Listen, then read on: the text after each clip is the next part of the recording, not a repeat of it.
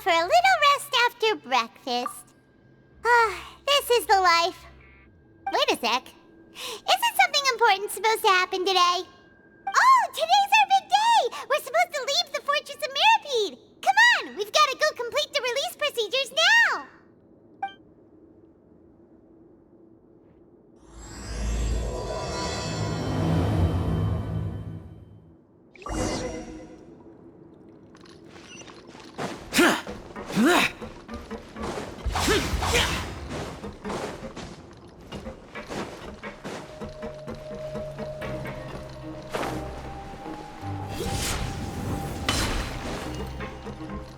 Useless!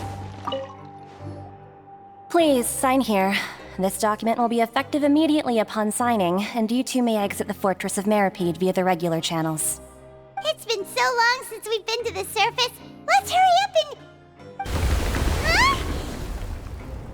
Huh? What's happening?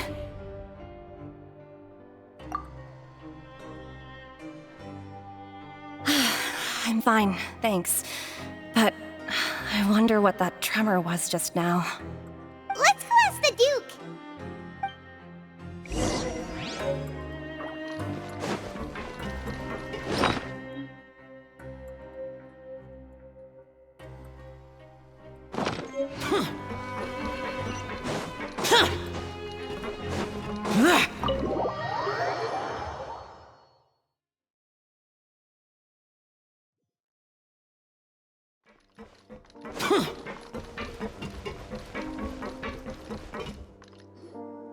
Your Grace? Ah, good to see you two. Is there something you wish to see me about? Yeah, what was with that earthquake just now? Ah, that. The tremor didn't originate from the seafloor. In fact, it seems it came from the surface. Over the years of serving as the warden here, I've developed a sense for distinguishing between what occurs on the surface and what occurs underwater. Besides, the seal that Monsieur Neuvillette set in place won't fail so easily. So the fortress is okay? If you recall our last incident, if there really were a problem, there would be crowds of inmates in a panic right now. Huh, you've got a point. Okay, seems we need to get back up to the surface and ask about what happened. By the way, do you know what day it is today? I believe today is this month's pipe cleaning day. Wait, seriously? Aha, yes. Have you completed your release papers? Yep. It's you two. Are you leaving now? That's right! Today is our last day in prison! But now that Paimon says that, it doesn't feel like we were confined here. It's actually been pretty nice. Oh yeah, Paimon feels fond of this place now. Then be sure to come back and visit. I'll miss you. If you've signed the release papers, then you're free to go. The guards will escort you out. You're not going to see us off? I knew you'd ask. All right, sure. Let's go. Well, you actually agreed. No worries, you must be busy. Paimon was just joking. Ah, so you do have a polite side, I see. After being down here for so long, I imagine you must feel like you're lacking companionship. Shall I come along too? Yeah, don't worry, we'll come back to see you. Paimon really likes the cafeteria here. The chefs sure do know how to make good grub. I hope you won't be here as convicts the next time I see you. We'll do our best to stay out of trouble. Well, it seems our work in the Fortress of Mirapede is finished. That's the end of another chapter in our journey. And since Neuvillette was the one who asked us to come here, we should probably go report to him now. Next up, the Palais Mermonia. You're going to see Monsieur Neuvillette? Please pass on our kind regards. I'm sure just your regards will do, no? I believe it would be the polite thing to do. You're right. I've heard the Palais has been terribly busy these days. Tell him that I hope he hasn't been overwhelmed by the recent string of troubles.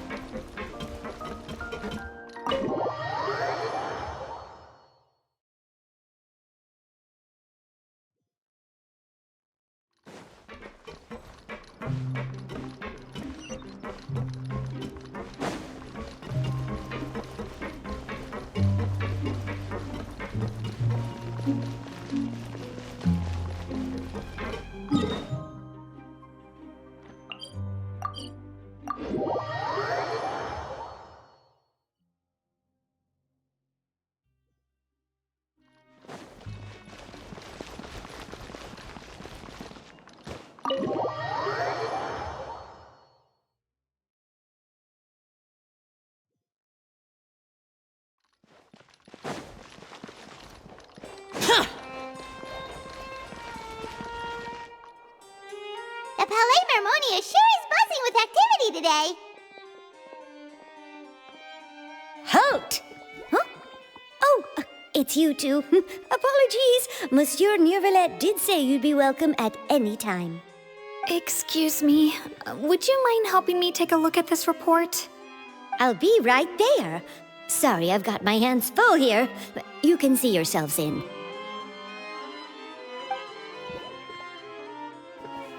Everyone's so busy. Seems a lot has been happening.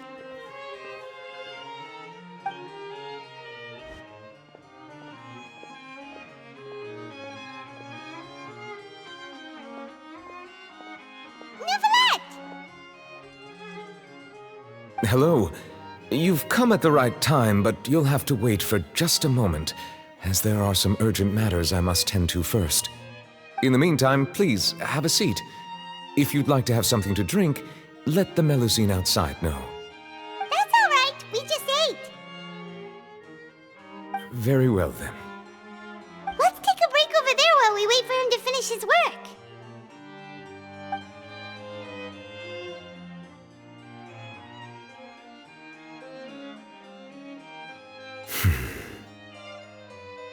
All right.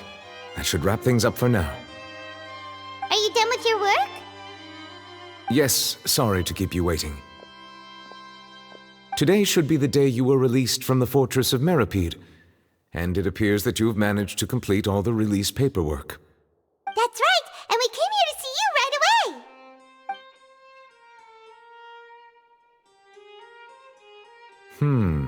A massive whale. Do you have any idea what that might be?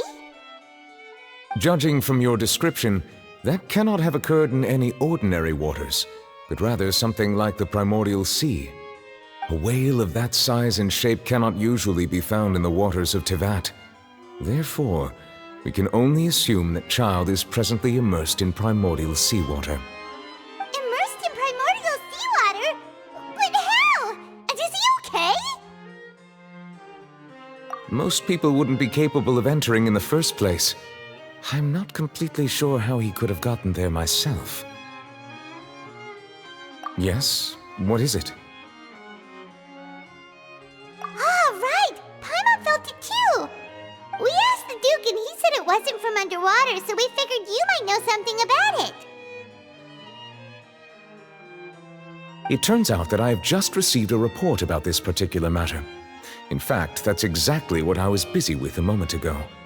The source of the tremor was here on the surface near Poisson.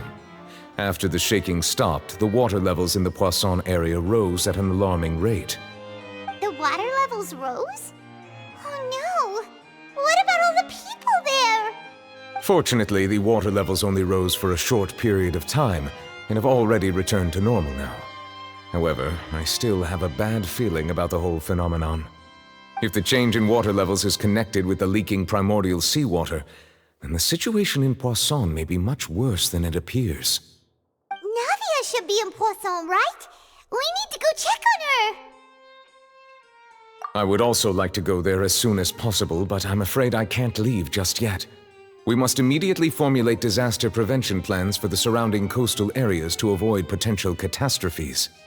I'll have to ask you two to go to Poisson first. I'll meet you there to check on the situation once I've finished things here. There's no time to lose! Let's get going! Please be careful.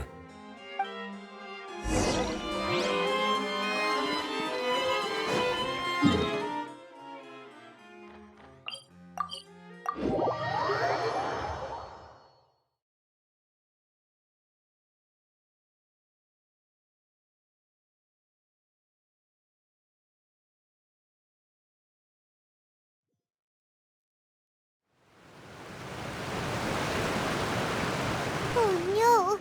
What happened here?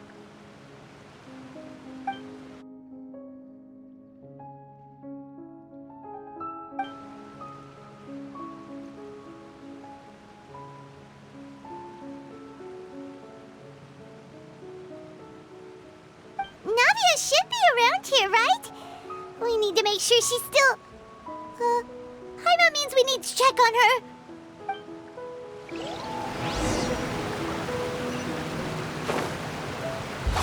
boring!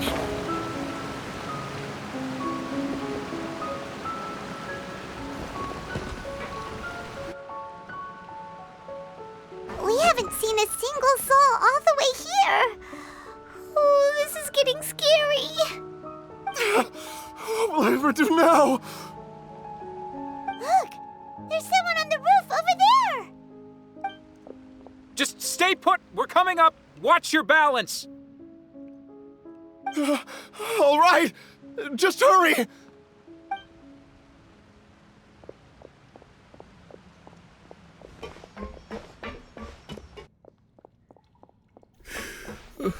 I'm not young anymore. How will I survive on my own? My Desiree! Oh, he looks pretty sad. My leg! My leg! How could this have happened? It hurts!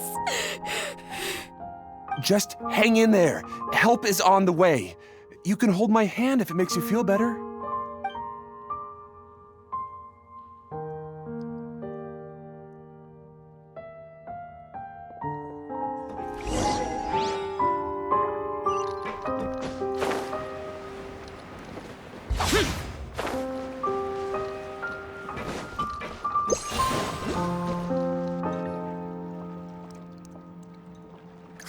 It's Navia! She's over there!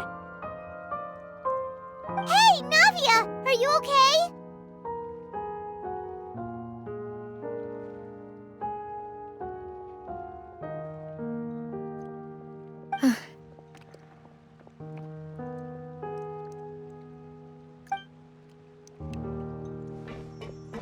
You're here. We heard there was a situation in Poisson, so we came as quickly as we could. Yes. As you can see, the water level suddenly rose. It caused quite the disturbance, in fact.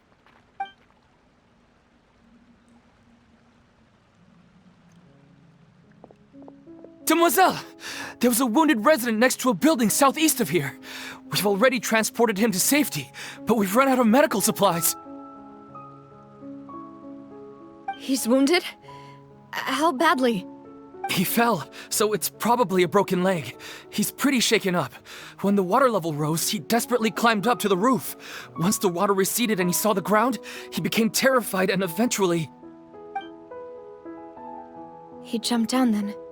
Find the leader of Squad 1 and tell him to take the wounded resident to see a doctor. He should know where to go. Understood. I'll take over his search and rescue mission in the meantime. All right, you'll be in charge.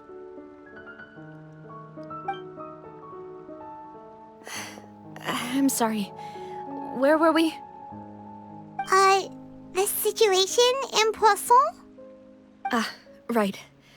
Allow me to explain. A little earlier, we suddenly heard a loud noise. At first, everyone thought that something might have exploded in the waterways. But before we knew it, water started pouring out from everywhere. The rushing water seemed a little odd, almost like the unique color of primordial seawater. Some people didn't realize the danger and thought it was just ordinary water leaking from somewhere. Everyone on the street who happened to be close to the water didn't have a chance to escape. As the water levels rose, they suddenly disappeared. They were all dissolved. Those who realized what was happening started to flee in a panic, desperately trying to get to higher ground. Many were injured in the stampede, and some people fell from significant heights.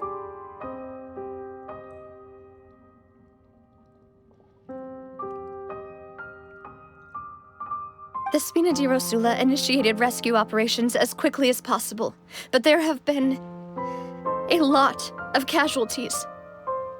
Fortunately, the water began to recede after some time, and the chaos came to an end. The water that flooded the area contained primordial seawater, so the lower levels of Poisson are still hazardous. To ensure everyone's safety, I've asked the people there to leave as soon as possible. No one knows if this could happen again. All we can do for now is try our best to help evacuate the residents.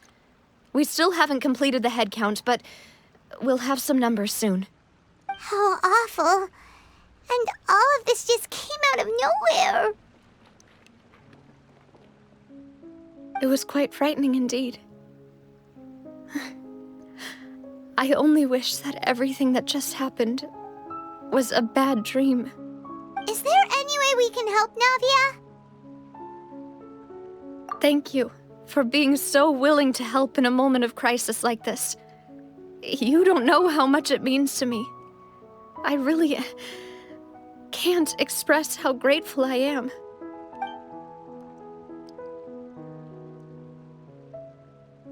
Don't say that, Navia. That's what friends are for.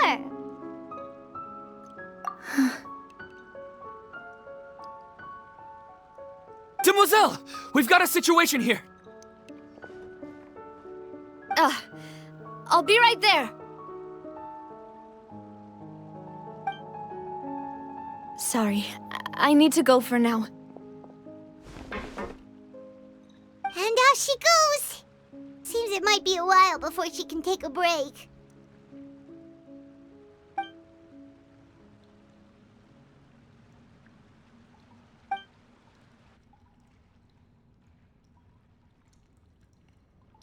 Okay, the wounded are being tended to, and we finished a preliminary head count. More support has just arrived, so I suppose I finally have a moment to focus on my own matters. Of course, we should remain ready for anything, and continue doing our best to rescue others. I'll be sure to have everyone at the Spina di Rosula ready to render assistance. Traveler, Paimon, would you two accompany me to my father's grave for a moment? Huh? Right now? Thank you.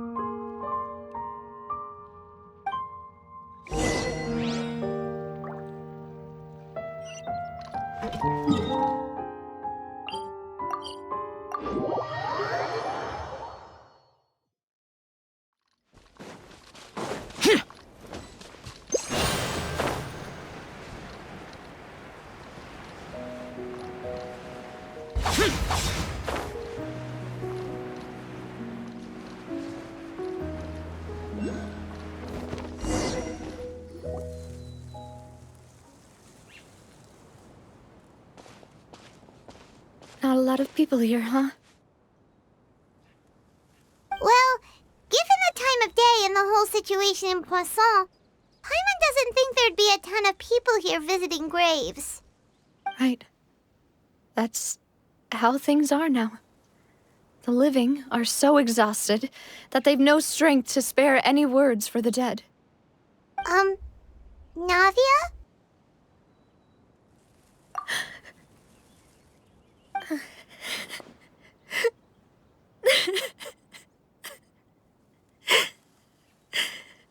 Navia, what's wrong?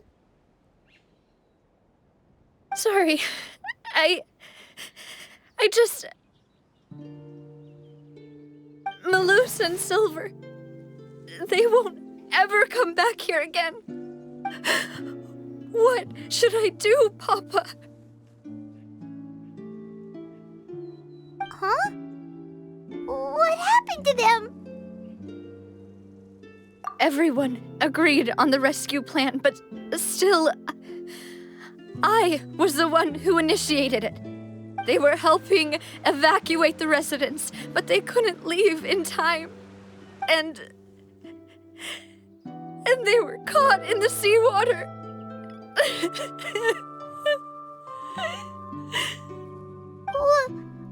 What should we do? I've known them for so long. And I know they weren't afraid. But I could at least hold a funeral for my father. And I know where he rests. But as for Malus and Silver, they're just gone. I just can't.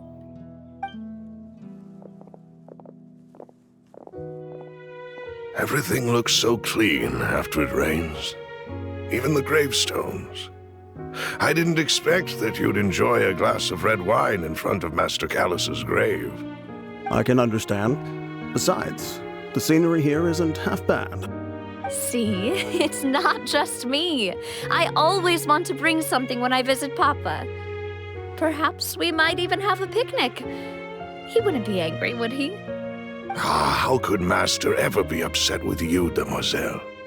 Yet the cemetery is the home of those who have passed, is it not?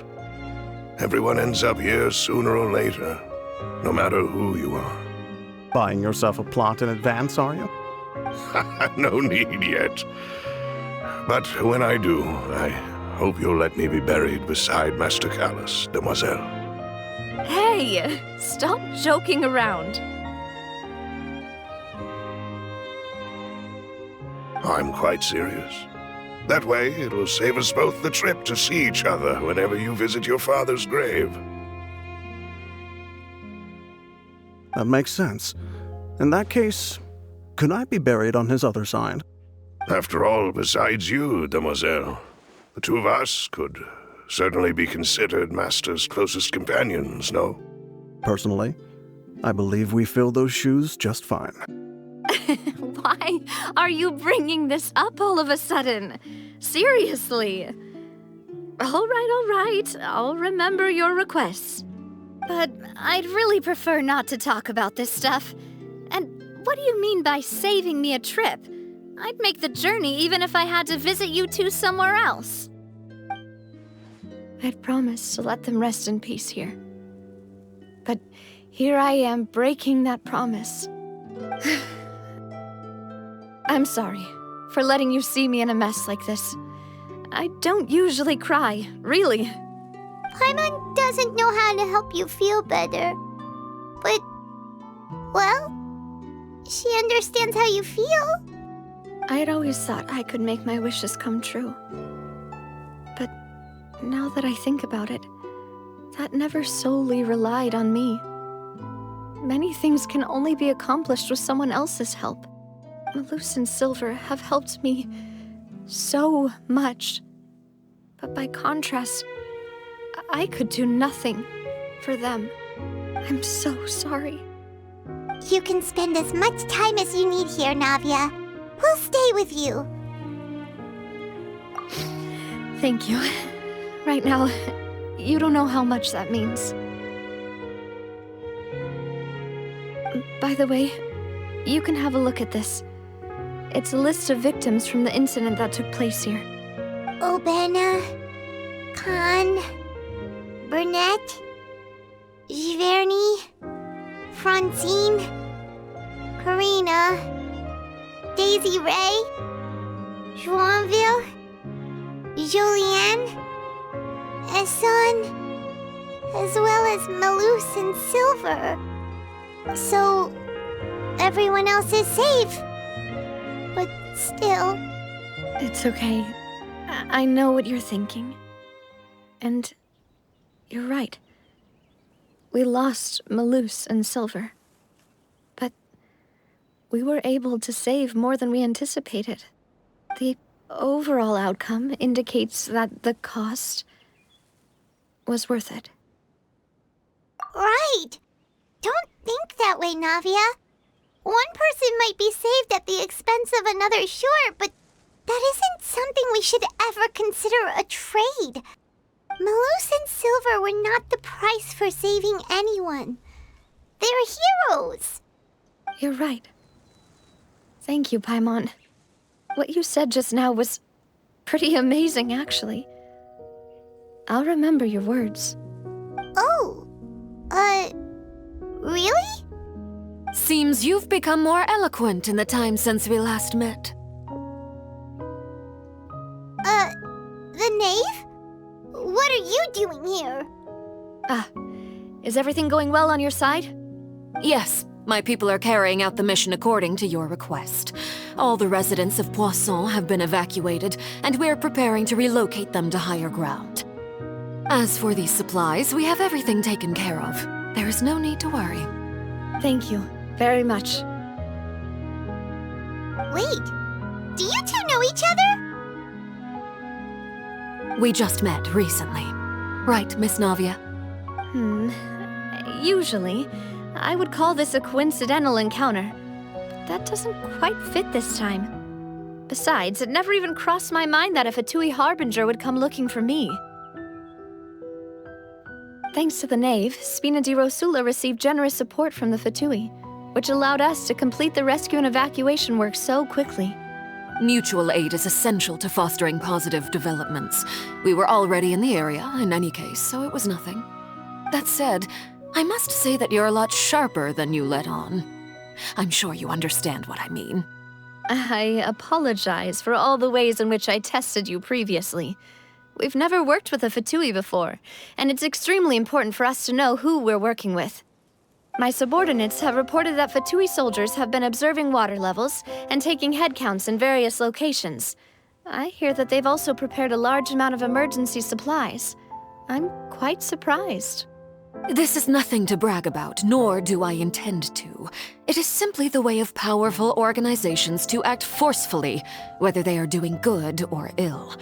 You've witnessed that firsthand, in any case. As I've told this traveler before, I know of the prophecy, and I intend to prevent the impending disaster.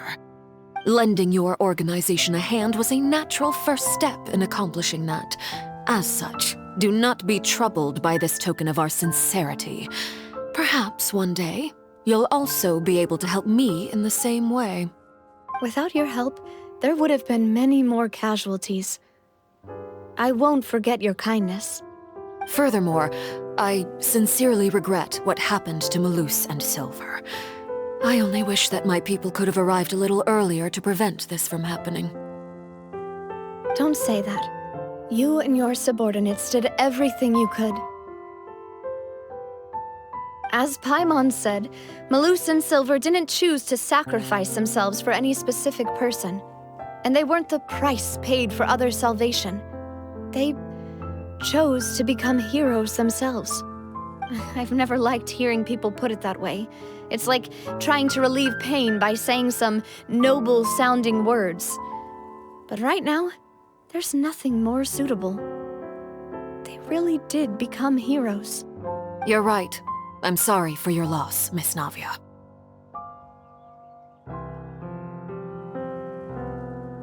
Water is life to Fontaine's people, and it also spells disaster. It's no wonder that people always say that prophecies represent fate. Fortunately, I've never been one for such opinions. So, you're one who will try to change fate, then? Of course. That is why I'm going to Hotel Bouffe de Thé. I still have some things to take care of, and the children need my attention. By the way, traveler, Paimon, one more thing. Alright, then we'll just... This isn't right. Paimon thought you would ask us to walk with you for a moment so you could tell us something in private. That is a clever and useful conversation technique, which I do like to use when necessary. But there's no need today. It would not hurt to have Miss Navia listening in. Traveler, I'm sure you remember that I said we could work together when we had the chance. You and I both know that there may be issues with the Primordial Sea. Previously, it was the Fortress of Meripede's sluice gate, and this time it was the water levels in Poisson. These are both signals. Indeed. Allow me to share the latest intel I've received from the House of the Hearth's intelligence network with you. During some recent investigations, a child claimed to have discovered some ruins near Poisson. The ruins date back to ancient times, and seem to be worth investigating in many ways. Judging by the dating of the ruins, they may be related to the prophecy and the coming crisis. The situation is becoming more urgent, so any pertinent information will prove extremely precious. My people initially came to prepare for ruin exploration. Unexpectedly, this disaster struck, and at present, we're all busy prioritizing the rescue effort. So that's why the Fatui were already in Poisson. I wanted to take the children along, but unfortunately, Linny, Lynette, and Fremine have all been dispatched to higher ground to assist affected residents. Linny told me that outside of the house, the person they trust most is you. Which is why I want to give you this task. The House of the Hearth's members see each other as family, but Linny, Lynette, and Fremine said that they also see you as such, even though you are not from the house. I'm sure you already understand how earnest they consider their friendship with you to be. Oh, that somehow makes Paimon feel kinda happy. The intel I just shared about the ruins could fetch a high price. But since the children consider you family, it's only natural that I freely share it with you. Got it! So all we gotta do is go to some ruins, right? We can handle that. Excuse me, but may I tag along? You wish to join, Miss Navia? But are you sure you're up to exploring some ruins? You need to rest. Well, I'm sad, yes. But I can't just go back and plop myself into a chair by the roadside and do nothing. There's no point in being depressed while we still have a disaster on our hands. As my father's successor, I must live up to the hopes he had in me. Besides, I'm also doing this for myself. I need something, a distraction, to keep my mind off Malus and Silver.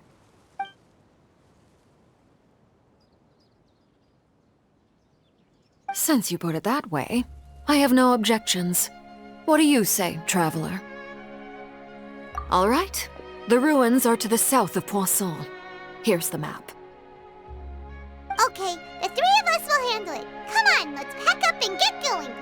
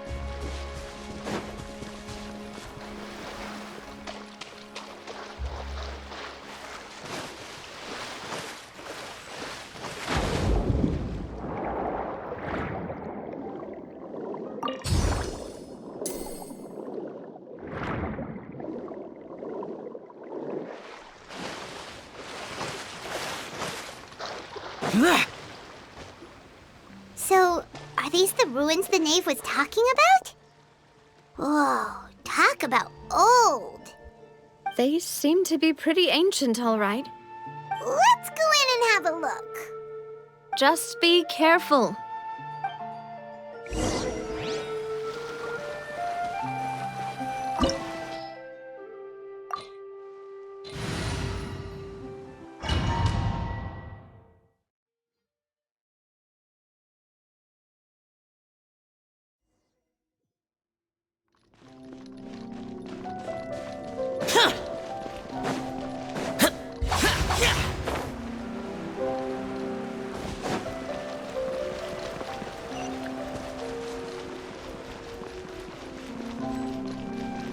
I'll protect us.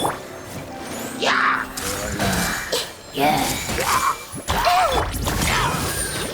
Time for retribution! Lament! Here! Worthless! Here! I see everything.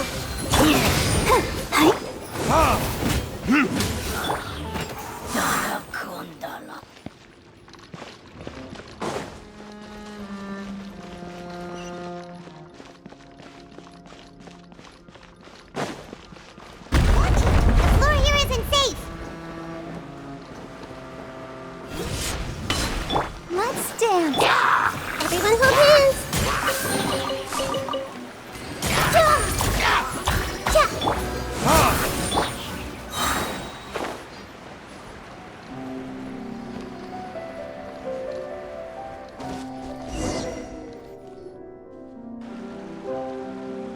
This place has also been contaminated by primordial seawater. Yeah. And a lot of it, too. A Fontainian would most likely dissolve the moment they fell in. Right! You can't go down if there's primordial seawater. It's too dangerous, and it won't be any help for you to just stay here. Don't get by my wrong. We're not saying you're useless. It's just that... No, you're right. I can't do anything in this situation. I'll leave this to you.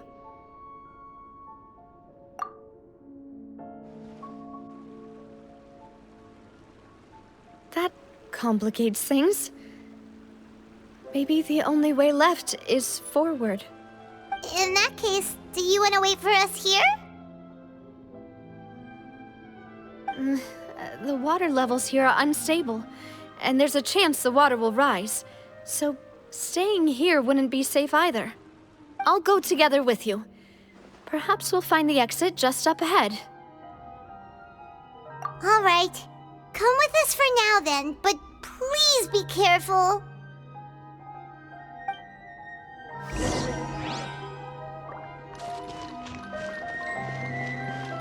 Oh no, it's a dead end!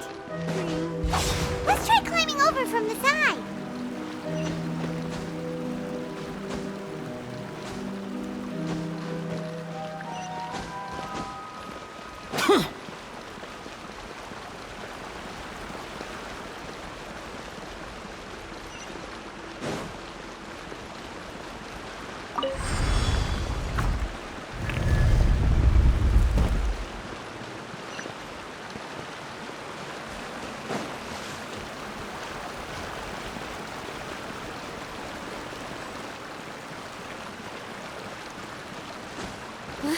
Wait, there's something wrong with this bridge.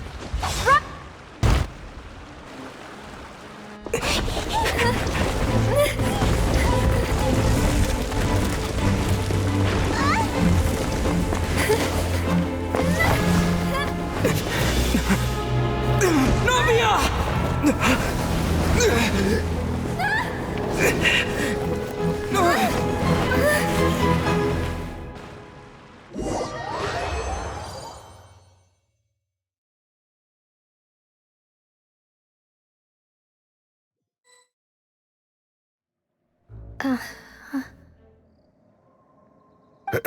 Demoiselle? Huh?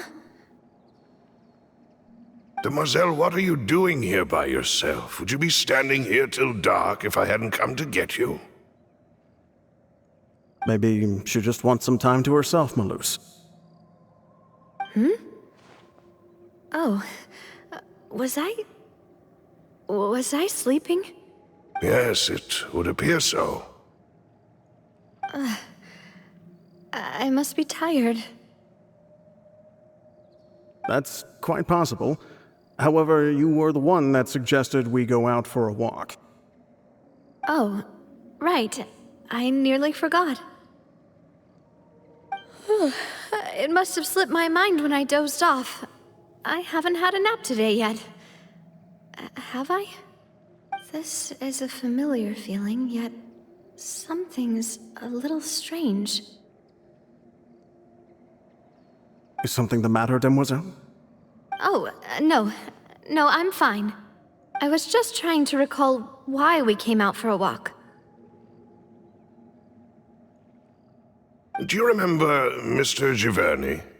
He'd requested our help before with foreign merchants who had a debt dispute with him, and we'd resolved the matter not long ago. We were headed to see how things were going with him at the moment.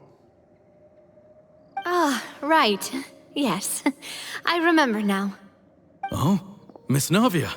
Ah, Mr. Maloose. And Mr. Silver, too. It's good to see all of you. How have you been? I've been great. Thanks to your help, those bothersome merchants finally realized that I wasn't the one they were looking for. Why, I wasn't even the guarantor for that person. They were knocking at my door day and night. Even my neighbor Obina was getting fed up with them. Sometimes force is required to calm someone down and get them to listen to what you have to say. That's right. Oh, by the way, Burnett, what was it that you wanted to give to Miss Navia again? Oh, yes. One moment, I have it right here. Miss Navia, these are some flower seeds that I prepared. Please take them. They're a very good variety, and they'll become very big and beautiful once they bloom. I don't know what we would have done without your help, so this is a little token of our appreciation. I hope you won't refuse. Ah, did you cultivate them yourself? Thank you so much. I'll certainly take them. Malus, we do still have some empty flower pots at home, right? Why, we can have as many pots as you'd like, demoiselle. Perfect. In that case, we'll swap out some of the decorative plants for some of Mrs. Burnett's flowers. Very well. Wait. Something seems to be off here. Excuse me, madam.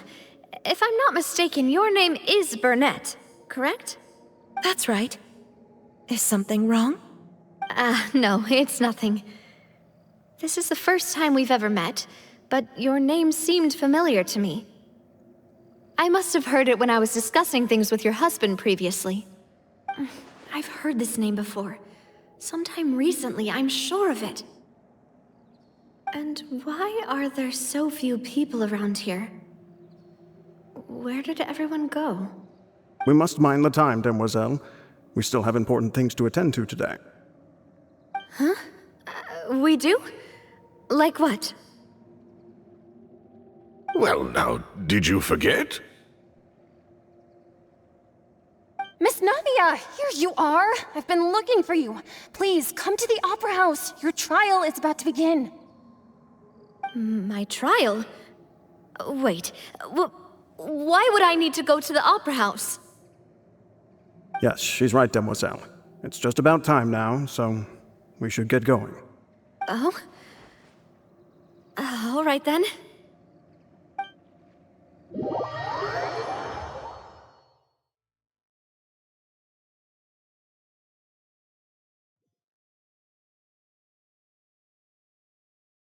Look, it's Navia! She's here! And her two attendants are with her! Goodness, everyone's finally here. There sure are a lot of people here to see the trial. And they all seem to be oddly excited about something. I even know some of these people. Karina, Desiree, Joyville, Jolien, Essen. Why are so many people here? And why do I have no recollection of this case? And as for the judge... huh? Where's Monsieur Neuvillette? Please sit in the defendant's seat. Don't worry, Silver and I shall accompany you. All right. But are you sure you can stand behind me?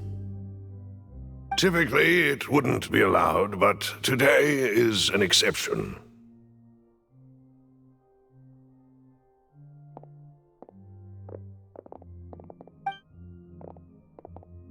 Hey, what kind of place do they think this is? Come on, do they have any idea what they're doing? Seriously. Enough with the whispering! Could someone please tell me where Monsieur Neuvillette is? And why I'm standing trial? My dear Miss Navia, have you not yet realized what you've done? In that case, allow me to explain.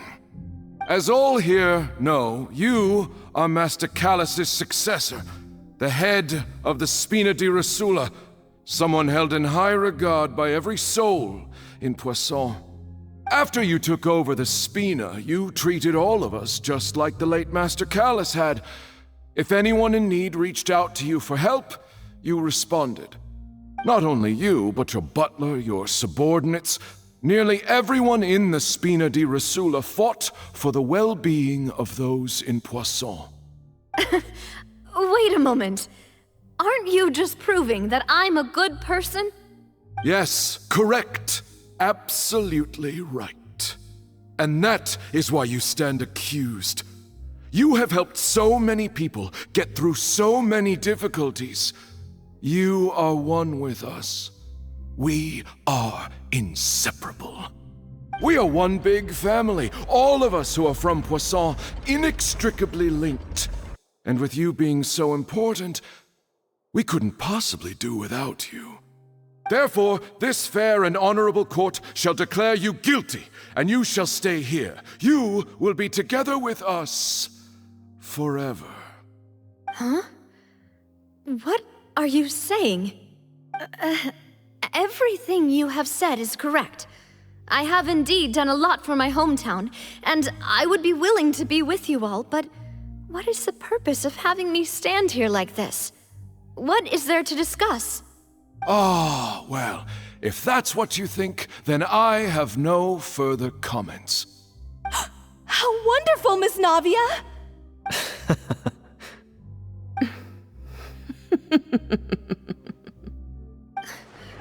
I know all these people. Why are they laughing? I seem to remember now. Yes, I get it. This trial is... Wait just a moment. This isn't right!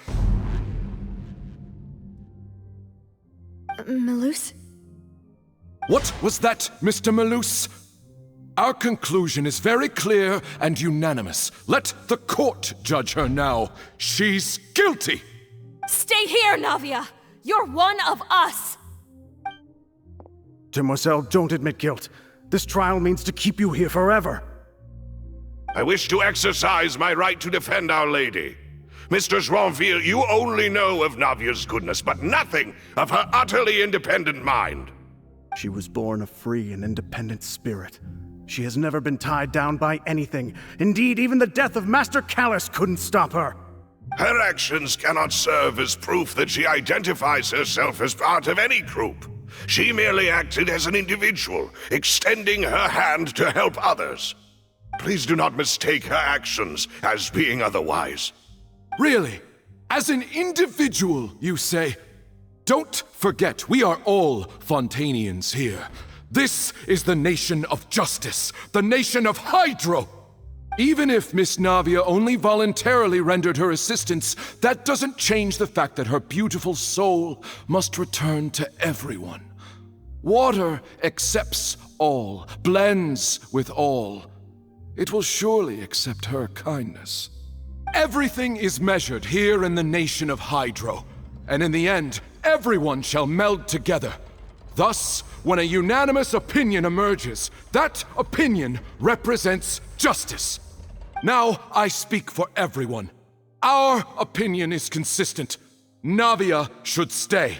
We and Navia are one. And you would call this justice? Preposterous. You are merely jealous that Demoiselle still has a chance to exist as an individual. Have you forgotten how much you all once longed to become individuals, to become independent? Do you mean to defy our justice? If your justice is flawed, then why should we acknowledge it? As you said, we can also have our own justice. Silver and I shall defend Demoiselle. And that is how we will enforce justice. Ugh, my head... it hurts. Demoiselle! Silver, it hurts. My head is spinning. All I can see is stars swirling in front of me. I remember now. Everything that seemed odd from the very beginning.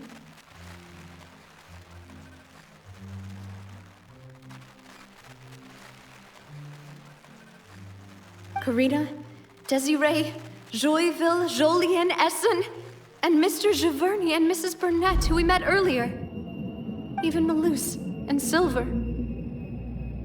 I don't want to admit it, but they're all dead. Don't be afraid, and don't admit guilt. We will protect you to the very end. Absurd! Who are you to say that she cannot be judged? We are the majority, and in the nation of trials, the majority is absolute justice. We are the will of all. Don't let them escape! We shall keep Navia here with us! Mr. Malus and Mr. Silver, must you be so stubborn? How could the two of you possibly hope to stand against the collective? Do not resist. This judgment is fair and just. Navia belongs to us. After all that happened, she should not be left alone in Poisson. What are you saying? No more excuses! He says we're jealous. Jealous? How could she possibly be an independent individual? What's with these people? Who's jealous of her? She belongs to us! Miss Navia, she...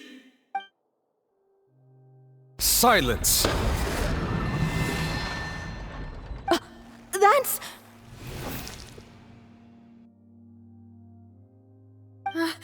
Monsieur Neuvillette! Such commotion is prohibited in the court. The accusations you just presented are nonsense and cannot constitute a proper trial. The court will adjourn for the rest of the day. In this, I shall hear no objections from any unauthorized party.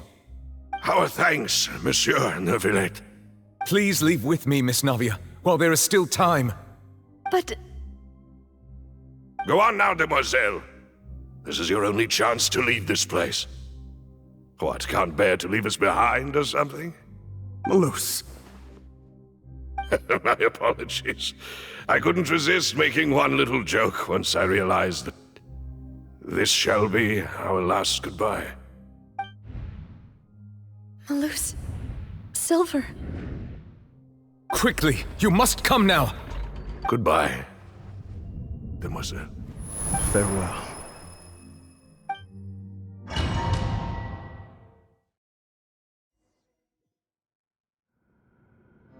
No, wait! Just a second! Navia? You're awake? Good. I must have been dreaming. Malus and Silver were still alive, and they were defending me at some insane trial. It looks like you're all right. Did all the sad feelings cause you to have a nightmare? Paimon could give you a hug. The ruins you were exploring suffered a cave-in.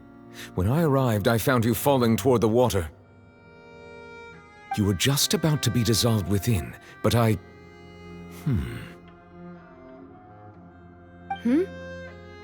What is it? I think I saw 2 Oceanids protecting you. It was only for a moment, perhaps even a fraction of a second, but they gave me the chance to retrieve you. Were it not for their intervention, I would not have been able to rescue you before your consciousness dissipated. Wait, did you say Oceanids? You mean like what happened with Vache? Perhaps those 2 Oceanids were the people you saw in your dream. I always told them that they didn't have to protect me. To think that they'd keep doing so even after death.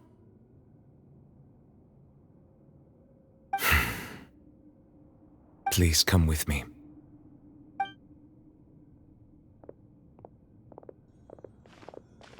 Neuvillette, are you okay? Oh, I am quite all right. Perhaps there's something we could chat about? Why do you look so stiff all of a sudden? Oh, Paimon knows. You're the type who feels awkward when there's nothing to talk about, right? I merely thought that we should give Navia some time to herself. Huh? Why didn't you just say so then? Don't you think it's even more awkward to call us over like this and then have nothing to talk about? I suppose so. Sigewinne. I hope all is well with her these days. Her work in the fortress of Meropide has not been too much for her, has it? No way, don't worry. She's doing fine down there. She's an amazing head nurse. I see. Well, that is good. I have always worried that Sigewinne would need a lot of time to understand the world of humanity, just as I have. Oh, and the Duke also says hi. Even though Sigewinne made him do that. He hopes that you haven't been overwhelmed by all that's happened lately. Thank you. I have indeed been busy lately, and I also hope that everything is going well in the fortress of Meropide. He still doesn't know what to talk about. Let's chat about something else then. So, Neuvillette, you're probably quite the swimmer, huh? Yes, of course. This isn't going anywhere. Let's try something else. How did you find these ruins? Did the knave tell you? Yes, in fact. I had arranged to meet you in Poisson, but when I arrived, I discovered that the Fatui were helping the residents evacuate. They had even transported a large quantity of supplies to the area. Amid my astonishment, I ran into the knave, and we had a chat. She informed me that she had asked you to investigate the ancient ruins here. Yeah, we originally planned to meet up with you, but we thought you might still be busy with all those official documents. We didn't think exploring the ruins would take very long, and who would have thought you'd wrap things up so quickly?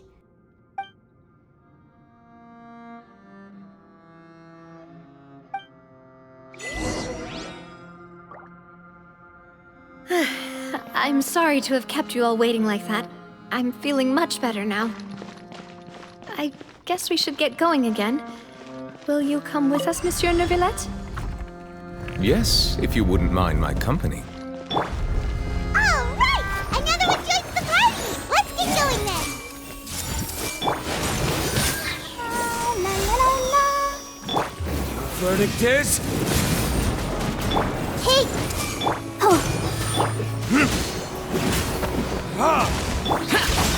Evil conquering! Here! Boring! I see everything!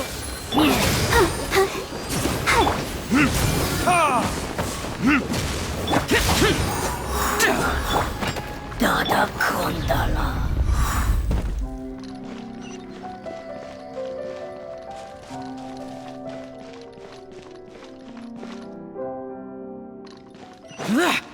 Oh no! Another unstable path! Watch your step!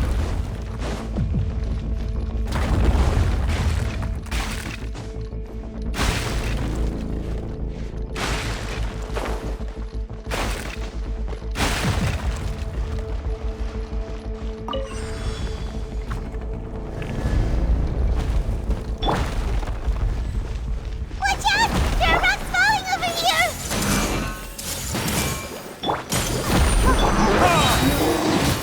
Burn! Boring!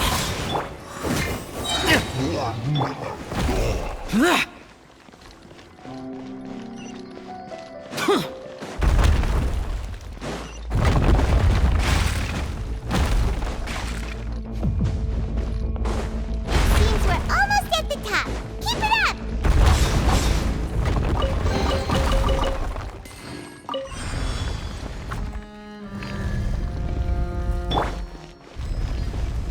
Yeah, you can.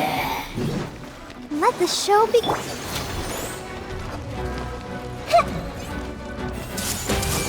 Everyone hold in! Verdict is... Boring! Disappear! Worthless! Here!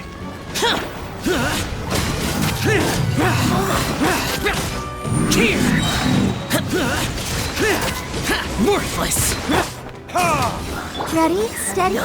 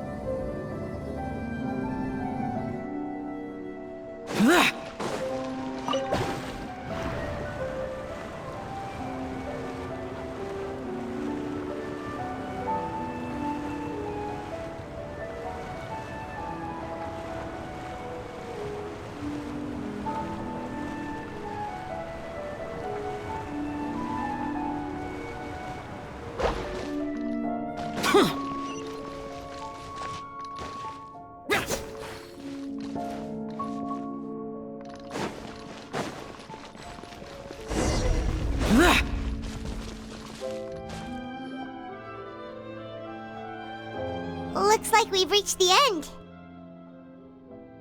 This is the place? There should not be any other hidden spaces in the vicinity. The path sure had some twists and turns, but it turns out that this place isn't actually that big.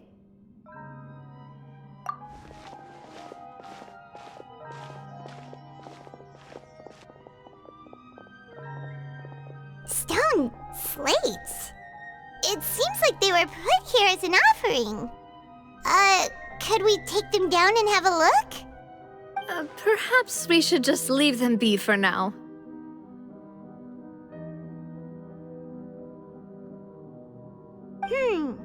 There are 4 locations in total, but only 3 stone slates. The slate that should be in the first empty spot is missing. The surrounding walls also show signs of damage. There's something written below. Let Paimon see. Reason dictates that this nation be destroyed. I shall record the history of its future here in its past. Say what? It feels like someone left these slates and these words here for a purpose. But does he mean that Fontaine should be destroyed? That would fit the circumstances dictated by the prophecy, yes. Indeed, the slate's contents correspond to it. Take the second slate, for example. There's a person kneeling here. She seems so dedicated. And there's a whole bunch of other people behind her doing the same. She's facing this...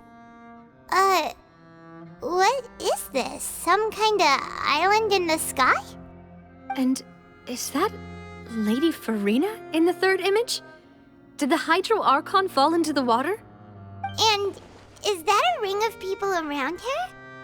Paimon doesn't quite get it. Are they all in the water? The fourth image. I know this one.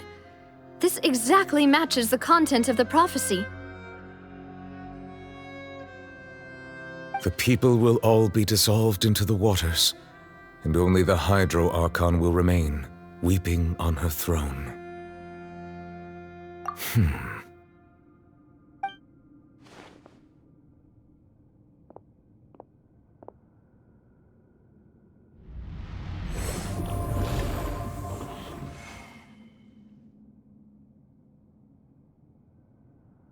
More information should be hidden in these slates, but I fear I cannot easily uncover it, most likely due to us missing the first slate. I am very sorry. Don't blame yourself, Monsieur Neuvillette. Deciphering ancient stone slates isn't one of your duties. Ooh, Paimon's getting the chills just looking at these slates. This says that it's the history of the future, right? That means the prophecy's sure to come true. I really hope it doesn't mean that. Still, Paimon feels like these images are kind of weird when you look at them together.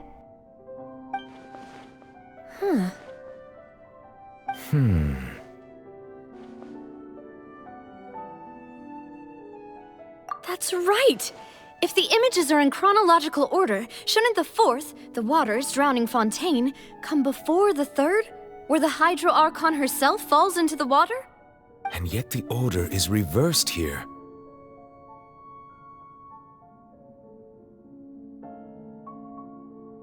If we go by timing, Lady Farina only emerges in the third image. That means that the person in the second image might be the previous Hydro Archon. Egeria, then. I had never met her, but her appearance here does match the records. The previous Archon kneeling before the floating island in the skies, as if confessing a sin. Did she herself commit that sin? And if not, why would she be in such a posture? Also, I'm still wondering why these ancient stone slates are here at all. Judging from their contents, could this place be the origin of the prophecy? Does that mean that someone, or some people, once saw these slates? But who would have created these slates and left these words here?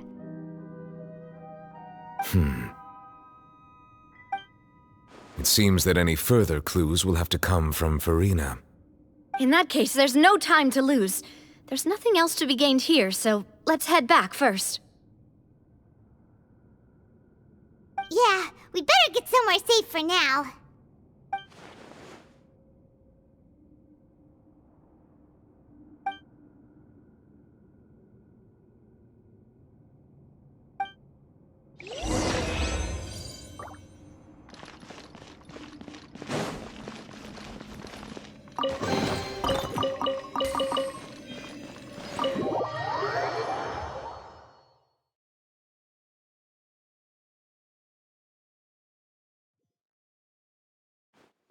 Let's split up here. I'm going to check on what's happening with the Spina. You know how it is. There's some things you just need to be there for yourself. You still have energy for that, Navia? Paimon's already beat. Just head back to the Fleuve Cendre and have a rest then. Thanks for keeping me company all this time. I'll depart as well. Thanks for your hard work today. Rest well, everyone. Traveler, I will go talk to Farina tomorrow morning to ask about the stone slates. I'm sure that you're concerned about this matter as well. If you have time, drop by my office. I will share the results of our discussion with you. Are you really gonna talk to her about this directly? Will that be a problem? Paimon's getting a little scared now that it's come to this. She has long been harboring secrets and will not give them up easily, which makes it all the more my duty to ensure that she understands the present situation. All right, we'll leave it in your hands then. You're probably the best person to talk to her anyway. I will be carefully considering my words tonight. Traveler, Paimon, our safe house at the Fleuve Cendre is always open to you as ever, so please don't think you're an imposition. All right. I'll be on my way then.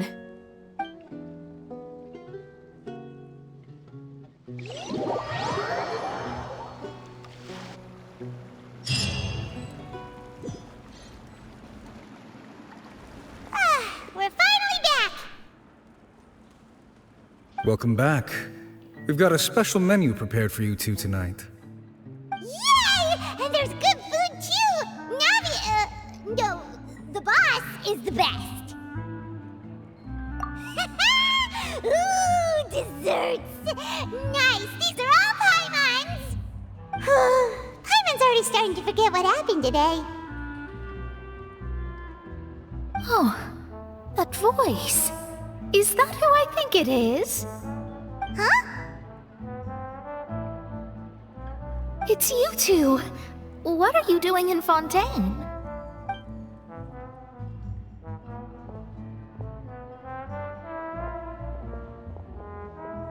Mona?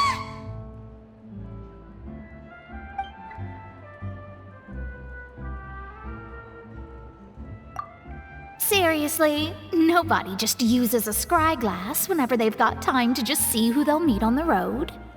Still, we didn't expect to see you here. Wait, you're not a Fontainian, are you, Mona? Well, I have some business to attend to here, so I booked a hotel in the city. I was just out for a stroll when I bumped into you. Quite unexpectedly, if I might add. Why did you think I was from Fontaine, though? Is that because Magistus doesn't sound much like a Mondstatter surname? Yeah, let's go with that. Well, I used to have my own surname, which was well, some other thing.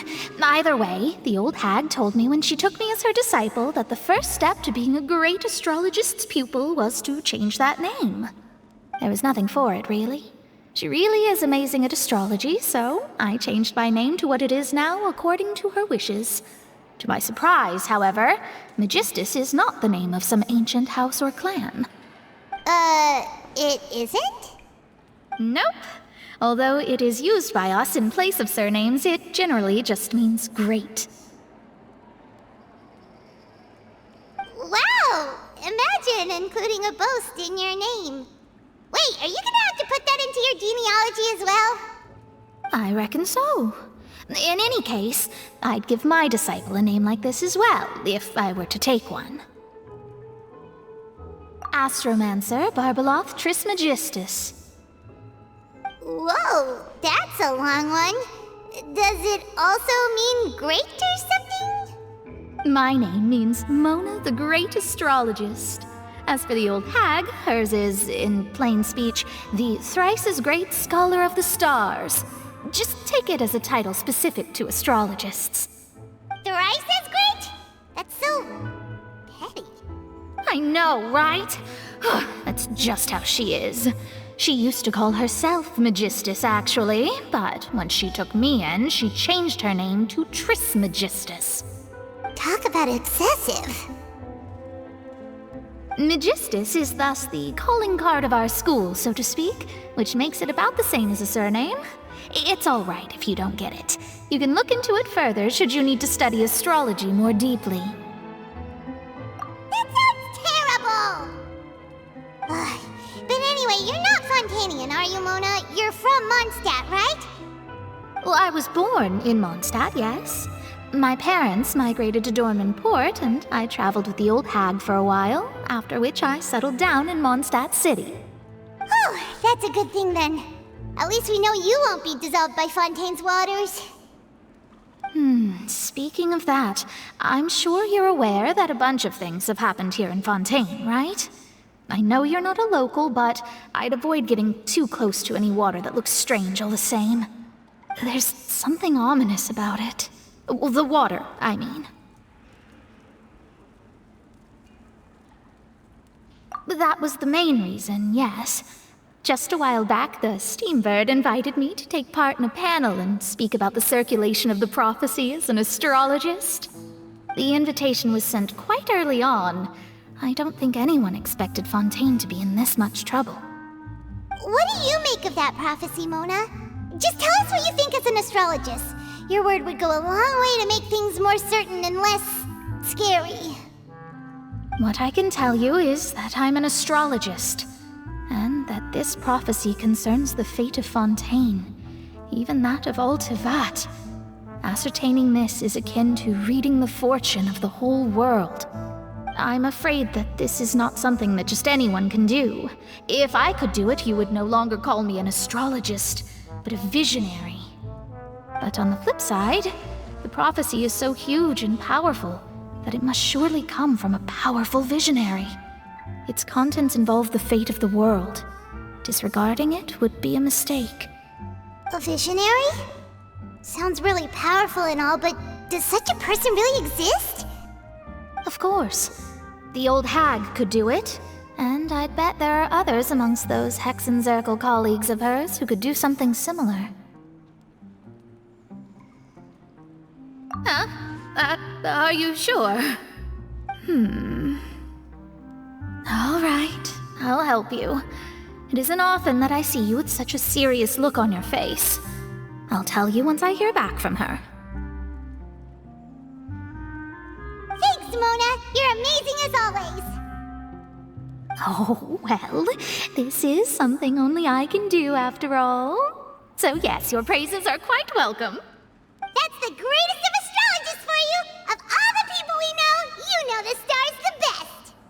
Indeed, indeed. That's the spirit. Oh, sorry. I came to see what all the commotion was about. If there's anything you need, do not hesitate to inform the Spina di Rosula. Oh, whoops. Guess we were getting a little too carried away there. Well, I'll go tend to my own business now. If I receive any news, I'll be sure to come find you two again. And there she goes, quick as rushing water. And here we are with the Spina guy giving us suspicious looks. If Paimon hadn't spoken for you, it'd be you getting all the weird looks. The things Paimon does for you. That's more like it.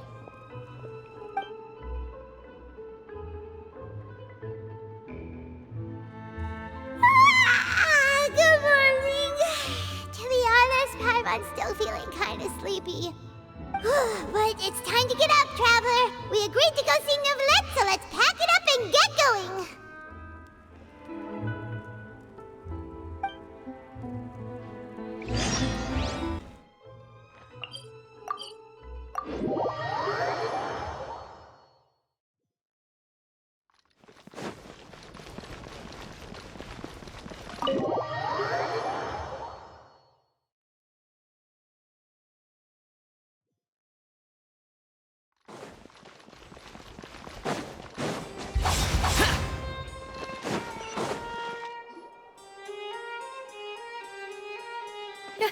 You're here!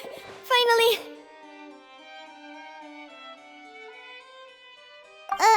Is something wrong? Monsieur Neuvillette and Lady Farina, they seem to have gotten into a dispute. Please go see for yourself.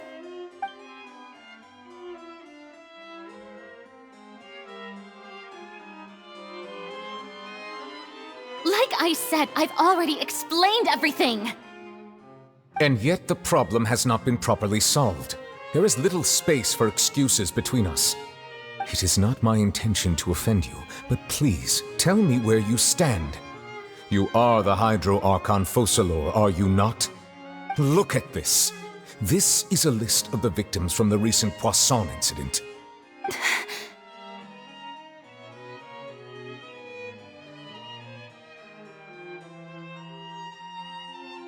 You mean...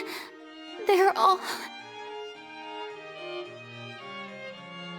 We did not arrive in time to avert this disaster, and I will not have it happen again. I will say this once more. You must tell me everything you know. Yesterday, I found 3 stone slates in some ancient ruins near Poisson. Do you know anything about those? Seriously? You're questioning me like this is a court case now. I don't know anything about that. But you found them in some ancient ruins, you say? That's correct, which is why I came to ask you some questions. There should have been 4 slates, but one of them was missing. The other 3 featured different images that seemed to correlate to the prophecy. The prophecy? The second of these slates depicts the previous Hydro Archon Egeria kneeling before a floating island in the sky, as if confessing something. Do you know nothing of this either? I don't. I've never seen such slates. I'll ask you again. Do you really have no information regarding the previous Archon? My deciphering of the slates indicates that the Hydro Archon Egeria once had to confess to, or apologize for, a certain sin. If anyone would know about it, it should be you. All gods don't have the same secrets, you know. She was herself and I'm me. Is it really so strange that I know nothing? I understand your concerns, but I'm sorry. I just don't have anything to tell you. Forgive me for saying this now, Lady Farina, but I have long known of your various secret investigations into certain matters. There are several indications that you have been investigating the prophecy on the sly. This is not strange in itself, considering that you are the Hydro Archon. But it is strange that you should also claim to not know any of Egeria's secrets, as well as do nothing following your inquiries. You have never been as superficial as you have presented yourself to be, nor are you a fool. And yet, your behavior is very inconsistent.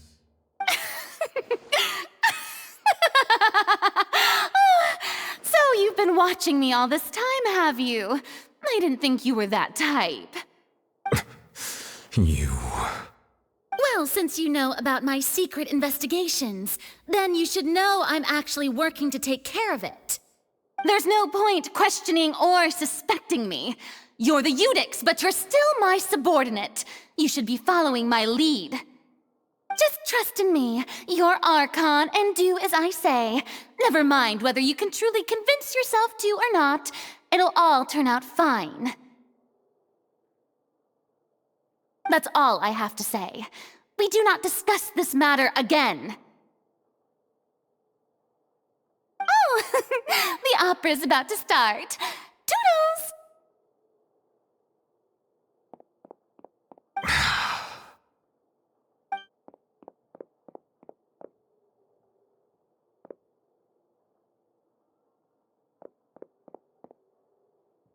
Did Farina not notice us standing by the door? Wonder what's up with her. She was smiling.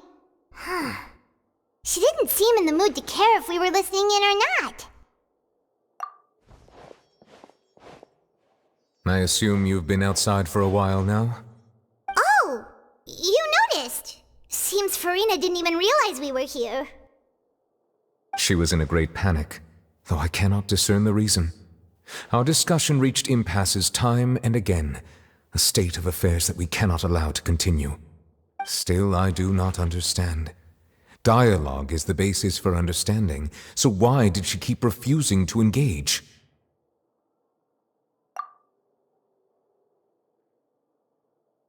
Everyone in her inner circle has noticed that she is hiding some secret. The issue is her attitude. I fear that she will not reveal anything unless absolutely forced to. We may have to create a situation in which she will have no choice but to speak. Oh? Like what? Normally, people will only reveal the truth when standing trial. Perhaps we must have the Hydro Archon experience just such a scenario. But Farina's seen so many trials, and she's really good at dodging questions. How do we make sure that she won't just slip away at the first chance she gets? We will need to consider this thoroughly, join forces with various parties, and then do what we can. If at all possible, I would prefer to recuse myself from this affair, but we must prevent the prophecy from coming to pass. This may be cruel to her, but all Fontaine is in crisis. The information a god possesses is too precious, and so we must take a chance on this. But who will lend us their aid to do such a thing?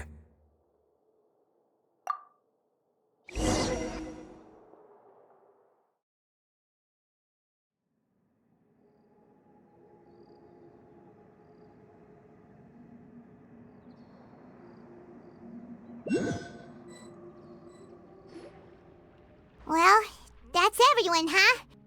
Speaking of which, it was pretty smart of you to think of hiding here. Poisson was just involved in a disaster, so it's presently devoid of people. That naturally makes it the best choice. And here you are drinking tea like it's the most natural thing in the world, huh? That's what family should do. Sit and enjoy a leisurely time together. It's nice to enjoy tea here, you know? Care for a cup?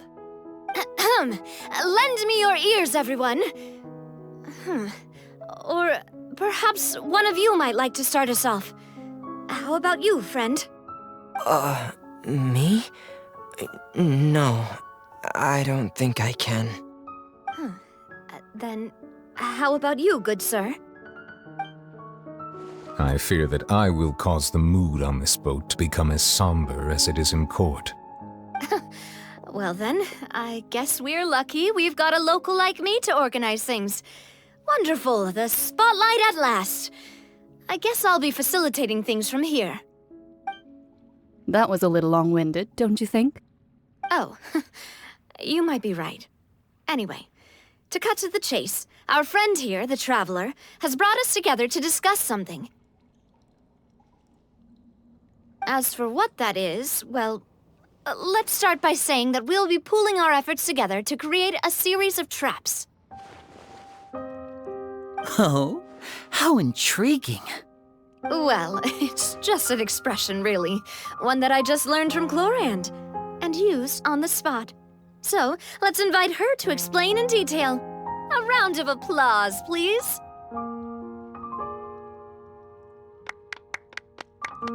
Huh?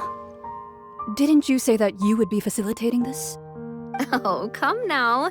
Your work doesn't involve much public speaking, right? This is a good chance to practice. You might even pick up some fancy oratory tricks to impress your boss with in the future. I see. And what does my boss say? He is glad that you consider him your boss. Do go on.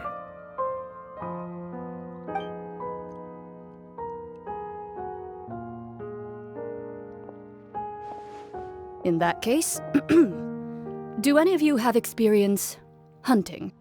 Not that I recall. Fremine and I once used a wooden stick in a basket to catch wild rabbits when we were younger. As for Lynette, oh, right. You were sick that day, weren't you? I've also gone diving to catch some fish before. Does that count? I'm afraid not. You may or may not have heard, but Fontaine once played host to a group known as the Marechaussee Hunters. Though that was their name, they did not hunt animals, but rather various monsters left behind by the ancient dynasty of King Remus.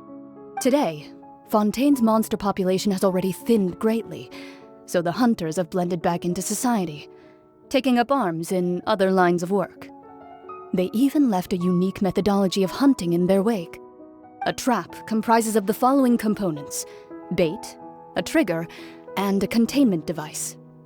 Sometimes a lethal implement will also be necessary to deal with the prey.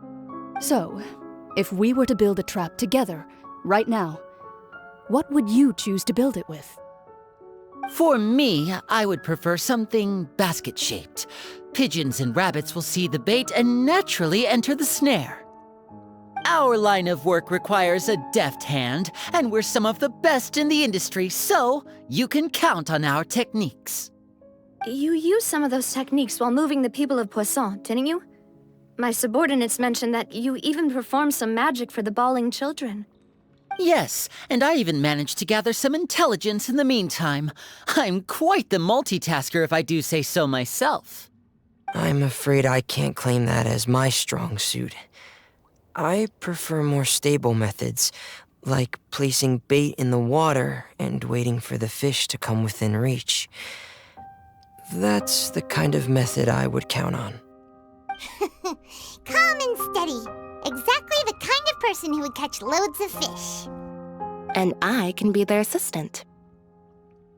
With discretion, I'm sure. I'd probably use some sort of mechanical animal. Papa once bought me some small clockwork squirrels, mice, and such. When placed in the forest, they can attract others of their kind. I remember that you liked those too, didn't you? I did. And that would be a good way to go about it. If they're realistic enough, animals of the same kind will follow them all the way to the trap. What about you, Monsieur Neuvillette? I fear I do not have any related experience. That makes sense. You usually solve problems directly, without the use of any such tricks. But I do have one more question for you, Monsieur. If we were to create a trap now, how would you design it? I would like for it to be effective, but bring no harm to the prey. A more gentle trap would be ideal. Kind, as always.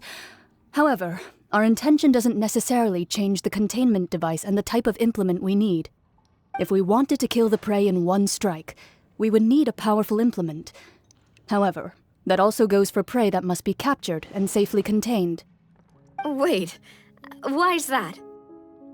Only a hunter who's a true expert at subduing their prey can snare it without harming it. The line that divides life and death is often exceedingly thin. So are we going hunting together? We hadn't thought of seeing ourselves as hunters. It kinda works, but maybe it's still not the best metaphor. If our means of capturing and dealing with our prey is to put them on trial, then the hunting metaphor is actually quite accurate. But we shall require much more courage than any hunter to judge a god.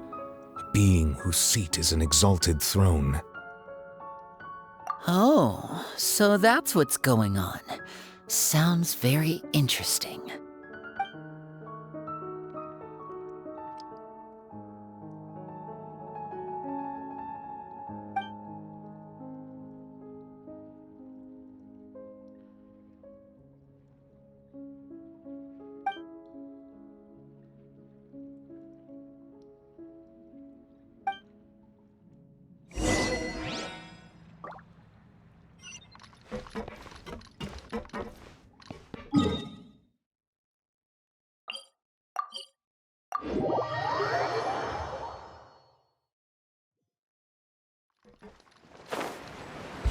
Useless!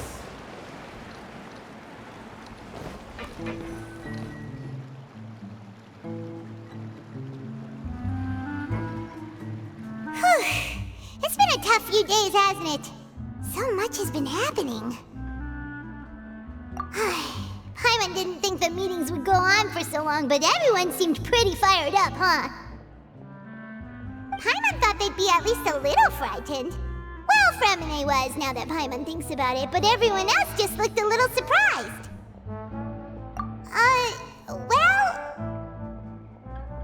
It's hard to say. Paimon doesn't have any experience with this sort of thing. But with you around, Paimon sure will do great. After all, you're the most reliable person in the world, aren't you? Did you just pour some tea? Paimon didn't notice you doing that at all. Then what's that? Paimon's never seen that cup before. Don't be frightened. I'm just joining you two for tea. I merely refrained from saying anything till now. Who's that voice? But there's no one here. Aw, have you forgotten me already? Wait, you are familiar. You're the voice we heard from the sky in Sumeru. The voice from the sky, I fear that description is wrong. Though, not completely wrong. You're feeling lost now, just as you were feeling previously. I sensed that confusion and thus came to you. Guiding people is an irresistible hobby of mine, after all. Consider me a passerby, just accepting a commission from my friend's disciple on a whim. The prophecy. Yes, what has been prophesied will be fulfilled. You may view such things as the history of the future. What? Then is there any way we can stop it? I believe you have witnessed a failed attempt with your own eyes. Can everything in Tevat so easily be changed? So you've caught on. Just as prophecies are usually only the future as seen from the perspectives of the gods, could things be happening in hidden corners where the gods' gaze does not fall? Are the things that you shall see different from the fate that the gods perceive?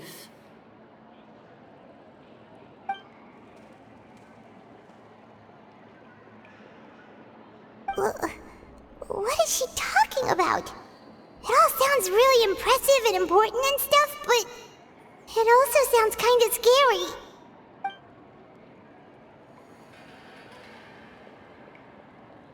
I believe that you understand, right? Some things are insignificant, but others you must reach out to change. Ultimately, fate shall serve as your only guide, no matter what will happen in Tevat's future. All you need to do is to play your part. This was good tea, by the way. Thank you for your hospitality. Well, that'll be all for today. The voice. It's gone.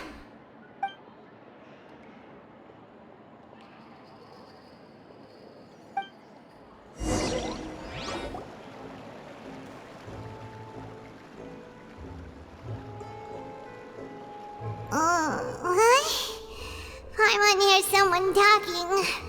All right, coming. getting lazy, okay? Well, I see I've walked in on some lively banter. Mona! Fine, just fine. I went to take part in that Steambird panel. It turned out to be more interesting than I expected. Not all Fontainians are pessimistic about this. One journalist mentioned that sitting around and waiting for the end to come would be wrong, and that they should make their own rescue preparations. I agreed, so we had a brief chat with her. Did she have pink hair by any chance? Why, yes! It was Charlotte. You remember her, right? That daredevil journalist? I'm in full support of her view. Prophecies are very important, but how can people allow their lives to be commandeered by just a few words? That's right! Paimon's glad to hear something sensible for once. Ah, yes. About what we had discussed before. I did try, but I'm afraid I couldn't reach the old hag. I'll try again tonight, but I wouldn't get your hopes up. Huh?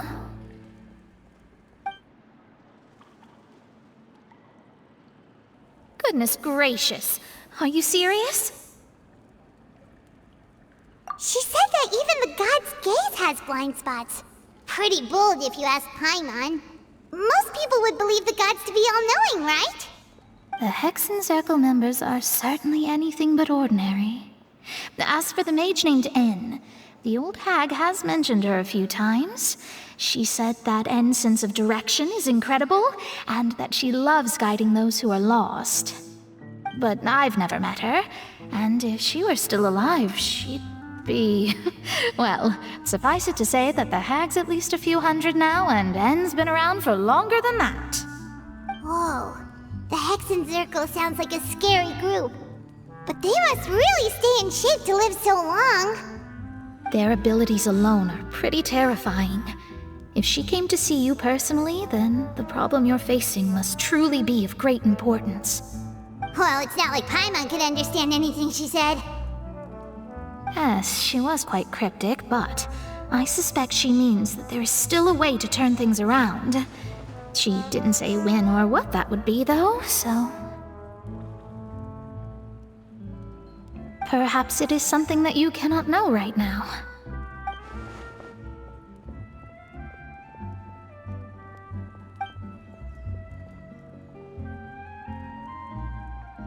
Traveler, Paimon, are you two all right?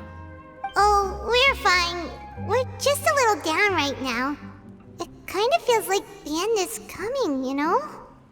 I see. I feel that same sense of desperation, too. I guess you could consider me someone who has often witnessed fate. So far as I have seen, it cannot be swayed. But even so, I still hope for, and believe in, miracles. Astrology is eternal and rational, but fate may not be. It is cruel, but it can also be beautiful. Perhaps that's what En was trying to tell you. Not to lose heart, and to believe that what you are seeing playing out before you is not yet set in stone. I did originally think of steering clear of all this, but I couldn't. Even if this is all futile, I still wish to help everyone.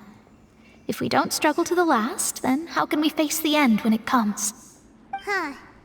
You do have a point. There I go, talking about astrological principles again. Sorry about that. The moment I start talking about work-related stuff... I need to get going. It was worth trying to comfort you, even if only a little. I believe that you'll help those who are struggling in the same way I did. I suppose that might be why we always seem to meet by coincidence.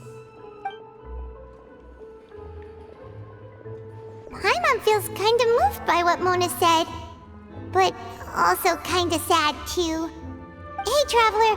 Paimon suddenly feels like going outside for a walk. Let's go. Let's walk around the city, shall we? There's a few spots we always like to walk by.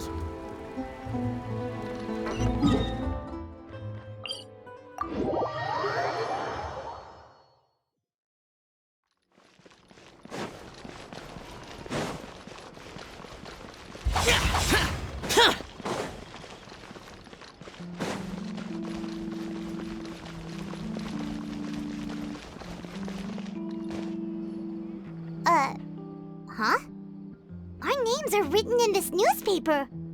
What's going on? Let Paimon see! The underwater stronghold, the Fortress of Meripede, has continued in its noble autonomy, but that does not mean that others cannot interact with it. My recent attempts to enter the fortress bore little fruit. Huh. Guess Charlotte still hasn't given up on that. Thus, did an Outlander friend become the focus of this report, a blind adventurer with their white fairy legends trailing in their wake. It is said that this mysterious traveler once visited the underwater fortress. So while the fortress's interior remains a mystery behind closed doors, do not fear, for the tales of the traveler contain surprises in spades. Journalist Charlotte's biggest scoop yet, the Traveler's Trail, World Walker. Huh. Charlotte took so many awesome photos of us and we never even noticed her. She hasn't been able to get a hold of anything at the fortress, so since we're easier to find, she's using us as the subject matter instead? Ugh, seriously? Well, fine. Those headlines and photos do look cool, so Paimon will forgive her this time.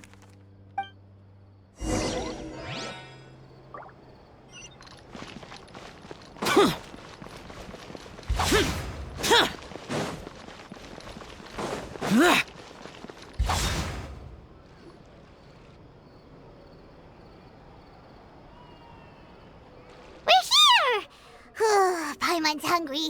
Should we go in and get something to eat?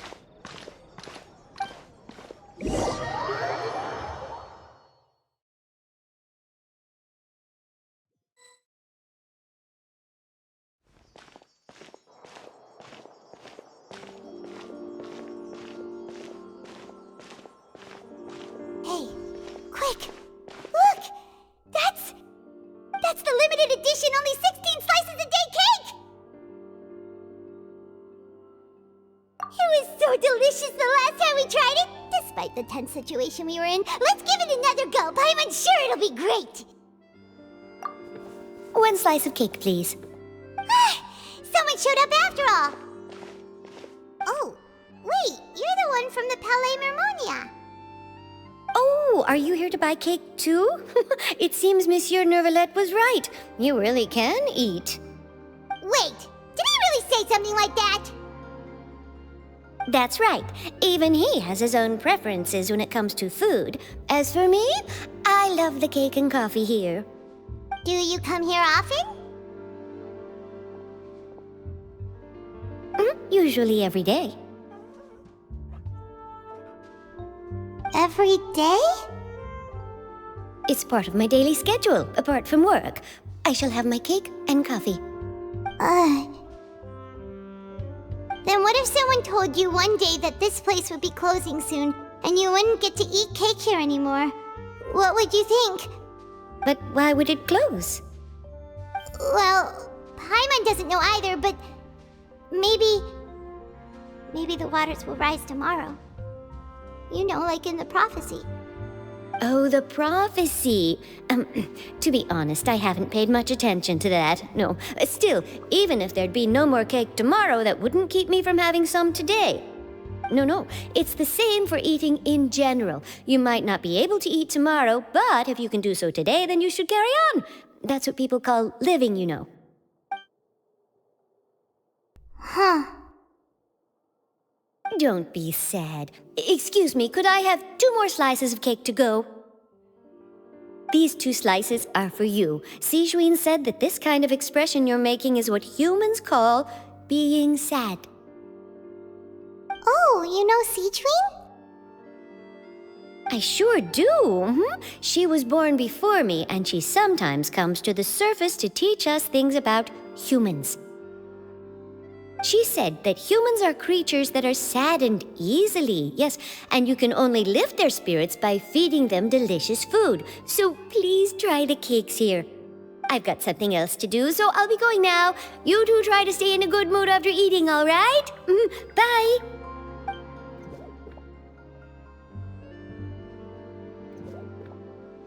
And there she goes! All right, let's dig in. I'm sure this cake will be delicious.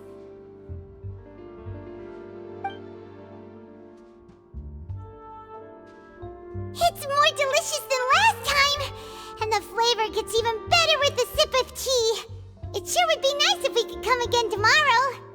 Sure would be nice if we could always eat delicious food here.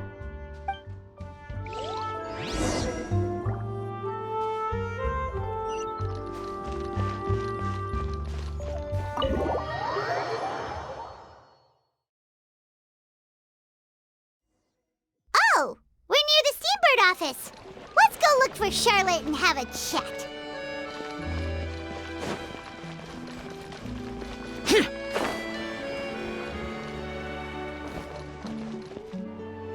Wow! If it isn't the Traveler and Paimon! Oh, have you seen the article I wrote about you?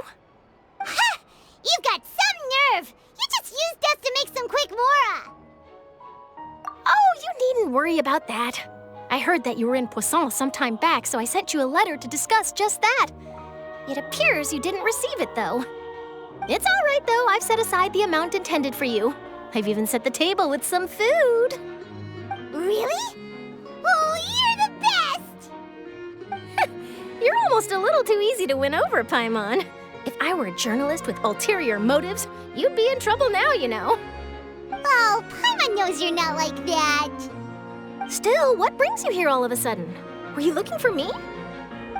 When Mona mentioned you, we thought of coming to see you at work. I see. It seems you've already bumped into Mona here in Fontaine. So she mentioned me? What did she say? She said that you're a real daredevil of a journalist. Nice. In which case, can this daredevil journalist dare to request an exclusive interview with the legendary Traveler and Paimon? Huh? So your article in the paper today doesn't count? Oh, of course it doesn't. That was more like live photography. What I'd like to do is dive deeper and ask you to talk about the things you've seen and experienced. Yeah, are we even qualified enough? Why not? If I say you're worth an interview, then you're worth it. But not right now, of course. I'll need a few days to prepare. Oh, in that case, we'll just chat when you have the time then? Oh, so that's a yes? Ooh, splendid! I'll tell the editor-in-chief immediately. I'll have to apply for lighting, a venue, some props, and... Whew, so much to get done now. Talk to you later. Wait, Charlotte, Paimon's still got a question for you. And what's that? If, just for example, Fontaine were to be flooded tomorrow, what would you do today? Huh, that's the prophecy you're talking about, isn't it? I mean, I do hear about it often, but I've never once thought that the day could be tomorrow. If you're seriously asking, then I might try and think of a way to leave Fontaine. Oh, but I'm still a journalist first and foremost. That means I have a duty to be reporting from the scene. And secondly, I wouldn't forsake my homeland that easily. From what I've seen, most people don't know what they'd do should the worst come to pass. In truth, it might be better just to behave like normal rather than worry over such an end. So in all likelihood, I'd probably still be prepping at the office for that interview of ours. I know what you're thinking. That sounds a bit sad, but I've always believed that it's best to do what you enjoy. Just think about it. If this nation really were to be suddenly destroyed tomorrow, but I still successfully finish an exclusive interview with a truly unique person, then the story I would wind up writing would truly be timeless. And then do you know what I'd do? Well, I'd write that story, send it for printing, and use messenger pigeons to get copies out to the various nations as soon as possible. I'm not a dreamer, nor am I a workaholic, but I do love my job, and I'd be proud of leaving such an article behind. I guess you could say that I was born to be a journalist. But anyway, that's my answer. And on that note, I'll get back to my preparations. That's so nice. All of a sudden, Paimon actually kinda envies her. Anyway, let's go and take a look at the sea, shall we?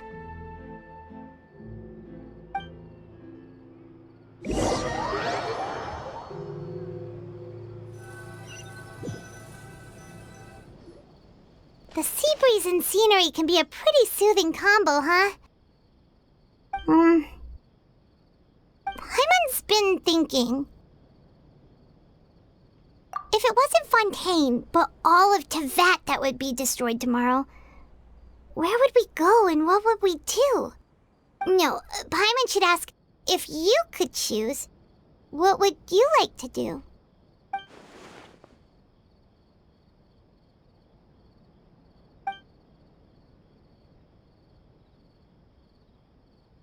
We've always been moving to the next destination, so we haven't spent much time thinking about these kinds of things. We didn't have to either, with us always being on the road and whatnot. You mean, still traveling? Huh. Wait, isn't that what we've always been doing?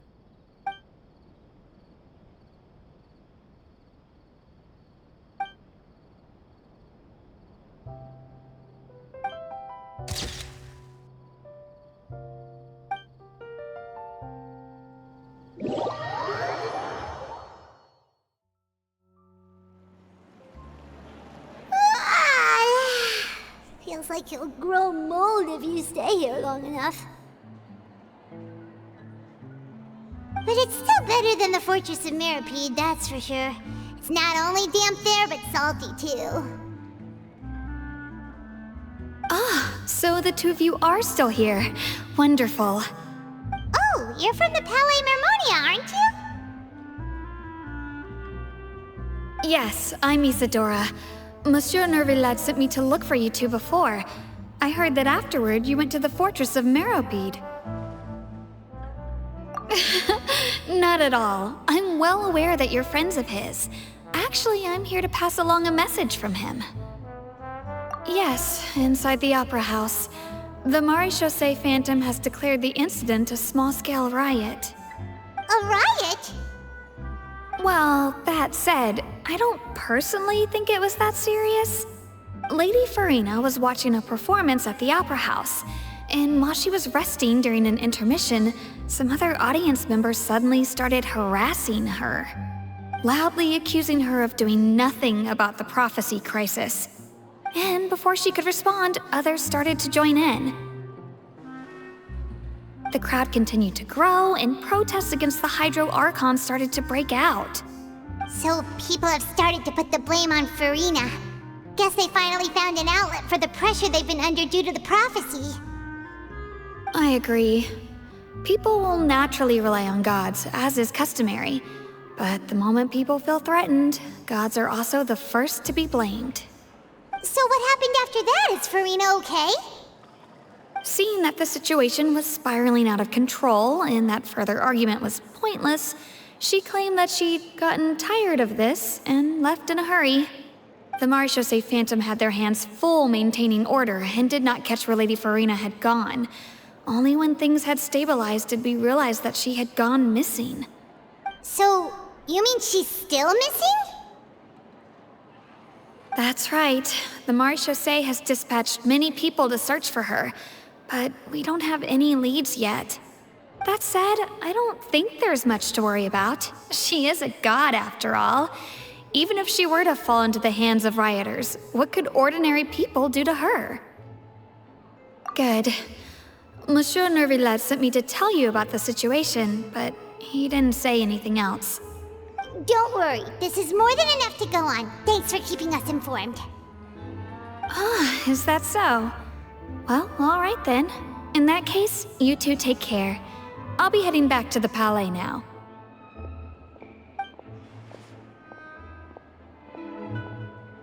Well, sounds like we should hurry over to Poisson then.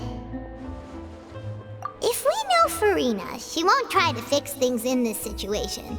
Instead, she'll look for a place to wait out the heat.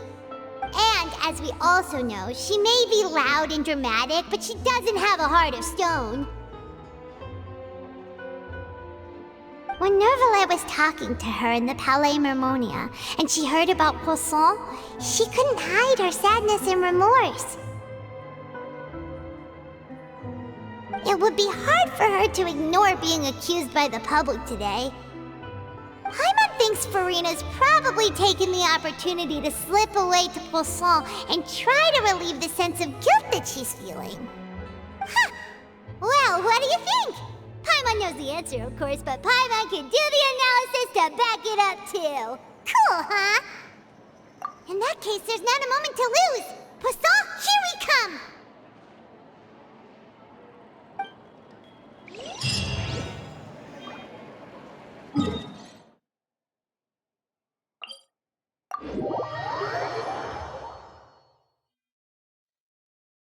This place looks deserted. Guess all the survivors must have evacuated already. All that's left here are signs of devastation.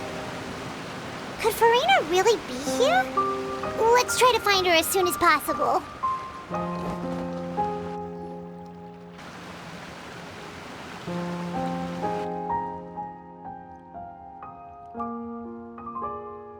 Ah, that's Farina, right over there.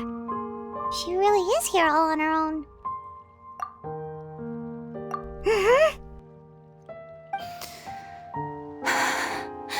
Should I just give up? This is all meaningless. What was meant to happen did happen after all. Everyone's dead.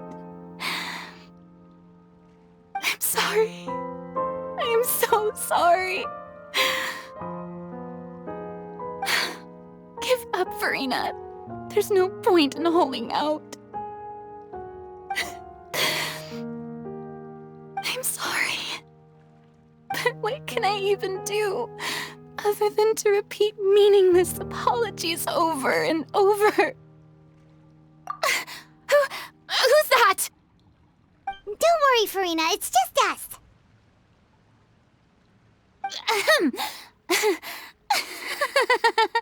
So it is you, blonde traveler from another land.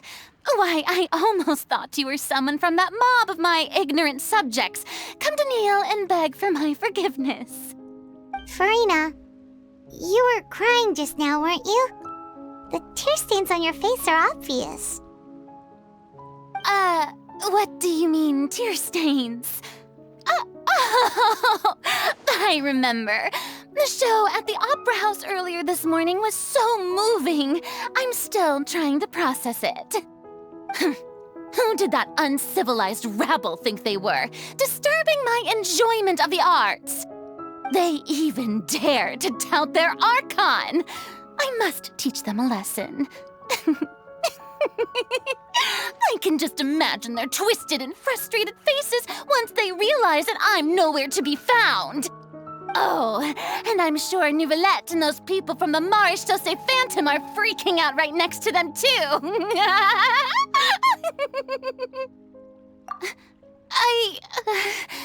Of course not. Hey, there she is! The Hydro Archon's over there! Quick, after her! Farina, those people seem to be after you. They are? They're just some rabid fans who want to cut the line because they haven't been able to meet me in person, aren't they? That's against the rules. I can't let them get their way. Farina just ran off! Quick, we have to catch up with her!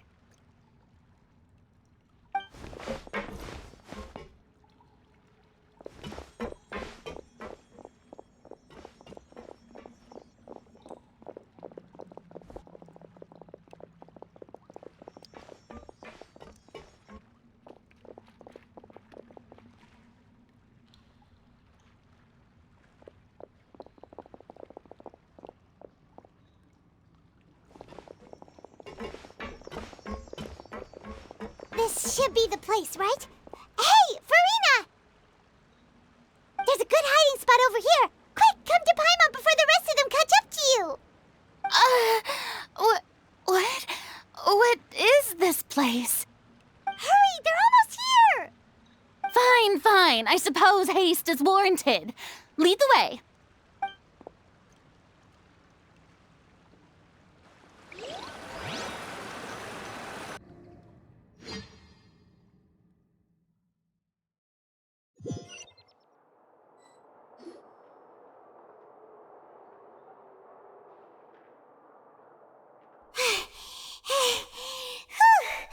Paimon's exhausted.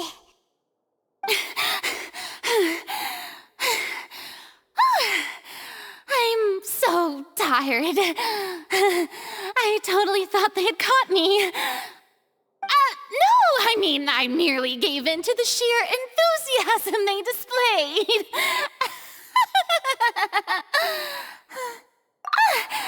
You're right. Yep, that's a good girl.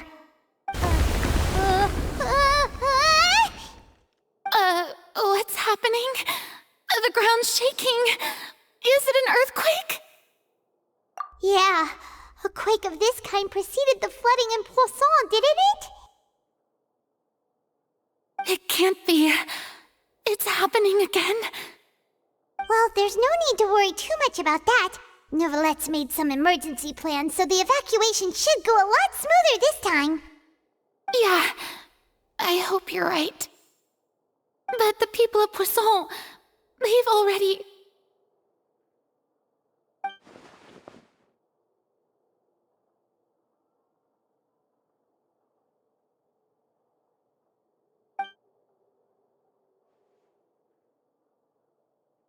It's true. I've been investigating the prophecy for hundreds of years. I once had informants all over Tevat, searching for clues and feeding information back to me. I've tried all kinds of ways, too, to hold back the sea. Anything to keep the coastline from advancing. But all my efforts proved to be futile in the end. Really, the truth has been clear to me for a very long time. We cannot make an enemy of the divine. No matter what we do, the will of the heavenly principles will have its way, and the prophecy shall be fulfilled. Give up. I do love the sound of that phrase. It would mean finally coming to terms with fate, but also for me to finally be free. Indeed, I've thought about giving up so many times, especially after we almost lost Poisson. Fate is really unreasonable, isn't it? It has no heart and obeys no rules. The prophecy has only just started to come true, and so many people have already lost their lives. But just now, it all became clear to me. I still don't have the right to come to terms with fate on behalf of everyone else. As long as the final moment hasn't come, it's still not too late. Don't worry. I will keep hope alive for everyone until the very end. Well, that's enough for now. I got the impulse to play the stricken maiden, but honestly, considering my rank and station, that wasn't a good fit at all. Don't take any of what I just said seriously. How could I possibly let Fontaine fall to the whims of trivial prophecy? Come on! Paimon could have sworn you were actually being honest just now.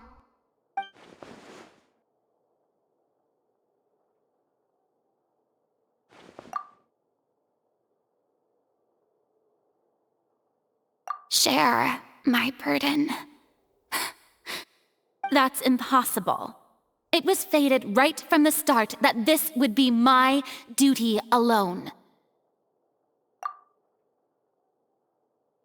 A witness. Yes, I've heard that you came to Tevat from beyond the stars, yes. In other words, you never belonged here. And if Tevat is, in its entirety, a show on a stage, then you're just a spectator, aren't you? If that's the case...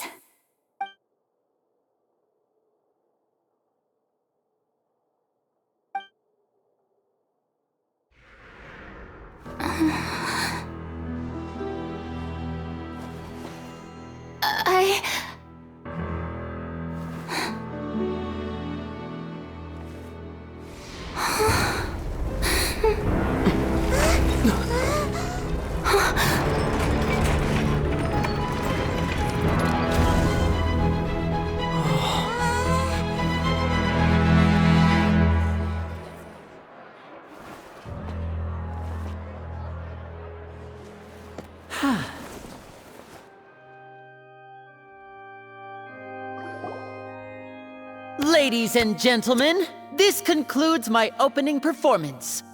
Now, without further ado, we may proceed to the trial of our god. So this is what it is.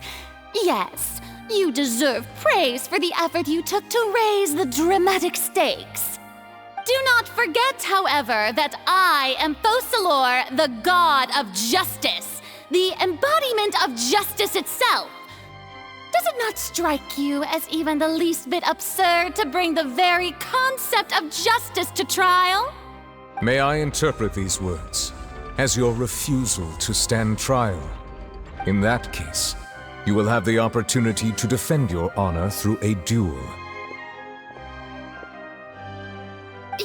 You would draw your blade against a god? I see. It seems like you have made up your mind.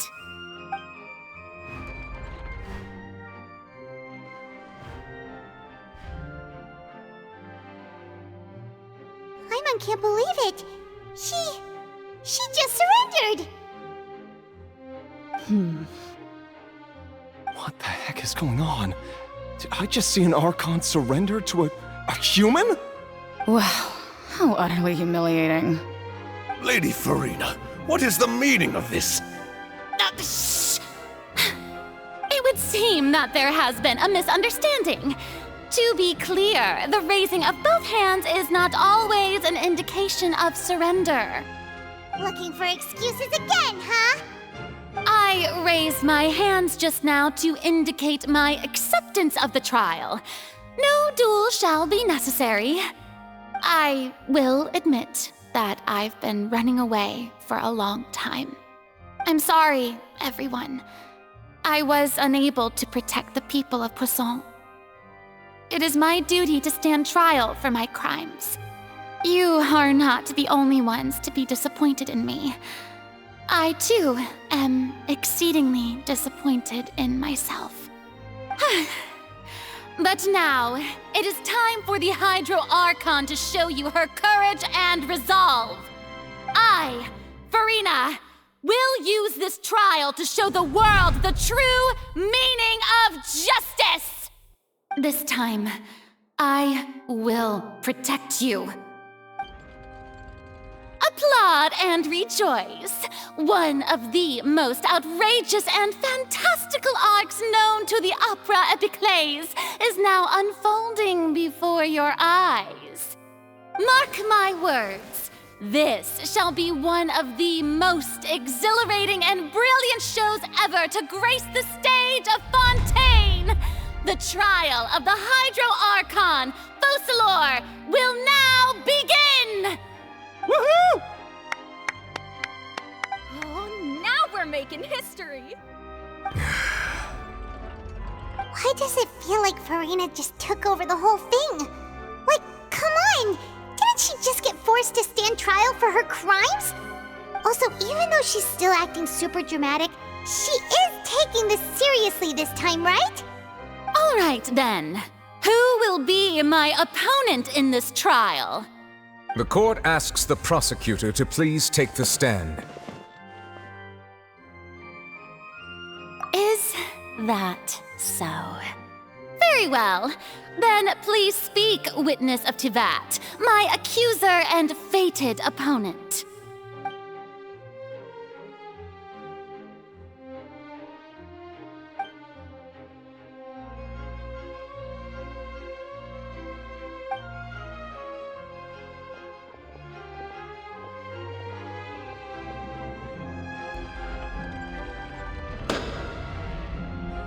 Also, please allow me to ask, as a final question before the trial begins.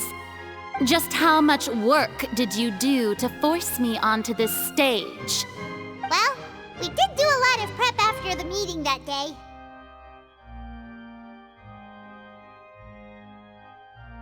I can go over the tasks assigned to the Spina di Rosula, since they were rather straightforward and easy. Navia, the president of the Spina di Rosula. Most of the people who participated in the disturbance this morning were my subordinates. They changed into plain clothes and came to the Opera House as regular audience members, waiting for the perfect opportunity to incite insurrection against you. The people's resentment against their Archon has been building as more and more of the prophecy is fulfilled. A spark was all we needed to turn smoldering anger into a flame. Moreover, according to our understanding and analysis of you, when something like that occurred, you would likely flee the scene and head to Poisson by yourself. So, we arranged for a second group to lie in wait there. So, you mean the ones who scoured the settlement for me were also from the Spina? And their goal was to force you to step into the giant magic box so you may personally participate in the greatest magic performance in all of Fontainian history. That's right. That house was a magic box, rather than someone's residence. As the super ultimate version of the setup that I used when I first performed at the Opera Epiclese, the volume of the box was increased by a whole order of magnitude, and the distance it traversed was the entire gap between Poisson and Areneas. Its cargo, of course, was an Archon instead of a human. My thanks, Farina. Without your help, we could never have pulled off such an extraordinary performance. You're welcome?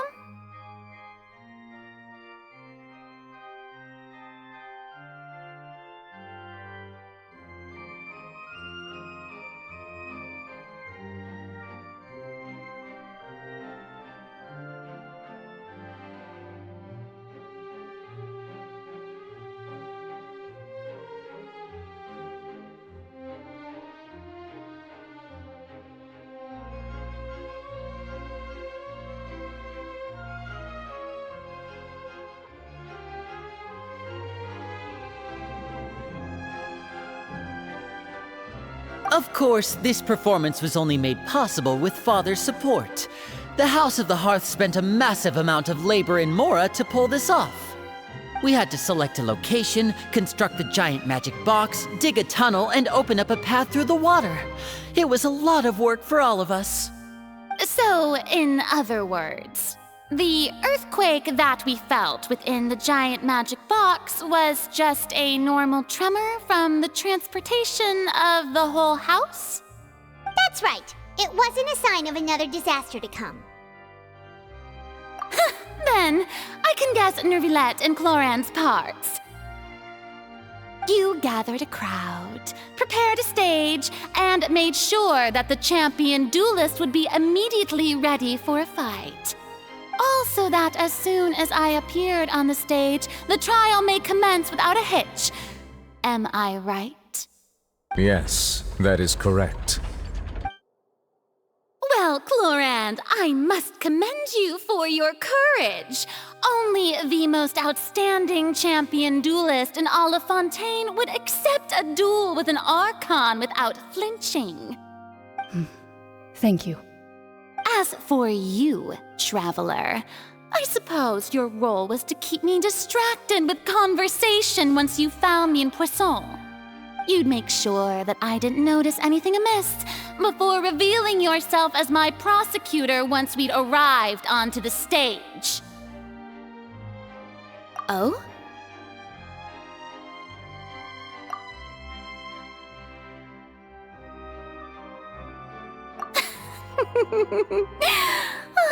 Is that so? Then I suppose I must have missed my final chance. It's fine. It matters not. What's done is done. The stage is already set, so there's no reason to disappoint the audience. Let's see this trial through to the very end.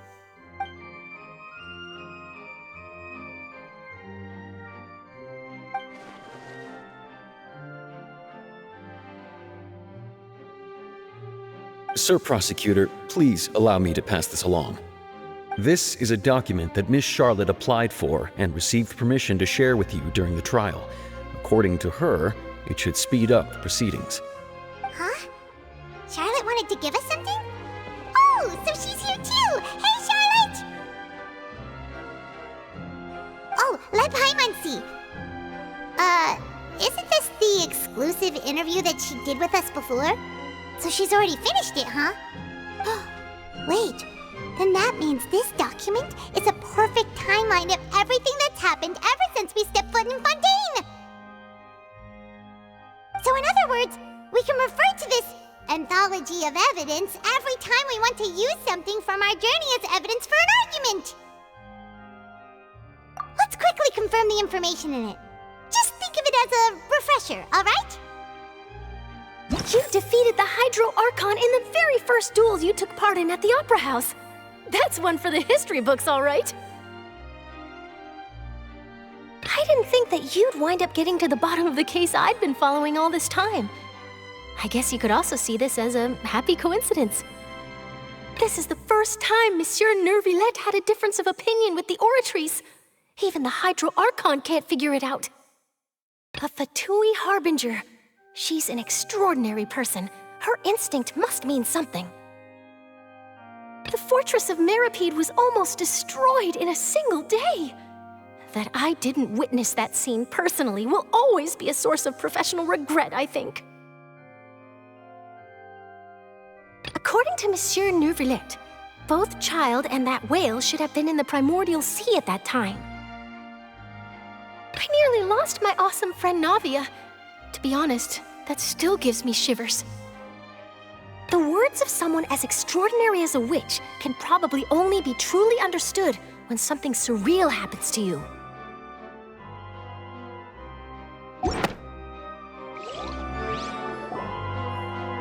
The prosecution and the defense are both in position.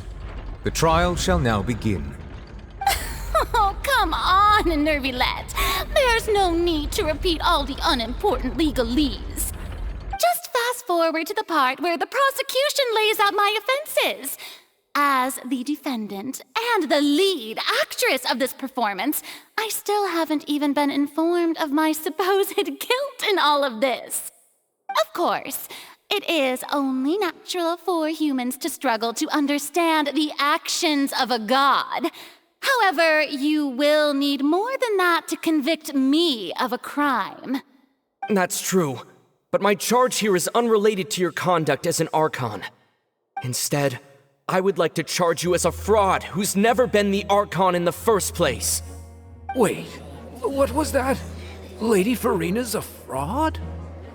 Hey, I came here thinking that we were going to try the Hydro Archon for forsaking her duty, but did I hear that right? She's not our Archon at all? Charge accepted. Lady Farina, do you plead guilty to the charge?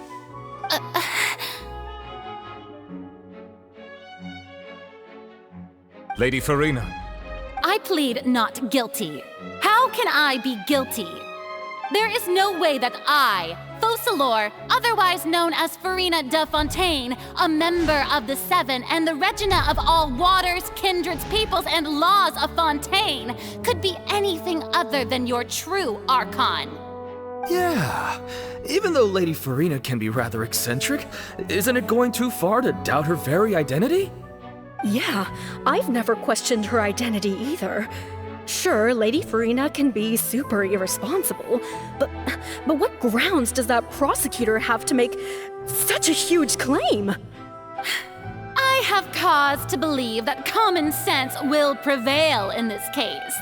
Many of the members of the audience have known me as the Hydro Archon ever since they were born. There would be no fooling their memory. See? Even the Oratrice has decided to show me its favor. Are you sure you want to commit to a charge that will never be upheld? If you wish to drop the case, I can promise you as the God of Justice that you will not have to face trial for making a false accusation.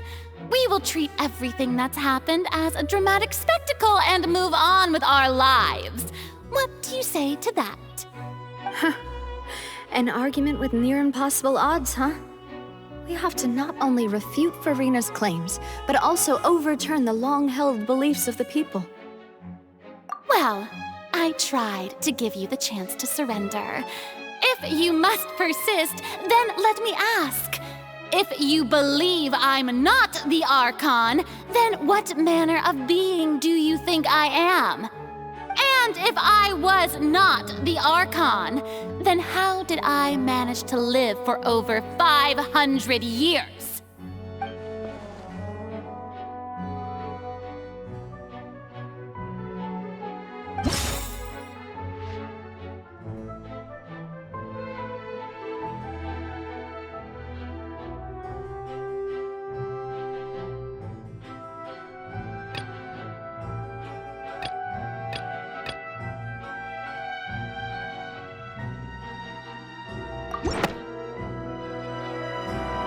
First of all, you may be a member of another long-lived race, which would allow you to naturally possess an extended lifespan.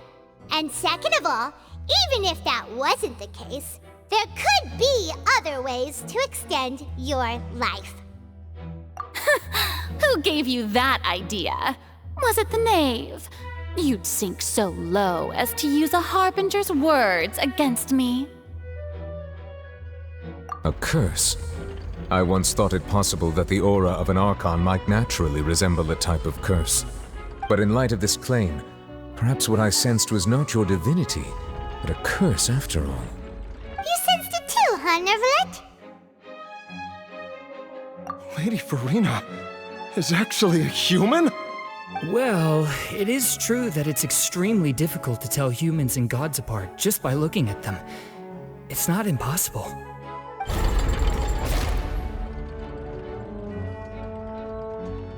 Well, don't start celebrating too early now.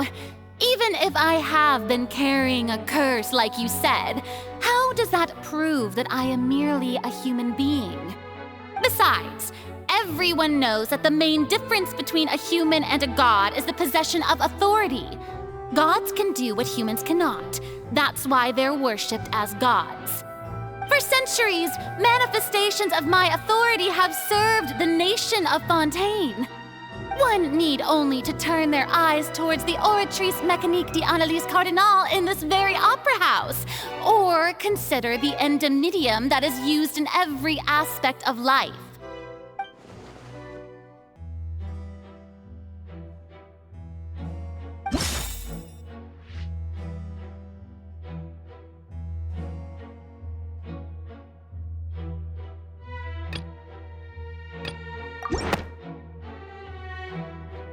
You tried to reference the Oratrice.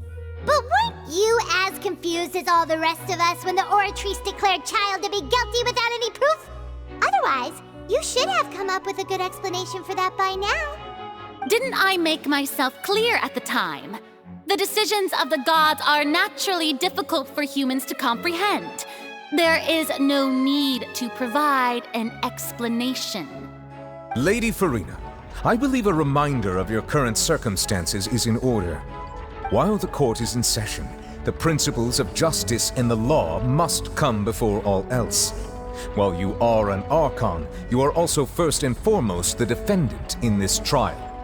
You will prove yourself unable to defend against the prosecution's charges if you continue to withhold vital information against the rules of the court. I never thought you'd use that kind of rhetoric against me. That was no trick of rhetoric, Lady Farina. I've merely reiterated the rules of the court. Rules that all should respect and follow. So, you neither knew why Child was declared guilty, nor did you understand the structure and operations of the Oratrice. Instead of having been created by you, the manifestations of authority you mentioned have been made by the real Hydro Archon, haven't they? The real Hydro Archon? Well, now you're really losing me. It is true that I did not know why the Oratrice gave out a guilty verdict that day. But the Oratrice handed out that verdict unilaterally, and it has been operating independently ever since it was first created. You can't argue that just because a divine creation is flawed, that the god behind it must also be no god at all. She's still throwing out all kinds of excuses. Seems like she's confident that we won't be able to produce proof that she has no power over the Oratrice. my power as an Archon. There are many ordinary citizens in the audience. How can I just carelessly demonstrate the formidable power of an Archon? If that poses a concern, I'm prepared to extend my protection to the audience. You don't need to go that far.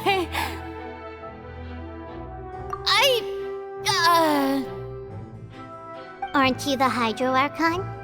Or is it that you can't even wield the power of Hydro, much less the authority of a god?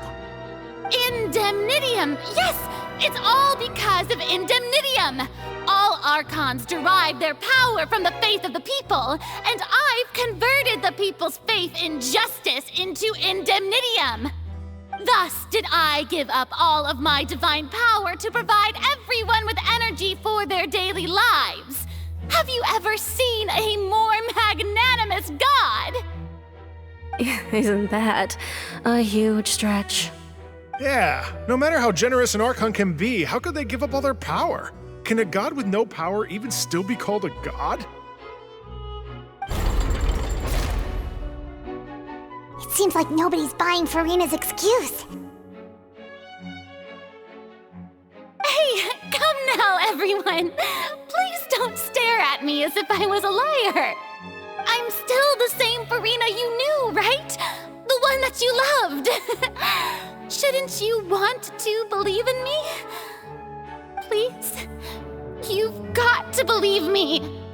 If what the prosecutor said is true, she really has committed a grave offense.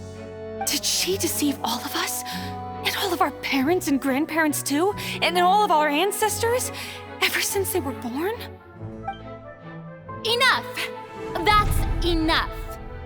Tell me then, if I'm not the real Hydro Archon, then who is? If you have no evidence of another Hydro Archon's existence, nor can you find anyone who can back up their claim to be such, then what grounds have you to say that I'm not actually the real deal? Wow, she came up with yet another argument. How can we refute her now? Seems like she really doesn't want to give up.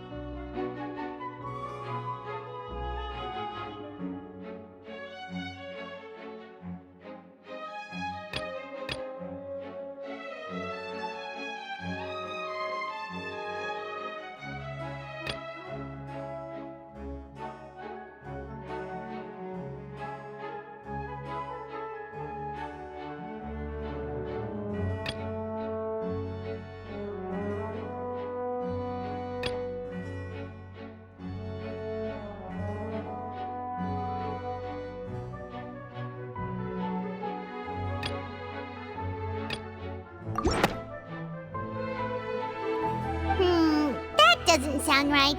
Paimon doesn't think this clue can be used as compelling evidence to build our case.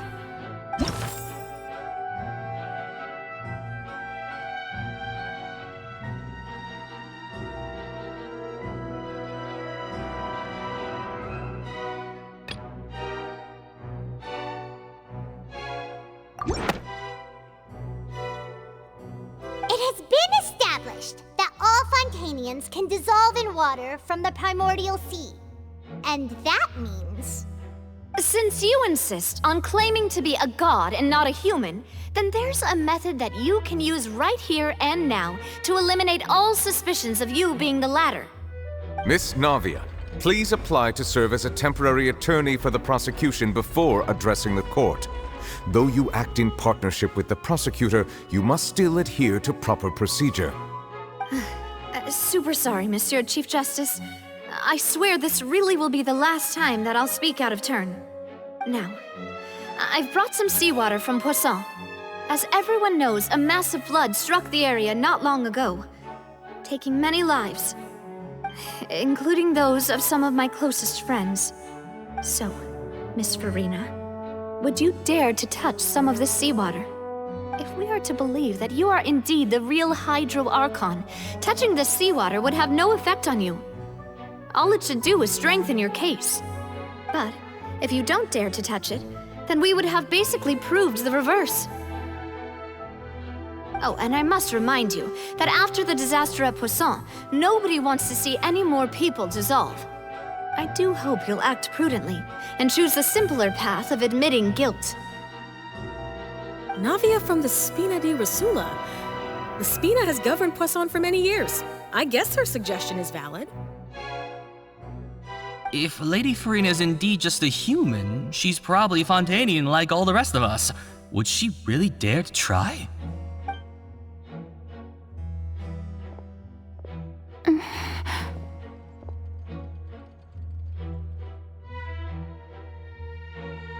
Lady Farina, this test has been unilaterally proposed by the prosecution. As it falls outside the realm of standard court proceedings, you possess the right to decline participation. Well, of course he had to tell her that. But refusing to participate is basically the same as a confession of guilt. She's just staring at the water without saying a single word. It really does seem like she's quite terrified of it. That could only mean... What's going on? Is she really planning to... that's not what we thought she would... Due to the inherent risk of the test, Lady Farina, you may...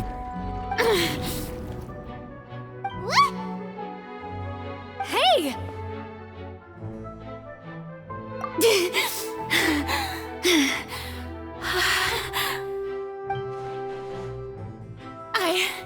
I'm fine!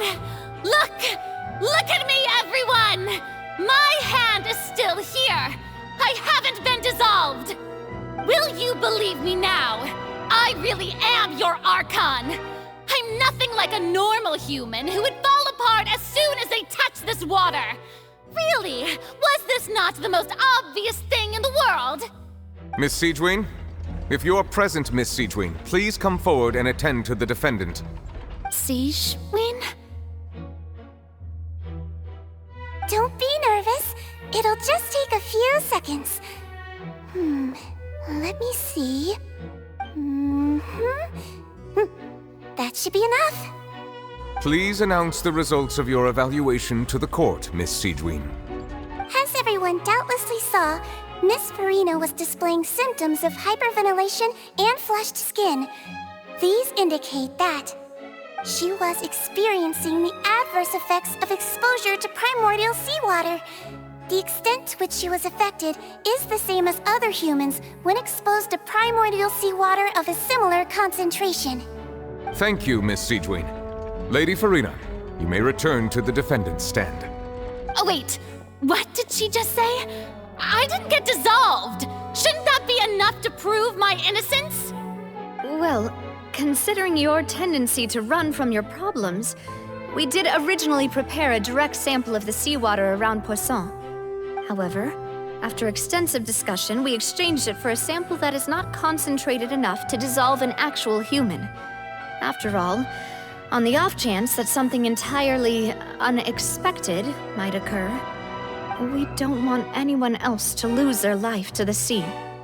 Yeah, so out of regard for Farina's life, you secured a low-concentration sample and asked the head nurse to serve as an expert witness. It's a great thing that the direct sample wasn't actually used. Farina could have... I can't believe... You...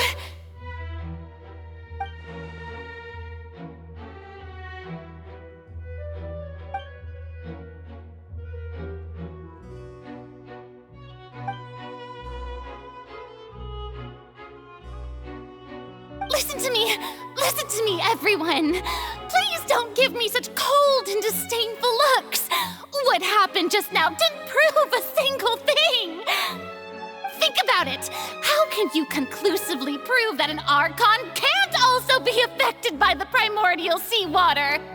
Also, if I was really just a human, why would I dare to just put my hand in that kind of water?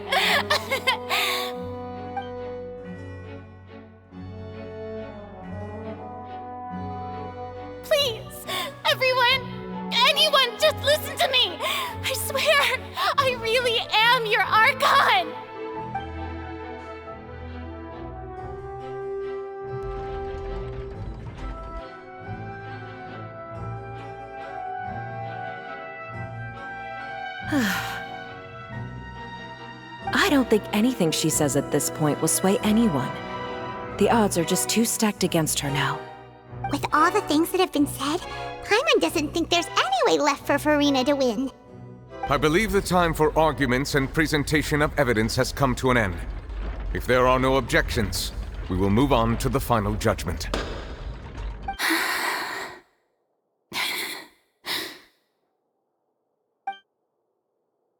I don't think anything she says at this point will sway anyone. She's too stacked against her now.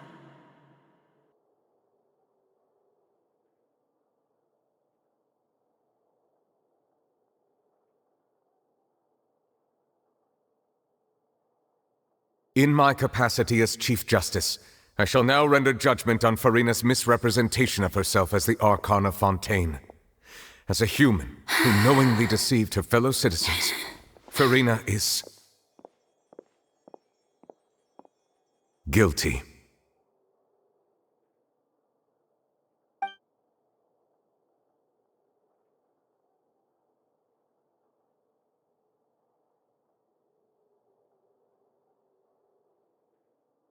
We shall now turn to the Oratrice Mécanique d'Analyse Cardinale to render the final verdict on the charges.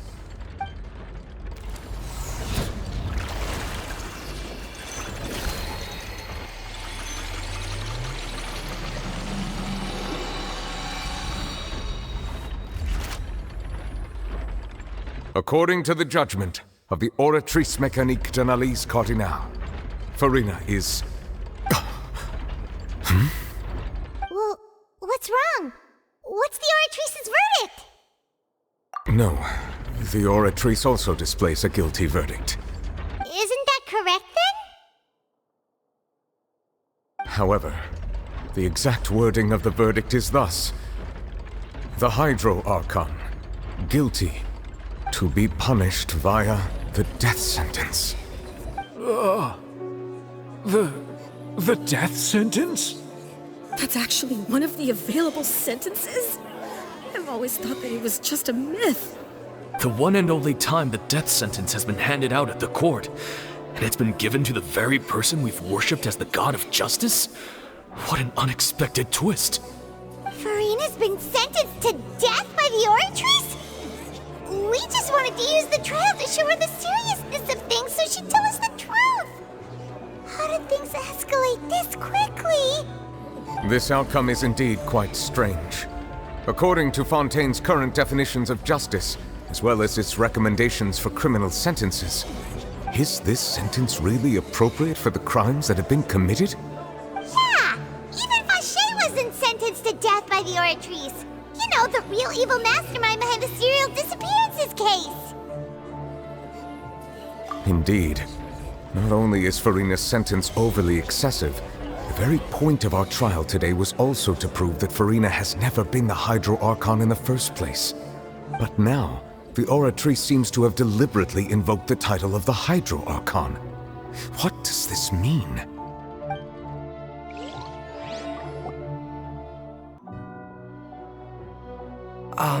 Excuse me, if I may interrupt. Is the trial still going? Fremine! You finally made it. I assume this means you've completed your mission? Mm-hmm. Any mission Father assigns to me will always be top priority.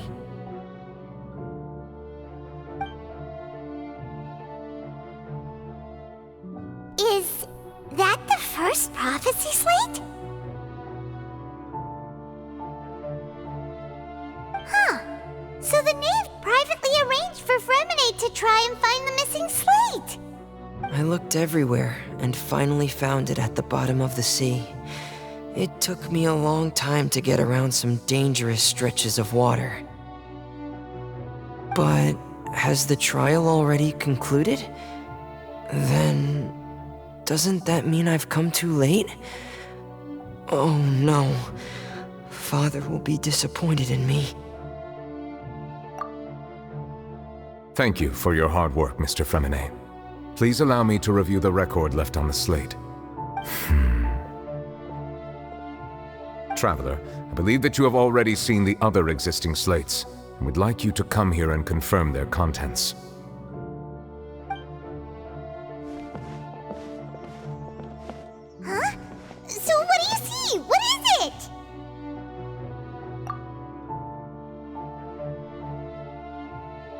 I believe I've now made sense of the Hydro Archon's crime. It has to do with Fontaine's lost history. Huh? Isn't the Hydro Archon just guilty of deceiving her people? Oh, wait, no, that's Farina, and we've already proven that she's not the Hydro Archon. So when you say Hydro Archon, do you mean the real Hydro Archon we've been kinda talking about? In truth, everything that you've encountered in Fontaine up until this point can be traced back to the contents of these stone slates. However, I'm uncertain as to how much sense they currently make to you. Okay, let's try to recall the contents of the other 3 stone slates. Paimon will do her best to help you remember.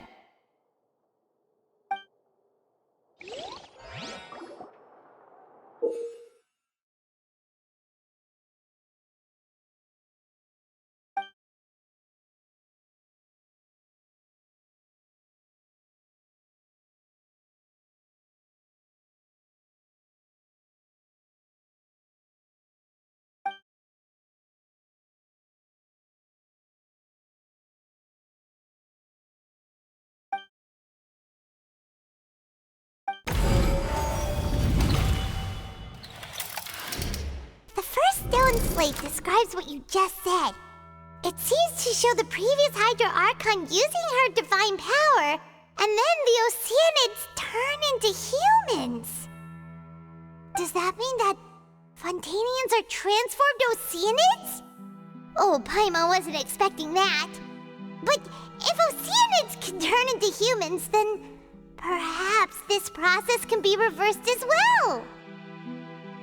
The second stone slate shows Celestia floating in the sky, and the Hydro Archon and her people worshipping it together. But the heavens still brought judgment down upon them. This must be the point when the Hydro Archon and the Fontainians were branded with their original sin. Does this mean that the original sin and the Hydro Archon sin are the same thing? The third slate shows the Hydro Archon sinking into the sea surrounded by many people. That reminds Paimon, didn't we also watch that happen to someone else? Well, the fourth slate is the prophecy the Fontainians have been talking about. People dissolving into the sea, the Hydro Archon crying on her throne, and so on.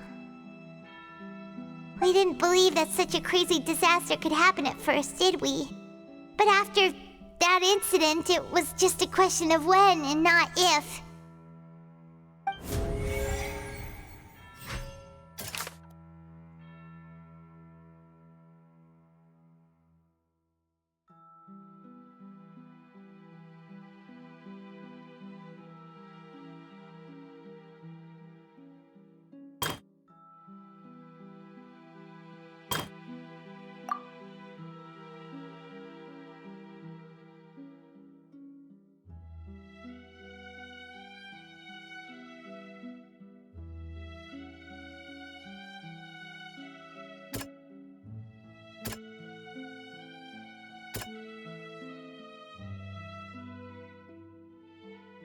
That doesn't sound quite right.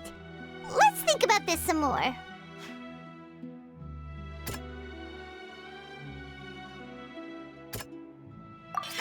We know from the case of the serial disappearances of young women that Fontainians can be dissolved in primordial seawater, and the first stone slate tells us that long ago, the Hydro Archon used her power to turn Oceanids into humans. This might be the reason that Fontainians can dissolve.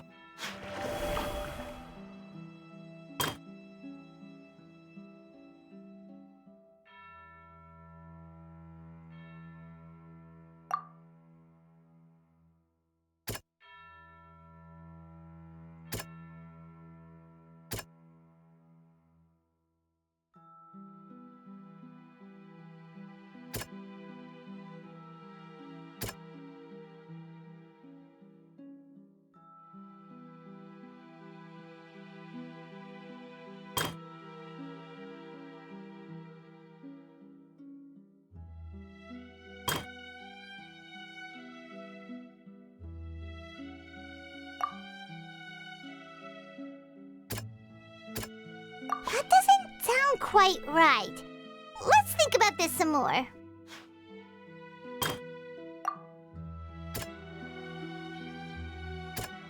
That doesn't sound quite right.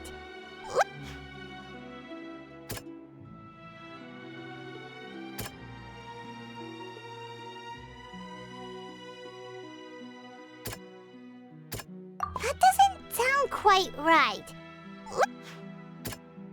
That doesn't... Perhaps what is about to take place has all happened before. The true sin of the Hydro Archon that Nervalet mentioned, and the original sin cast down on the people of Fontaine by Celestia, has recorded on the stone slates.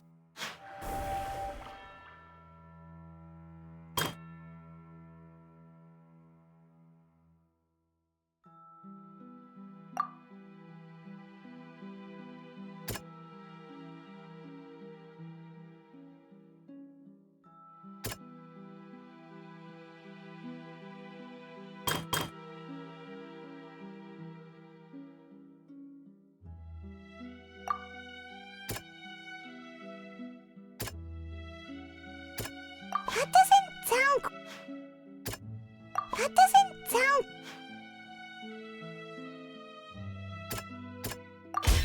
It's not as simple as falling into the sea. When Navia fell into the sea, her consciousness was subjected to judgment. The stone slates show the people gathered around the Hydro Archon in the sea. Could that be alluding to the same thing?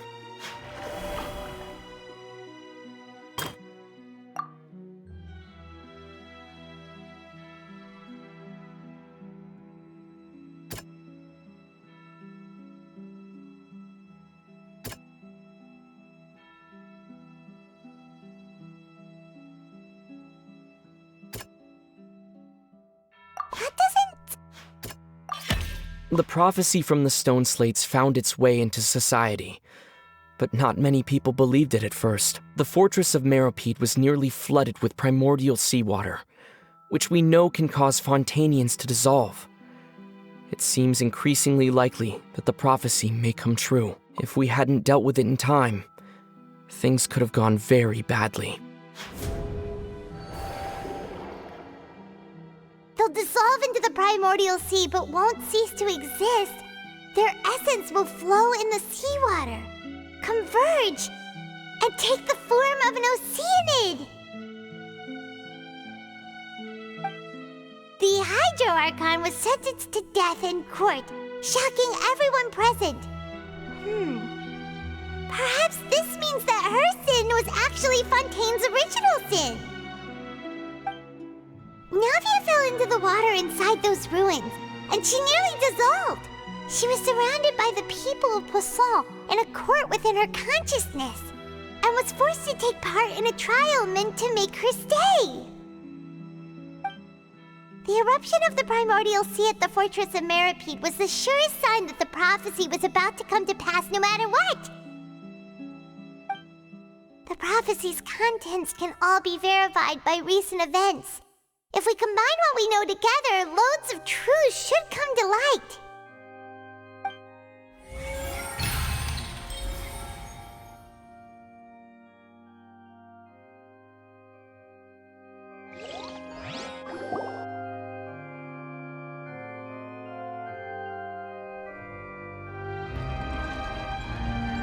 Huh? Oh, Paimon gets it now!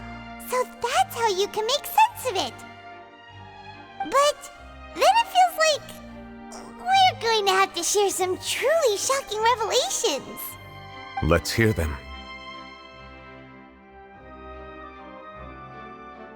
Incredible. Linny, did you hear that? We're not real humans. All Fontainians were originally created by the late previous Hydro Archon, with oceanids as their basis. The evidence for that can be found in how only Fontainians could dissolve in primordial seawater, and how all the girls Vacher dissolved were also turned into oceanids. Oh, and according to Navia, when she was about to get dissolved, she also saw everyone gathered around for a trial, all of them in the shape of oceanids. Indeed.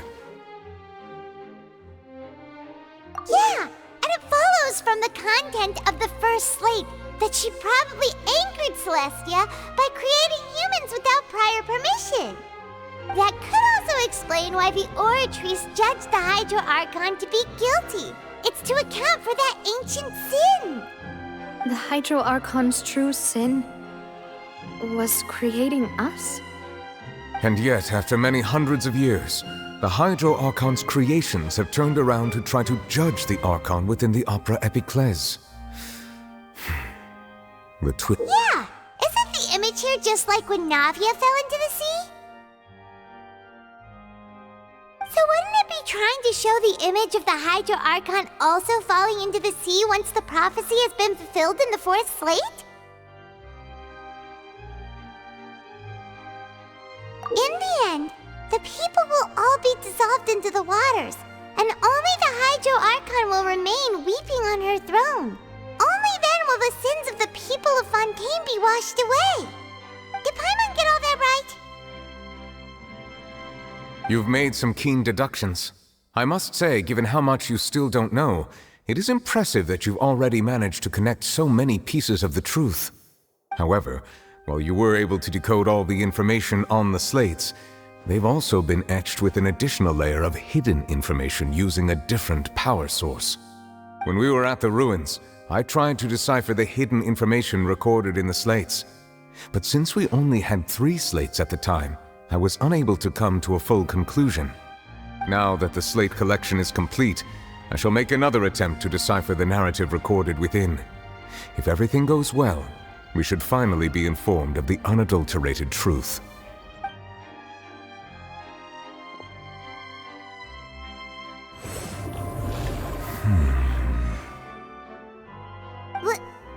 Well?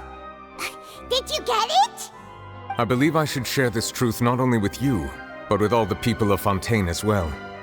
I will try to briefly summarize it for you.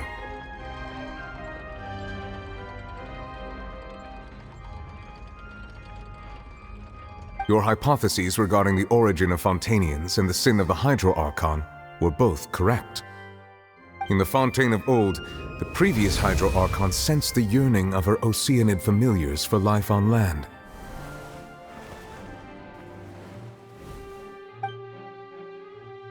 The Oceanids were enamored with the beauty and romanticism of human beings, and wishing to have those experiences for themselves, expressed to the Hydro Archon their desire to become of a similar kind. However, even though water as an element is intricately linked with the power of life, the Hydro Archon, as one of the 7, did not possess the authority to create a new form of human life. Not one to give in, she eventually found a way to create permanent humanoid bodies for her familiars by appropriating the power of this planet's primordial sea. She poured primordial seawater into the Oceanid's blood vessels, creating humanoid mimics in the process. But if Fontainians were to ever come into direct contact with water from the primordial sea, the power within their bodies would escape these artificial restraints and return to the sea. As a result, their forms would collapse, and they would be reverted to their original forms as Oceanids. Of course, the Hydro Archon never received permission from the heavenly principles to create a new human race. And thus, the Hydro Archon and all of her creations came to shoulder the original sin of appropriating the power of the primordial sea. That is the true history of how the people of Fontaine first came into being. So we were all Oceanids before we turned into human beings? That's way too much information for me. I think I'm just going to pretend that I never heard a single thing. Wait, but if that's the truth, we can't let the Hydro Archon be sentenced to death. After all, her only sin was creating us. This really might be too much information for your regular Fontainian, but it does answer a lot of our questions. Alas, your hypothesis regarding the 3rd and 4th stone slates was inaccurate. The slates' respective positions are, in fact, correct. A key point of the visual on the 3rd slate is how all the individuals depicted in the water are humans rather than Oceanids. They have not been dissolved, which implies that the water depicted in this slate is not water from the primordial sea. The nation of Fontейна is the nation of Hydro, as well as the nation of Trials and Justice.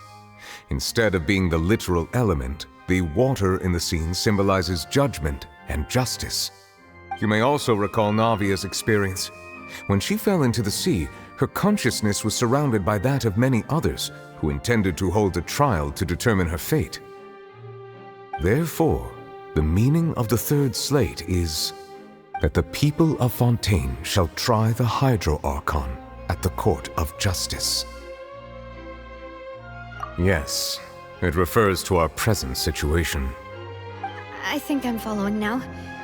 So, what you're saying is, even though we decided to put on this trial to avoid fulfilling the prophecy, in truth, everything we've done has happened exactly as the prophecy foretold. So now, it seems, we're the ones making sure it comes true. What should we do? Huh. No matter what, the prophecy will be fulfilled. Is this what it feels like to be a prisoner of fate? If that's the case, does that mean the scene in the fourth slate will also be fulfilled soon? Traveler, I would like to point out another small fallacy in your deductions. About the fourth slate, you probably thought that the eruption of primordial seawater beneath the fortress of Meripede served as the surest sign that the prophecy was about to come to pass, yes? However, I believe that rather than being a sure sign, that eruption could in fact only be a small warning of something far worse to come. As for the root cause of the catastrophe, I believe you've already encountered it once before.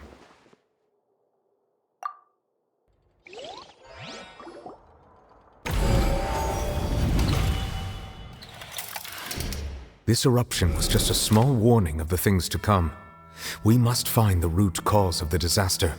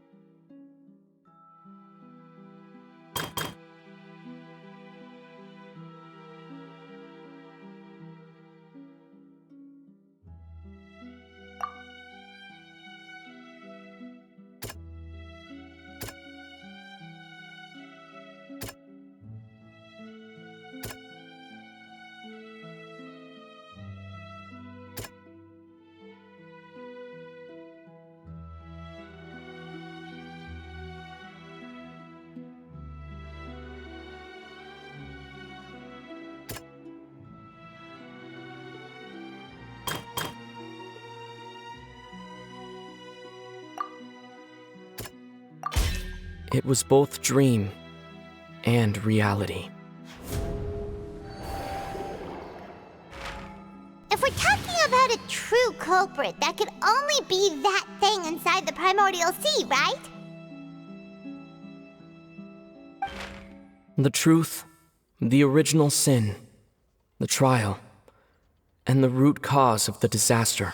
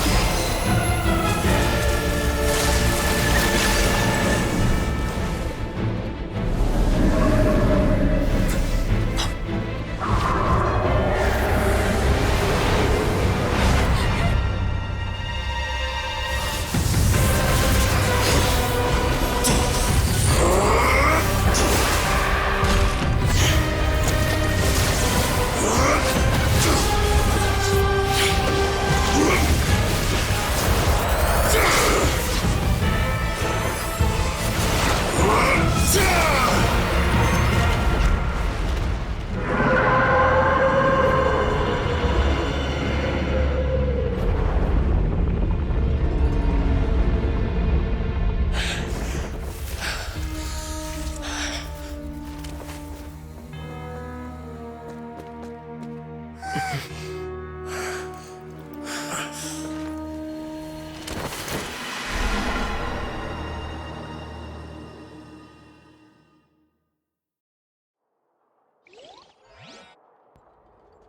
was way too close!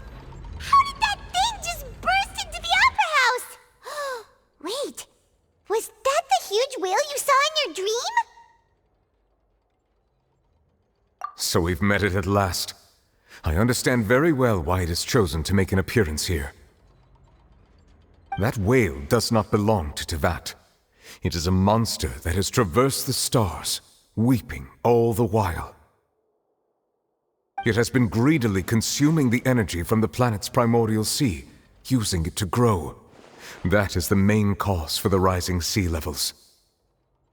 And once it has finished consuming all of the energy contained within the sea, its next step will be... You said that when the Hydro Archon first created Fontainians out of Oceanids, she filled their blood vessels with primordial seawater. Precisely. That whale finds the blood of Fontainians nigh impossible to resist. Therefore, when it left the primordial sea, it decided to make its next stop a packed opera house full of food. Food in the form of Fontainians. We just barely managed to push it back, right? In that case, won't it come back to target the people again once it's managed to recover its strength? That is correct. Indeed, it is more accurate to say that we should thank that Harbinger for buying us some time. Without him, the whale would have likely come onto land far sooner. From the way he looked, he must have been fighting the creature for quite a long time. That battle maniac. We've always known that he had a special connection with that whale, but we definitely didn't expect it to help us out like this. Anyway, now that we know that this whale is the actual cause of the disaster recorded in the prophecy, all we need to do to stop the prophecy would be to find a way to beat it up, right? It is too late. It had already absorbed too much of the primordial sea's energy before we could notice it. At this point, it has become practically integrated with the sea itself. Even if the entirety of Teyvat were to be destroyed, it could still survive and swim off towards some other world. That's not something I will accept. We've already done everything we can, and we even found the true culprit. We've come so far. You can't just tell me that the last hurdle is some impossible foe. That's just not fair. Indeed, that's not how a grand performance should end. I'll fight it to the end, no matter what. So the prophecy will be fulfilled no matter what, huh?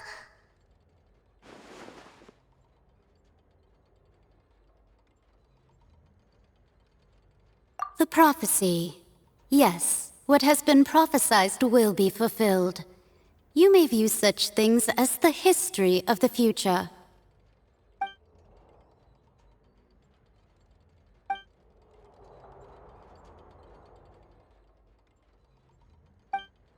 Just as prophecies are usually only the future as seen from the perspectives of the gods, could things be happening in hidden corners where the gods' gaze does not fall? Ultimately, fate shall serve as your only guide, no matter what will happen in Teyvat's future.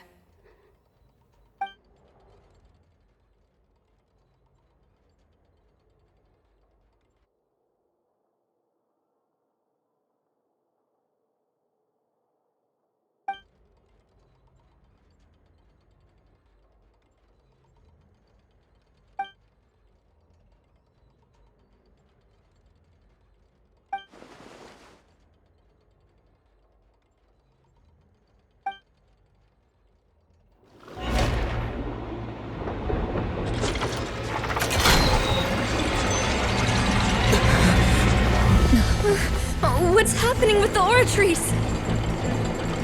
I believe it is preparing to carry out the death sentence.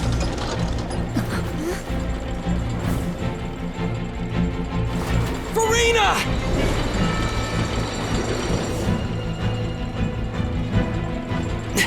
No, I still need answers.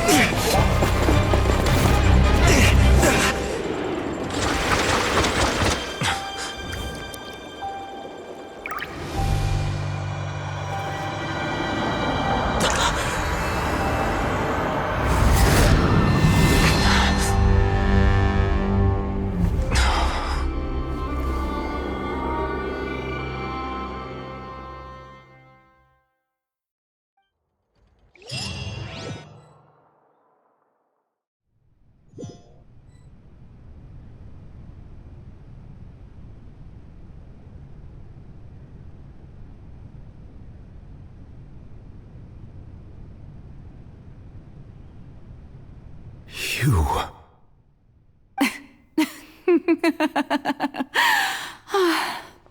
Sorry. That shocked expression on your face is just too amusing. I couldn't help myself. You are not Furina. Who are you?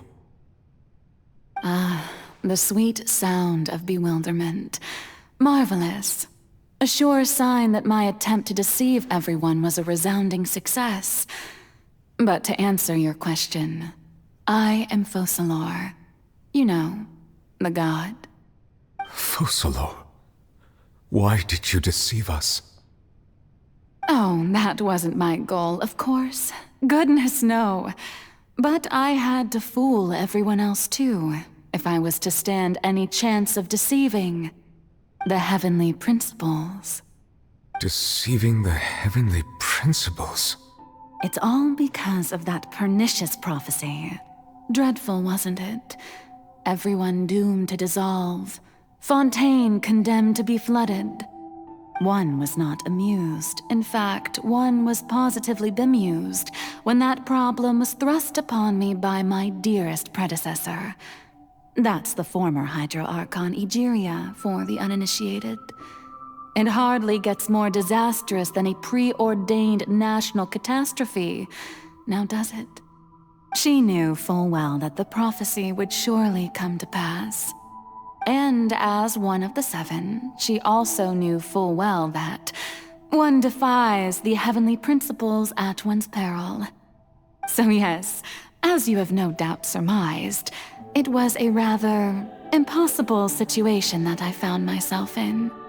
I spent a terribly long time mulling it over, alone on the ocean floor. And I was almost growing barnacles by the time I finally realized there was only one possible solution to this confounding conundrum. I had to outwit the heavenly principles, allow the prophecy to be fulfilled, ostensibly at least, while saving everyone at the same time. I'm a genius, I know. I can only assume that's why Egeria chose me as her successor. Although, looking back now, it was hardly the inheritance one dreams of. Between the task of saving the nation, the quotidian duties of the Hydro Archon, and not to mention the original sin of creating a new race of humans, I dare say she left me quite a colossal mess to clean up. But one can only play the hand one is dealt. I did not choose this, any more than I chose to be one of her Oceanid familiars. So you were also once one of the Oceanids, transformed into a human by Egeria's hand? Yes, I was. I always dreamed of becoming human. And I still do, even now. In my eyes, to be human is to be part of the greatest opera ever known. After becoming a god, I separated my divinity from my body and spirit, leaving behind only a self that was as naive and bewildered as my past self on her first day as a human being. The me you see before you now is that divinity, and the human counterpart I left behind, I named Furina. She could feel joy, sorrow, and everything in between. She could be as vain and conceited, or as meek and vulnerable as she wished. Her strengths were of a kind only a human could possess. as were her shortcomings. But in my eyes, Furina's humanity was what made her perfect. She was perfectly human in every way. The person I always wanted to be. Anyway, so then I cursed her. All part of the plan, of course. The plan to deceive the heavenly principles. Do you still remember the final scene of the prophecy? The Hydra Archon, alone, weeping on her throne. In order that the prophecy might appear fulfilled, I invited Furina to be an actress, to play the part of the Hydra Archon in the prophecy. Under the curse I placed on her, so long as I, Focalor's divinity, continued to exist, she could not die. But nor was she free to live her life in the pursuit of happiness. Instead, she was forced to take the stage in the opera house, to embrace the role of leading lady, to forever play the part of the god from the prophecy, all to create a deceitful appearance of that prophecy coming to pass. I suppose now you probably understand why your court is called the Opera Epiclese. But Furina is only human, isn't she? Even though she has had a long life, her mind is no stronger than that of any other ordinary human being. I cannot begin to fathom what she has had to endure. It must have been torture for her. It has indeed. And although she is, in a sense, me in human form, I most definitely owe her an apology for it. It's been 500 years, and all along, she's been playing her part in the most unimaginably long, unbearably lonely, and agonizingly painful opera of all time.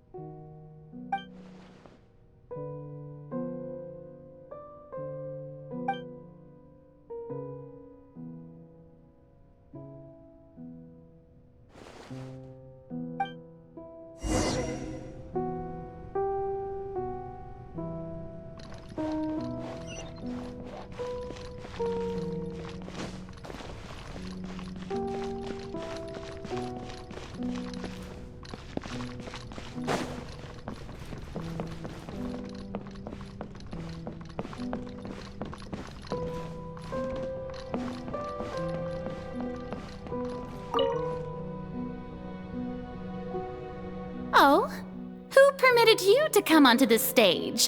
Now, I understand your admiration for my august self, but I must ask you to keep to the rules. All right. It is not my intent to reprimand you. There is no need to state your name. Just be off with you. Do not distract me from my performance. Oh, do not jest. Can you not feel it? I am Focalor. The eyes of countless Fontainians are upon me. I must, at all times, display the utmost elegance and nobility.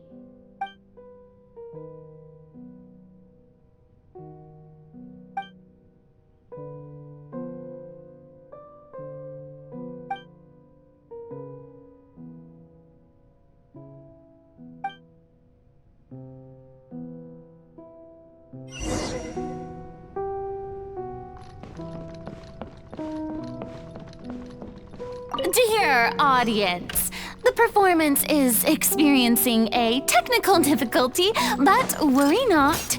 The guards shall resolve it soon enough.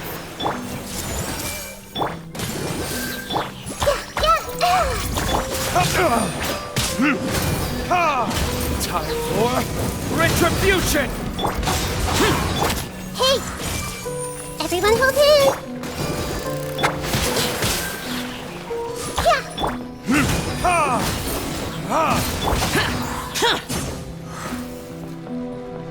Hey, what gives?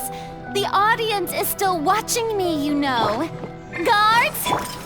Wait, where are the guards? Guards!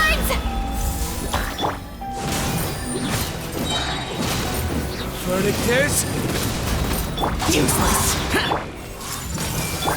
Oh, hey!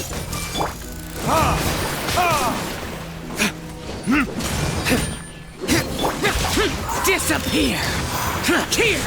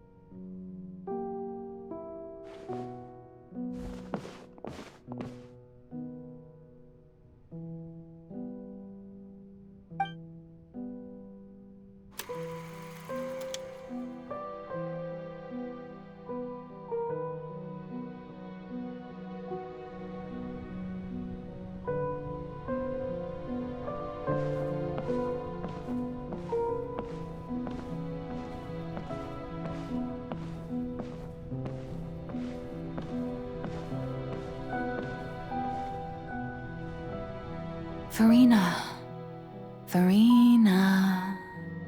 Huh? Who's that? Who's calling me? Where are you? Be not nervous. Be not afraid. I am before you. Wait a moment. You're mirror me? How can this be?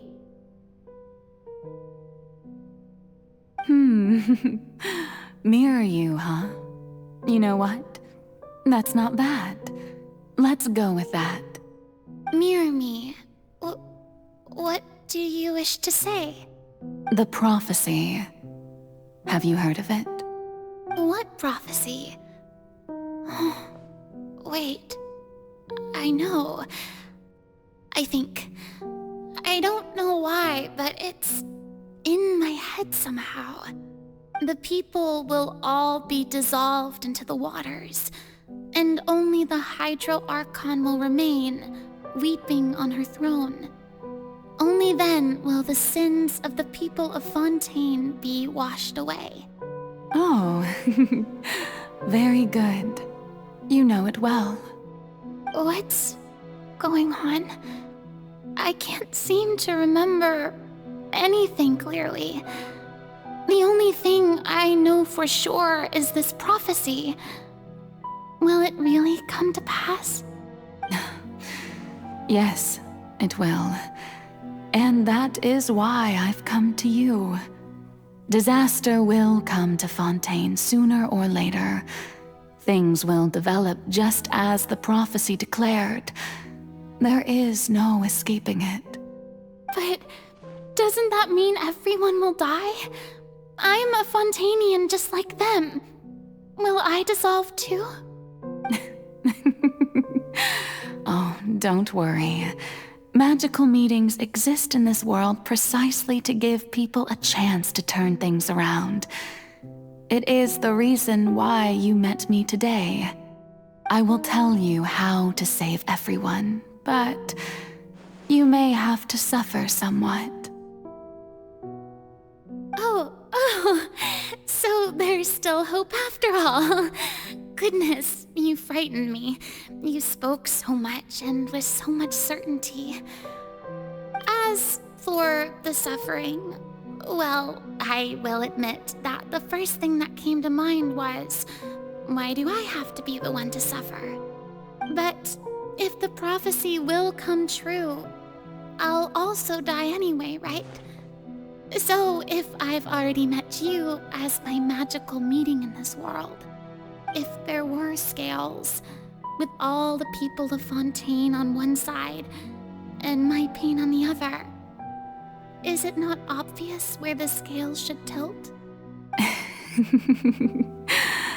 You truly are the perfect human, my ideal. I suppose this would also be the justice that belongs to you. Huh? Don't worry, it's nothing. Listen well. Fontaine has just lost its Hydro Archon. I need you to play a role, that of the new Archon. Play as a god? That's right. You must begin a never-ending masquerade. You must never let anyone suspect your identity. If you can keep it up, then I shall have my way of defying this prophecy. But should your identity be revealed, then all hope will be lost. But how will I do this? A human assuming the role of a god without being exposed? Don't worry. What you must do is not to turn yourself into a real god. You simply need to play the role of a god as humans imagine them to be. Being a human yourself, I'm sure you already know what such an entity would be like. Remember, your true challenge will not be pursuing divinity, but contending against humanity. I'm still not sure I understand, but I'll try. I'll try to do this. So, how long am I going to have to play this role?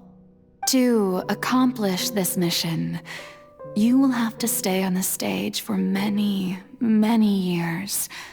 You will endure and not grow old until your task ends. But I promise you, all will eventually end in a magnificent and dramatic trial, and everyone will be saved. A trial, huh? How exciting. I'll be looking forward to it.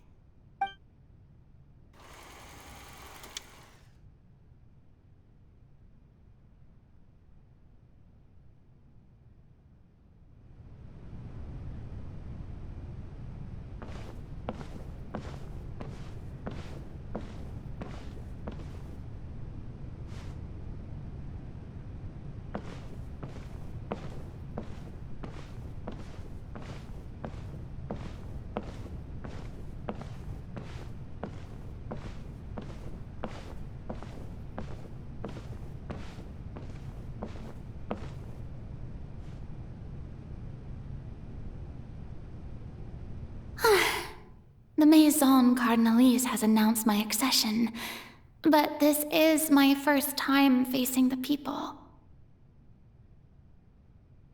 What should I say to most appear like a god?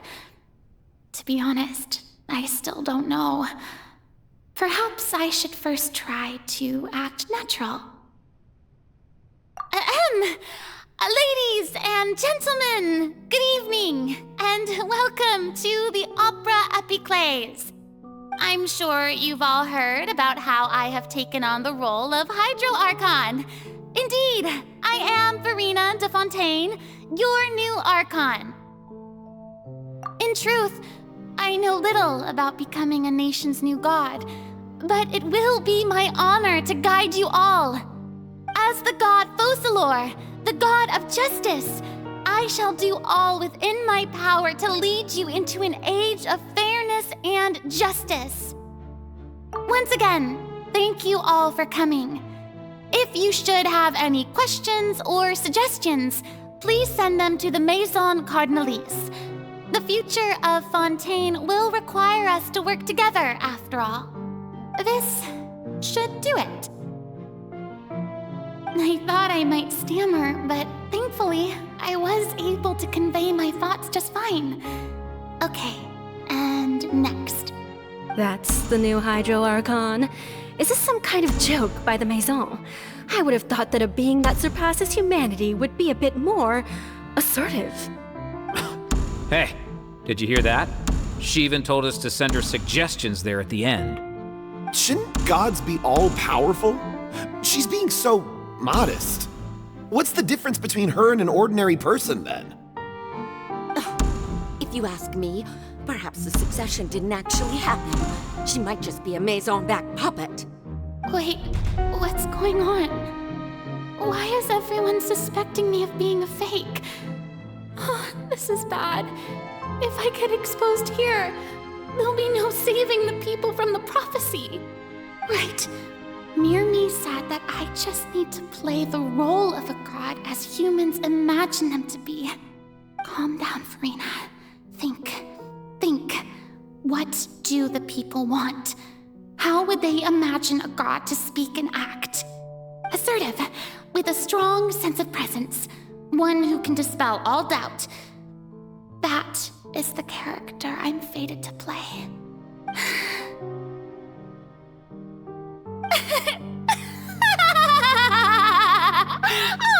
Oh, very good, my people. Only ones such as you are deserving of my rule. Now, I was wondering if some weak puppet were to one day come onto the stage and claim ownership of this opera house, would the children of Fontaine follow them? Well, it seems that you would all see right through them. Having passed my test, you are qualified to witness wondrous trials alongside my august self, here in this opera house. You may consider my previous act a door gift of sorts. I thought it was a debut that suited the atmosphere. Now then, let us be reintroduced. Ah, so that was just a performance.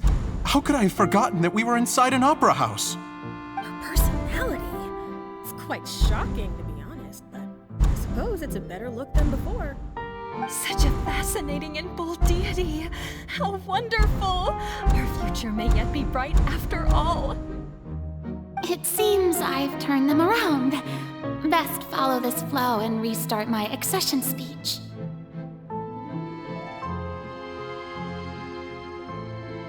My dear people, whether you acknowledge me or not, whether you trust me or nay, I say to you, keep faith in your ardor for justice. We have heard it said that this nation's sins can no longer be washed away. Well, I say that justice is most fragrant when it blooms amid sin. No, this won't work. They'll suspect me again. I must play the role that they want me to play. The scales of justice should not weigh heavy in the hands of its god. On one side, it must carry fairness and justice. And on the other, praise and applause. May law be the prayer on our lips. May judgment be our worship. Let us light the fires and drink to the future of Fontaine. There is no trouble in this world that justice cannot solve. All that is needed is for you, my people, to believe in it, heart and soul. So long as I, the Archon Focalor, stand within the Opera Epiclese, so long as I stand before the Oratrice, I shall even judge the gods of this world!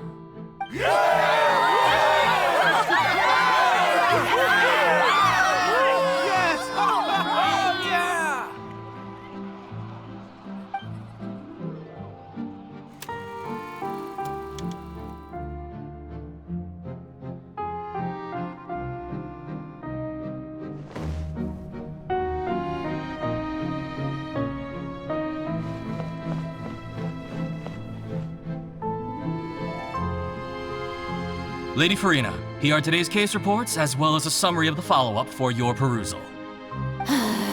Come now, was I not just at the Opera House in person? Leave these kinds of things to Neuvillette. Besides, none of these trials were the one that I'm looking forward to the most. If I may be so impertinent, what kind of trial are you truly looking forward to? A magnificent, dramatic, and wondrous trial. A trial to end all things. How could you hope to understand? That's true. I fear I lack the ability to grasp your divine thought, Lady Archon. No need for fright, and do not take what I said before too seriously. Go now, do your duties. The trial I await. It will come one day.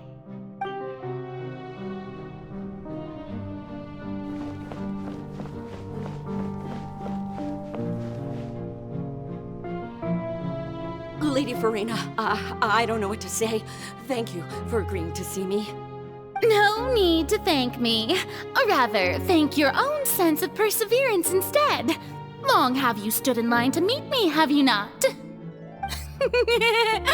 Oh, I'm afraid that's just an inevitable consequence of my divine charm. All right, Deuteria, is it? How is your son's illness? You remembered me, and you knew of my family, too. He is doing much better now. In fact, he is far more of an ardent believer than I. He was the one who forced me to seek an audience with you, and to bring your words back to him. Oh, good. Very good. If this should happen again in the future, please do not hesitate to come and tell me. Going down to citizens' homes every so often, while not usual practice, should serve as a fine change of pace. Ah, you're such a gentle and wise God. Thank you once again, on behalf of my son.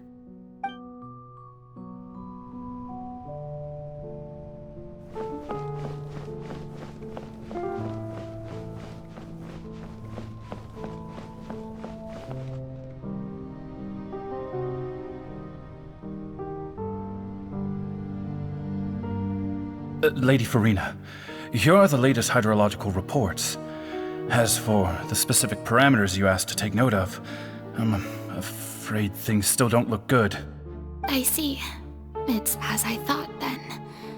As your god, I did already expect this, but I wanted to see how far your human wisdom would allow you to analyze it. All manner of signs indicate that the prophecy will still come to pass. Forget it. That's not something you need to worry about right now. Well, as I understand it, the Fontaine Research Institute is also trying to find a way to counter the rising water levels. Really? Have they found anything? I'm afraid that they haven't found any effective solution thus far. Oh, is that so? Well, no wonder. This issue has reached the realm of the gods, after all. Still, their spirit is praiseworthy.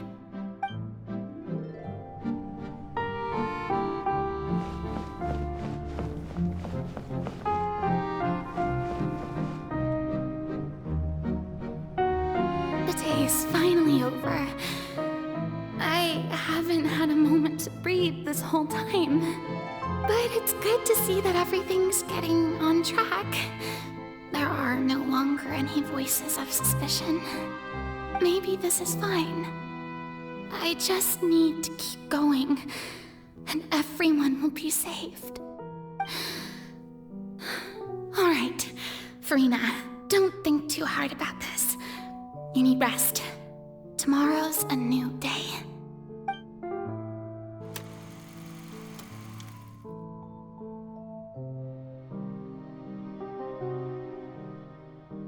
Lady Farina, here are the new trial reports for the latest cases, as well as a summary of the follow-up. There'll be no need for that. I've seen them already.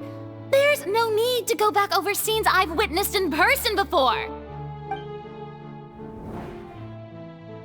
Lady Farina, I've waited so long for this chance to see you in this manner. Indeed, my dear, loyal citizen. This joyous moment is an honor for us both.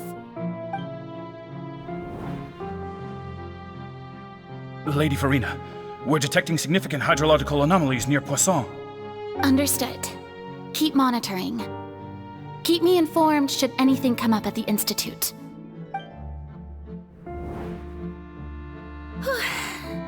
I don't think I let anything slip today. I must show the people that there is nothing to worry about. I just don't know when these days will end. I feel utterly exhausted. Best to rest early today, too.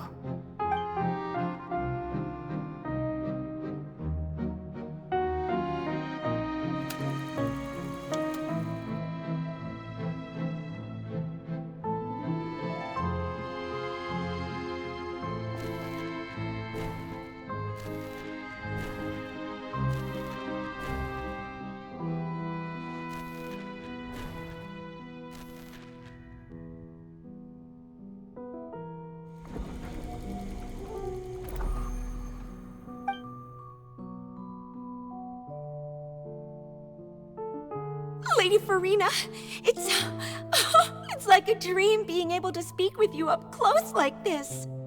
I've heard that the first member of our family who was honored to receive an audience with you was Madame d'Oteria, almost 20 generations ago. And what a fine family yours is indeed. It brings me great joy to meet such a faithful believer. A descendant of a line most ardent. Surely you exaggerate, Lady Farina. My lady? What is it, good citizen?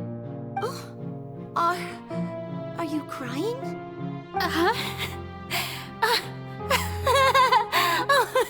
Really now? I didn't even notice. This must be the overflow of hydro from my person. Well, can't quite help being the god whose dominion is the waters, can I? No wonder. No wonder. A manifestation of your power, then. Oh, Archon, I am honored to have witnessed it. Honored indeed.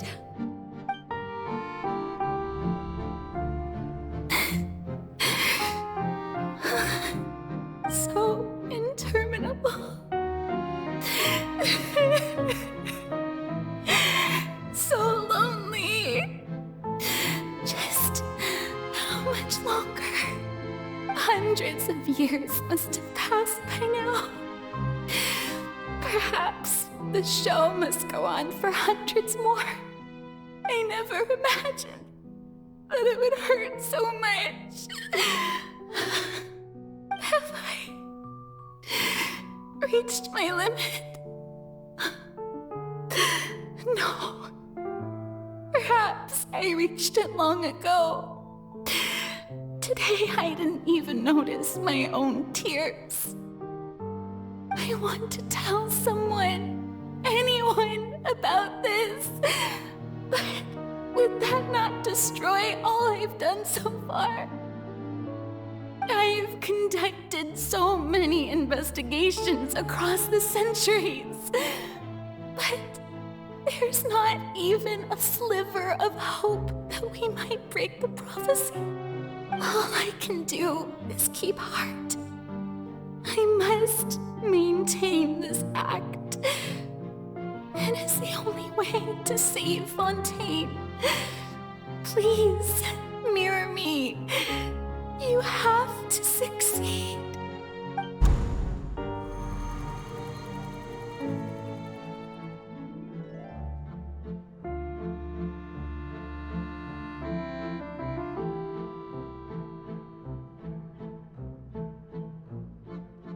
Farina, you don't have to shoulder this burden alone. Although I don't know what you might be keeping from everyone, your people are more than willing to share your burden with you.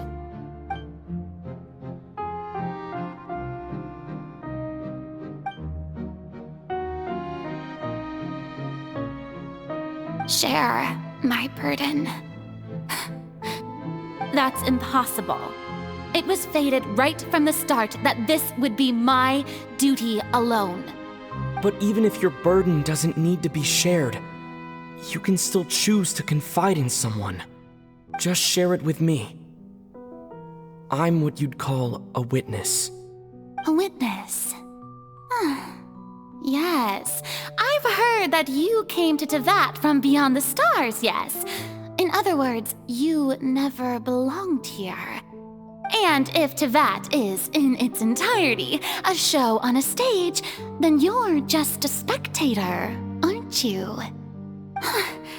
If that's the case... He's right. I could confide in him, couldn't I? But if things don't play out as expected, the people of Fontaine will be the ones to pay the price. No, Furina, you shouldn't be selfish. But what if it's really all right? Furina, you've worked so hard for so long. Surely it would be okay to put yourself first for once. Just this once. Is it such an outrageous thing to do anyway? To find someone in whom you can confide your frustrations and sorrows? Surely it could not hurt. If you let this opportunity slip through your fingers, it might never come by again. Think about it long and hard.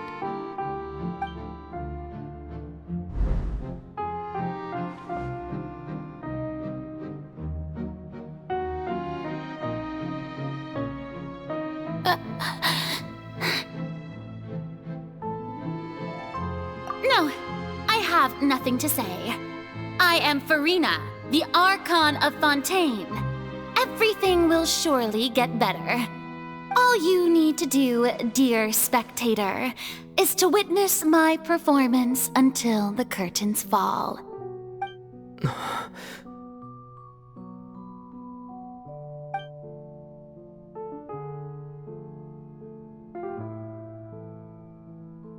Fine.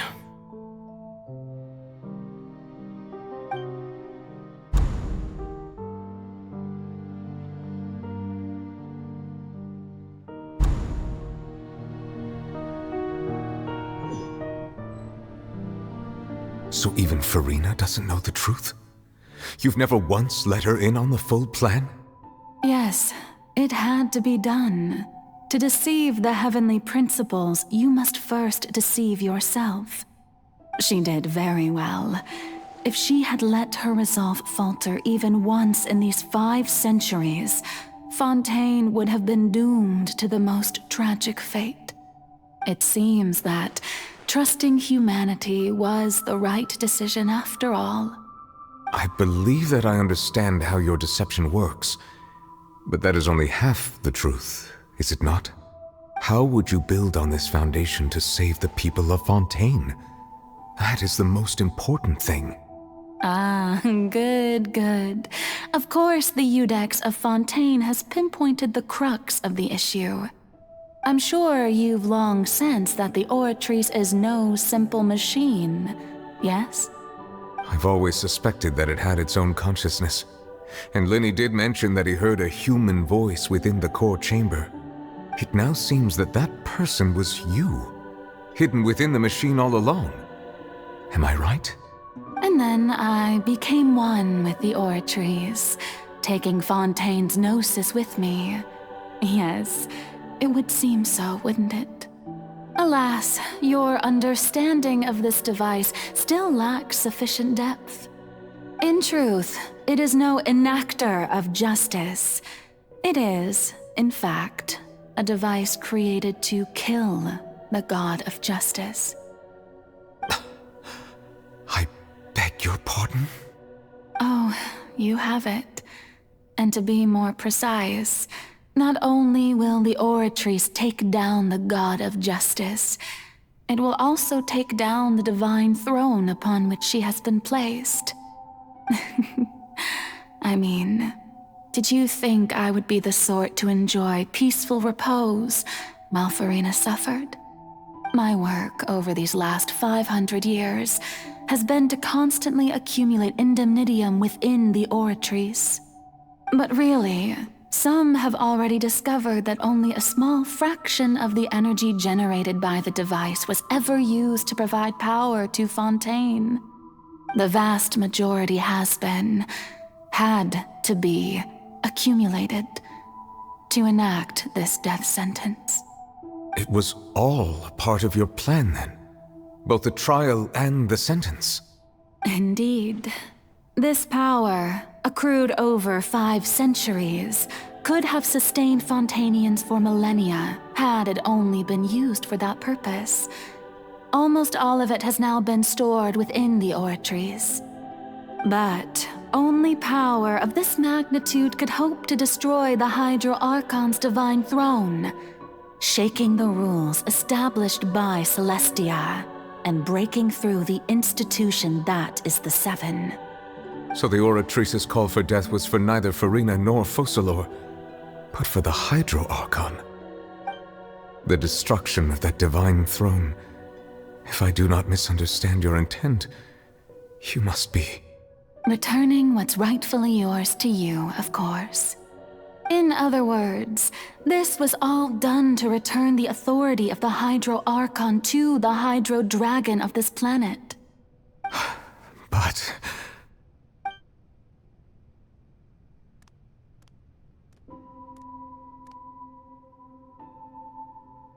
Oh, what? Getting sad again, are we? The authority of the ancient dragons shall soon be yours once more, O Hydro Dragon Sovereign. And this is the face you make. All you've done throughout the years is just so you can sacrifice yourself at the very end. I've never quite seen it that way, you know. Even now, I'm quite pleased at how well my deception worked.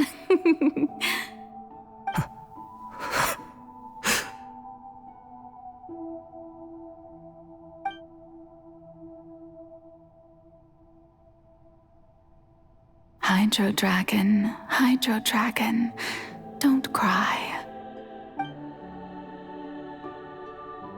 I must say, had it been within my rights, I would have loved to judge the heavenly principles themselves.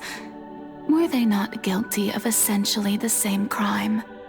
Egeria stole the power of the primordial sea, and the heavenly principles stole the power you ancient dragons possessed. I, for my part, am the god of justice. And is it not just that your original powers should be returned to you? Speaking of justice, I have always believed that justice lies in the process of pursuing human existence itself. So, if the theft of the primordial sea's might was Fontaine's original sin, then, leaving matters of procedural right and wrong aside, the descent of the Fontainians as humans and their right to exist in this world would be Fontaine's original justice. In other words, existence was Egeria's justice, and to me, justice is the continuation of that existence. Defying the prophecy and ensuring that Fontaine's people shall live on, that should be the justice enthroned over all others. At this point, we, whether it be myself or all other Fontainians, have shouldered the burden of this sin for far too long. Iudex Nervillet, the highest judge in our land, when you regain your full power as an elemental sovereign, what verdict shall you pass upon us? So when I was invited to the court of Fontaine to serve as Iudex, I see now that that was your idea too. At last, I now understand the true purpose behind this position. In the beginning, I was uninterested in human existence. But these 5 centuries of living alongside them have gradually brought about mutual understanding between us. And I have even attempted to feel as they feel. You are a devious one, Focalor. Things being as they are, surely you know that I could never declare them to be guilty.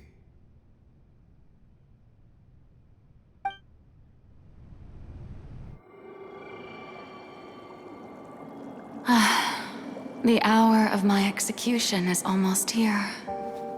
For the sinner, the curtain call has come. I know I may not sound it, but faced with death, I find myself a little afraid.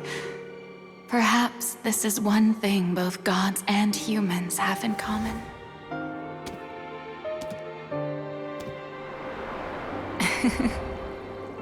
Farewell, Nervalette. I hope you've enjoyed the part you played these 500 years.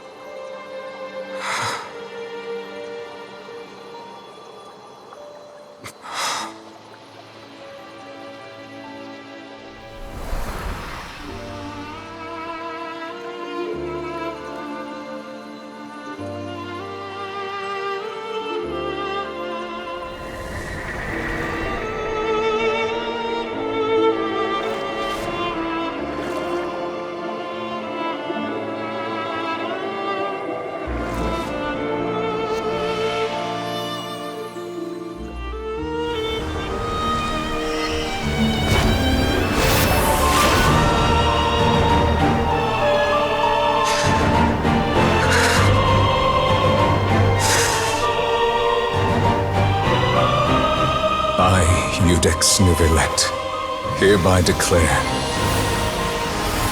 people of Fontaine, your sins are forgiven.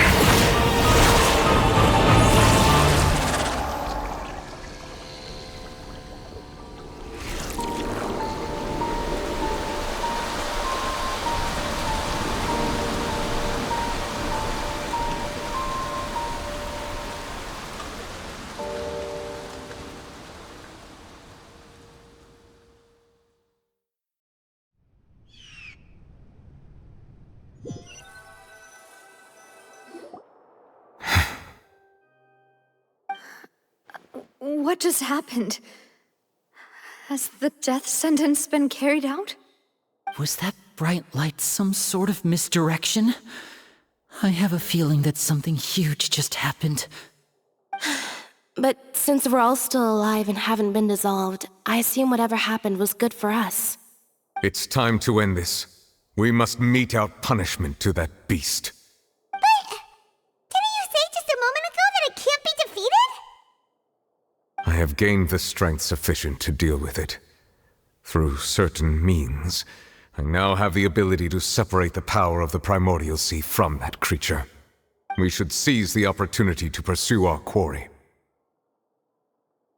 Traveler, now that the oratories can no longer function, I require an executor to help me mete out justice. The root of the calamities befalling Fontaine, the beast that enacts the prophecy, its name is the all-devouring narwhal. Come with me, traveler. The hour of execution has come.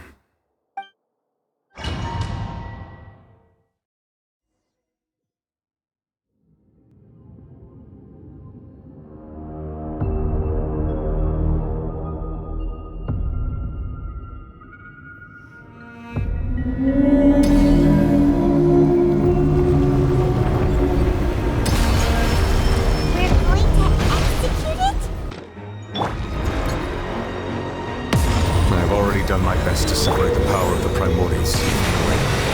Considering the size of the beast, I cannot reach the power source.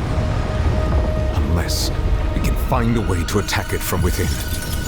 I shall share a part of the ancient dragon's power with you. We shall look for an opening together.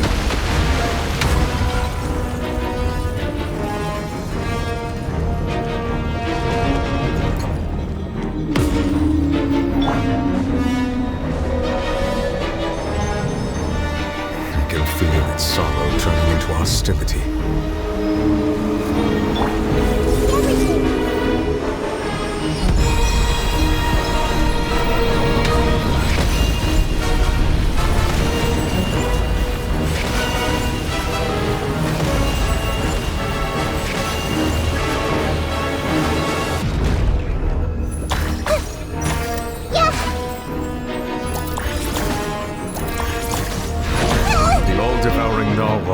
Resist its instinct to devour. Continue to trigger its hostility. Chance will present itself.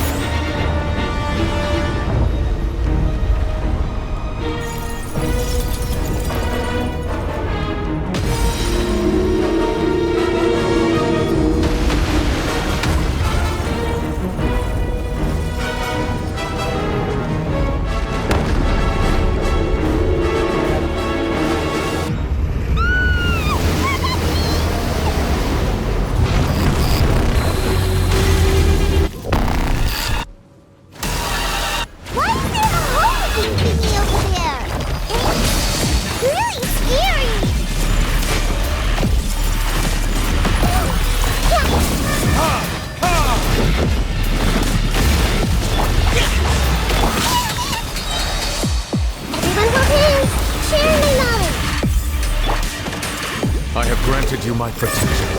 Do not fear. Seize the moment and use my power to suppress its root from within.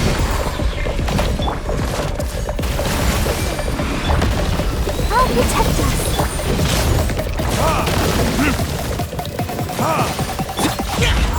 Evil conquering!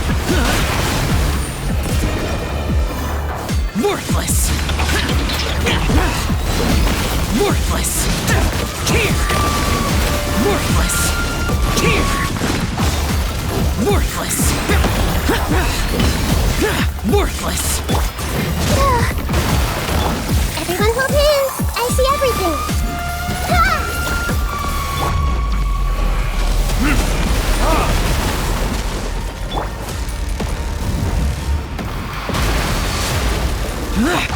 Useless!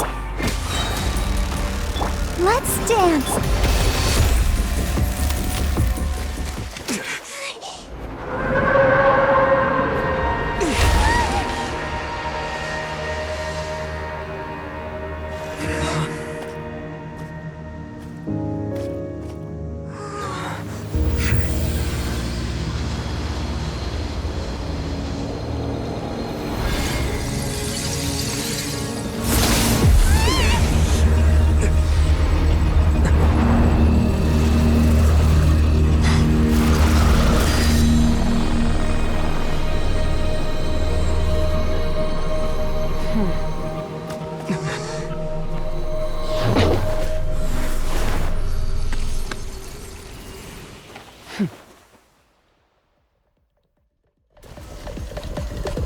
Thanks for helping with the cleanup. It should have been my job, but... oh well. It was just supposed to be a short private training session for me. I didn't think that my disciple and my master's pet would start brawling in the meantime. Well, actually, I had a feeling that it would happen at some point, but they bumped into one another earlier than I thought. What a blunder.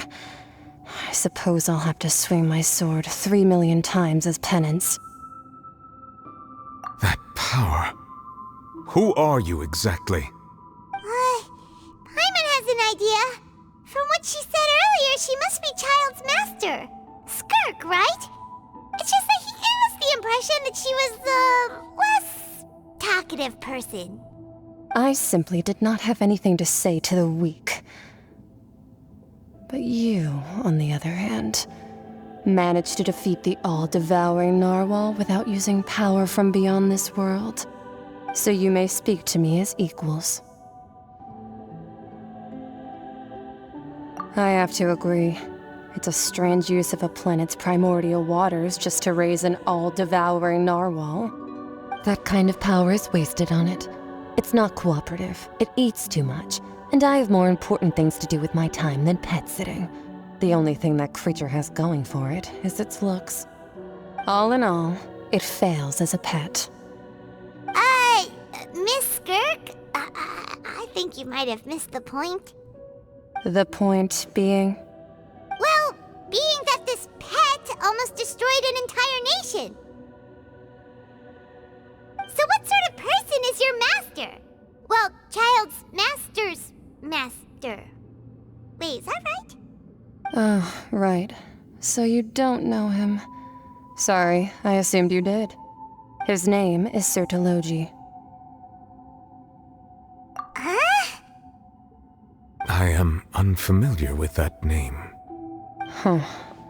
So Master isn't sufficiently famous. How should I describe him then? Have you heard of the name The Fowl? The Fowl?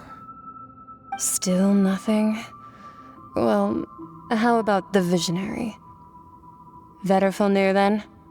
Or Gold Rhine-daughter? Ooh, that one we've heard!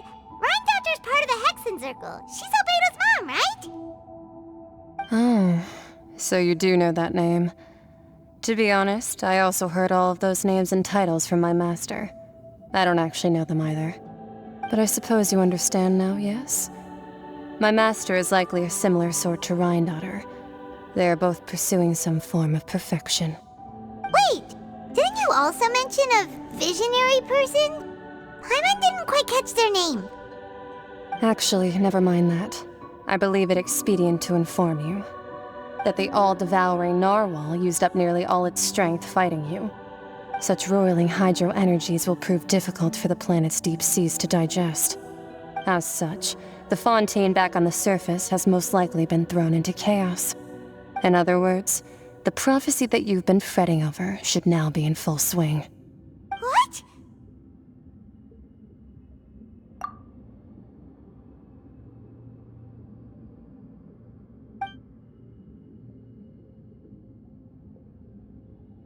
Not to worry. Focalor has already managed to deceive the heavenly principles.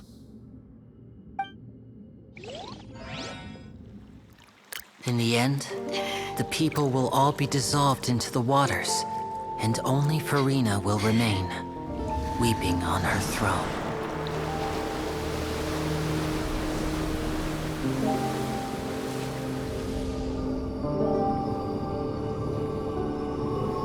Only then will the sins of the people of Fontaine be washed away.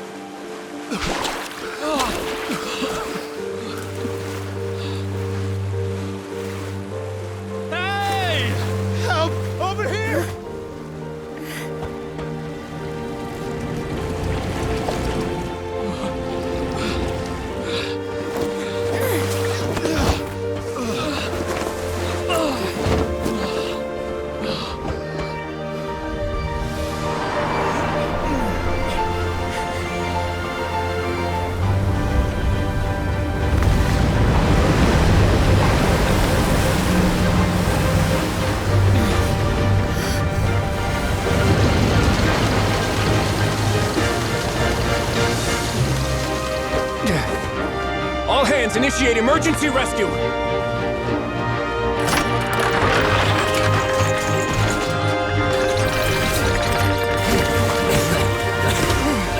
Hurry!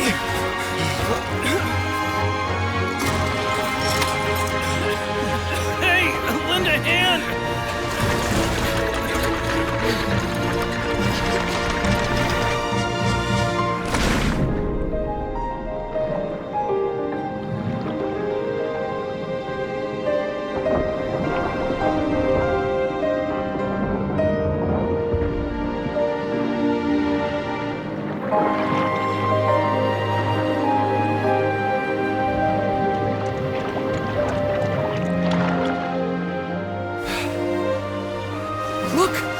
water's receding!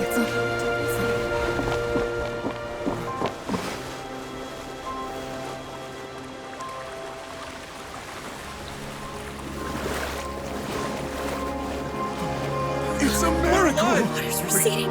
We didn't dissolve. The prophecy was wrong. The prophecy was wrong!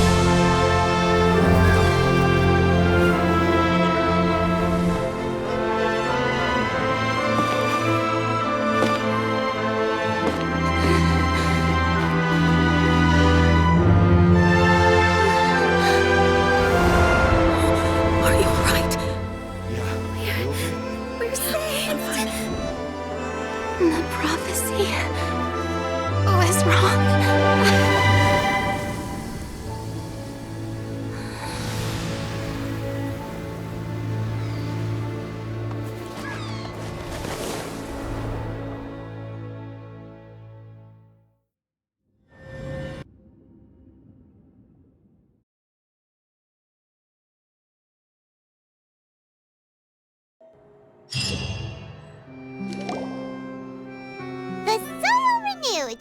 The Spina di Rosula talks post-disaster rebuilding. I recently visited Poisson to meet with Miss Navia, spokesperson of the Spina di Rosula, and we spoke about Poisson's present and future.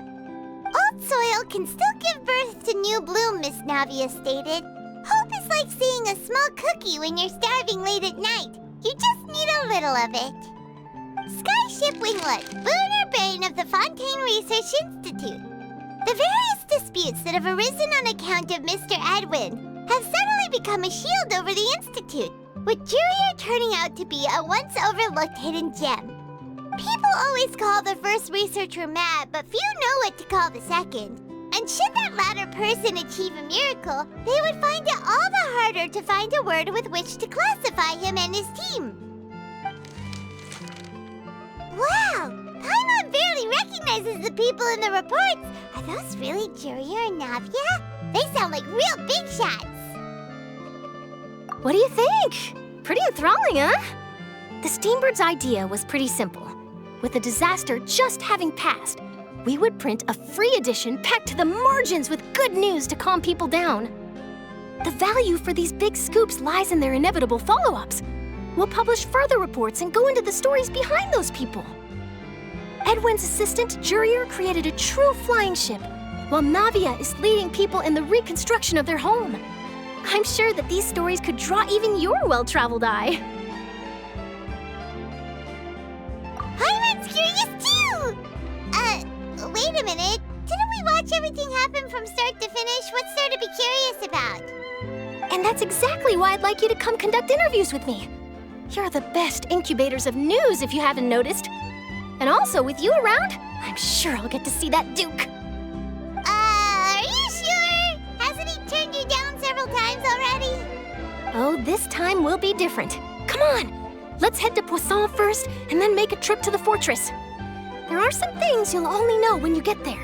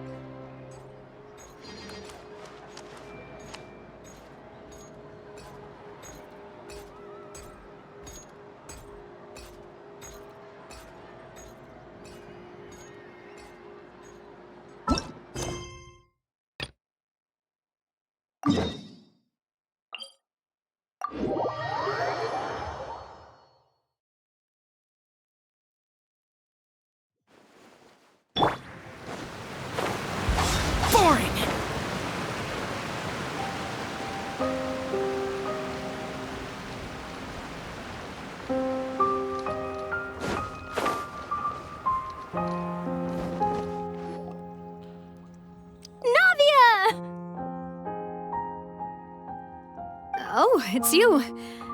What brings you all here? Hey, we're just having a look around. I'm here to update myself on how things are going here. Oh, the Fatui are here too. Let me introduce you. This is Mr. Garunt Snežević. He represented the Knave in sending us a large amount of supplies, and is helping with our work. Our residents are hard at work as well. Thanks to everyone, work is progressing nicely. We've lost a lot of people, but we're moving forward. That will have to be enough. Hello, Miss Charlotte. I'm a big fan of yours. I especially like that article you wrote last year about Fontaine's stray cats. But if you don't mind, could you not emphasize our role too much in your report? It's not charity we're doing here. We just happen to share the same interests as the Spina. I get where you're coming from. I'll keep it as simple as possible. Or would you be willing to feature as friendly neighbors? That would be fine. Thanks! Oh, you're back too. How are things? We finished laying down the construction materials. It'll be another hour before the workers are able to go over there. Huh? You're here too, Clorand? Well, her reputation's greatly risen after that whole duel business with Miss Farina, so she's here in Poisson to wait out the heat. All right. She really came here to help me out. There's too much to consider in the reconstruction of Poisson. The Spina has need of more decision-makers. And, well, I do already happen to be connected to Mr. Callis. Oh, wait just a moment. Do you mind me asking a few questions? You know, about how you felt before the duel, about what it was like facing down a god. There's lots of exciting material there, I bet. Forget it. I'm sure you can find a better theme than that, Miss Charlotte. I see you're the same as always. Couldn't you do me a favor, for Navia's sake? Well, if we're talking about doing things for my sake, you might as well just take a few more photos of me. Or of the Traveler. It's better than wasting time persuading Clorand, at any rate. Of course I will. I'm not gonna let him off that easy. All right, then everyone who wants to be in the photo, gather up. And smile.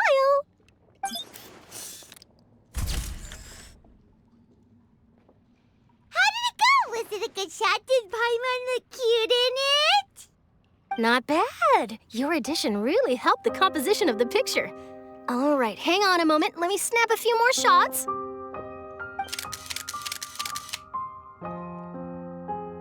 All right, that should do it. I'll be back here later anyway, so let's call it a day.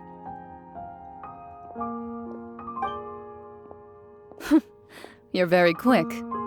Speed is of the essence when it comes to the news, and freshness is the key.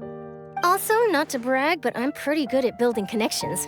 Who knows? I might eventually get that interview with you after all, Miss Clorand. Wow, you really do have that never say die spirit. I'm impressed. I'll hazard a guess that this is how you got that interview at the Fortress of Maripede. Whoa, you're well informed. Let me make a guess too.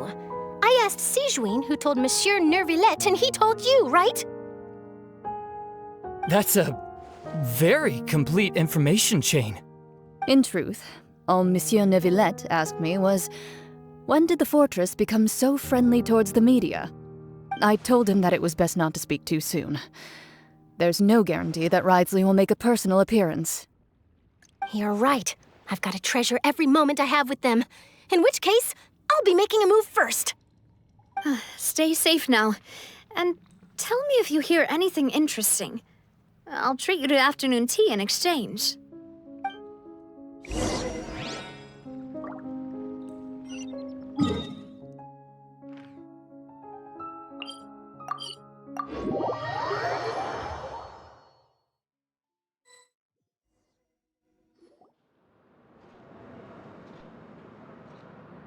Wow, guess we're here again, huh? There's a real nostalgic feeling to this place. Looks like you've been missing us. Duke! Did you come all the way to the entrance to greet us? Of course. I'm here to welcome you and our dear Miss Charlotte, whom our good head nurse recommended to me. It's an honor to finally meet the much-rumored Duke. Thank you for consenting to my visit to the fortress, sir. No need to thank me. But that said, I shouldn't be the focus of your interview. I trust you recall our agreement? Of course, of course. All right then, this way.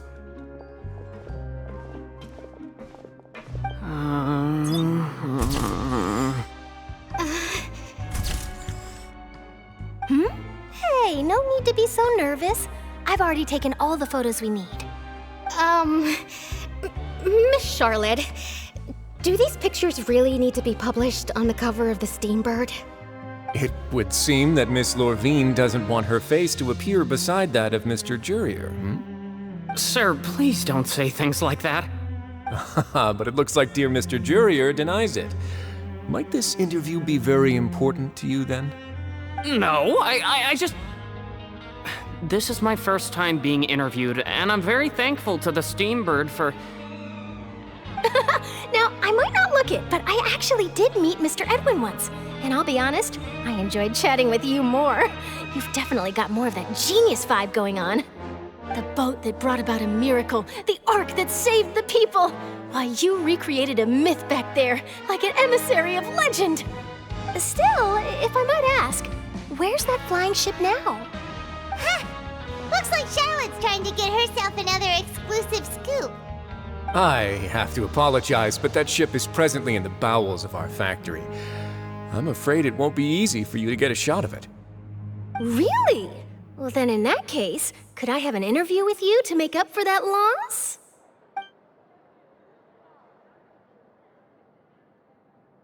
You already know my answer, I'm afraid. Best you interview our head nurse instead. Or perhaps you'd like to take another photo of this couple of researchers? Did you really have to use the word couple? Well, then, 2 solo photos will do. Is my hair messed up? Please, someone help me have a look. Things sure are getting pretty lively here. We've seen this kind of thing before. Oh, seems like everyone's here. Would any of you like to try this new drink I came up with? Ah, Siegeween. Hey, Miss Charlotte. Why don't you, take some pretty photos of our head nurse? Sure. Come on, Miss Siegeween, over this way. Let's find a brighter spot. Huh? Sure. Do I have to smile? So, how have things been at the fortress?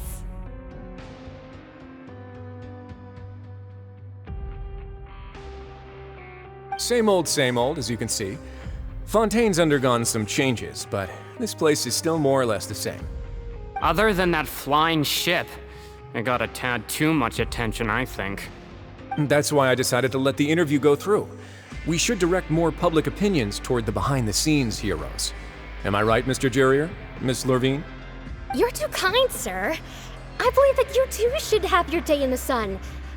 Not that you would want that, which is a pity. I'll just leave the spotlight to you two.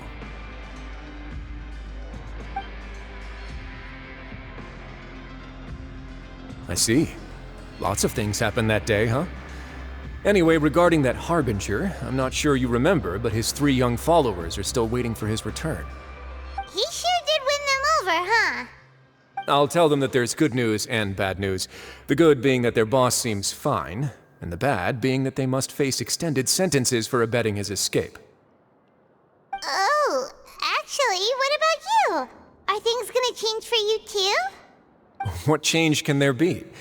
The fortress will keep chugging along, and so will my duties. As to what Miss Farina's departure will mean for the nation, and if our laws and governance will be transformed, we'll leave those to the folks in the overworld. Hey everyone, the photo shoot's done. Good. In that case, let's call it a day here. Thanks for your cooperation. Come on, Traveler, let's go. Till next time, everyone. There'll be a next time? Maybe. Who knows? I might write a story about the underwater factory next time. Until then. All right, last stop, the docks.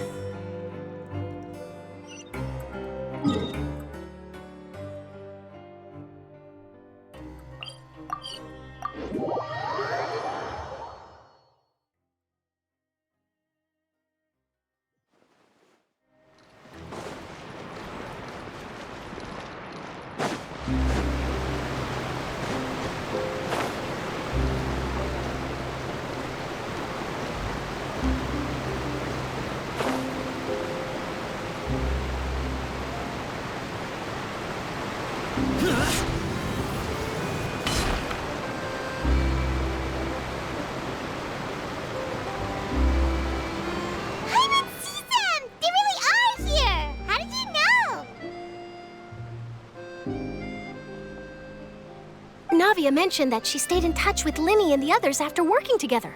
Apparently, they've been at the docks distributing these strange pockets the whole time since. Traveler, Paimon. Ah, and Miss Charlotte, too. Would you like a magic pocket? What sort of gadget is it? It's a wondrous bag that can be used to carry many things. The water level has returned to normal, but if you see any of your things floating around, you can use this to carry them. Or you could trick a friend into doing it for you. Trick a friend? I wonder which of my friends would fall for that.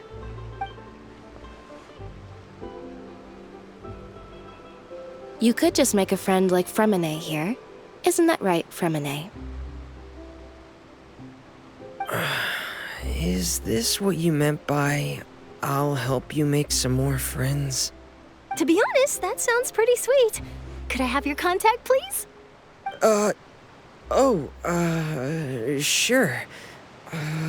Please, write down my address. You sure are working hard to help Fremine socialize. He was the one who proposed doing this. He even wants to assist in our magic shows. Yes, I was planning to first introduce Pear as an assistant, and later Fremine himself.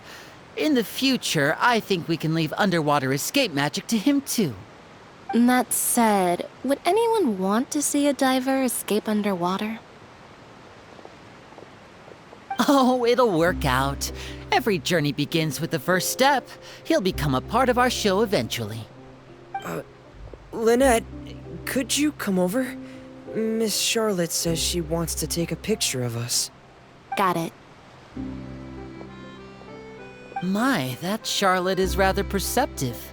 She got rid of everyone the moment she realized I had something to say to you. Father says that you did a great deal during the latest events. She's very grateful for your contributions to Fontaine. That's all right. We were more than happy to help. So, what's she doing now? Oh, I guess you haven't heard. Well, after Lady Farina left, Father and Monsieur Neuvillette opened negotiations, during which he gave Fontaine's gnosis to her as a diplomatic gift. A diplomatic gift? A gnosis? Yes, I was quite surprised at first myself. But when I thought it over, there were actually a number of things going for it. It could have been done as an apology for the incident with Lord Child, or as thanks for his help in tying the all-devouring narwhal down. Furthermore, Father did also lend significant aid to Fontaine and Poisson. Well, that's true, but this is a gnosis we're talking about. Doesn't this seem a bit irresponsible? I would agree, but I've also heard that it seems that Monsieur Neuvillette has had a significant change of heart regarding the matter. So there's some reason for this that only Neuvillette knows about? I suspect you'll have to ask him about that yourself.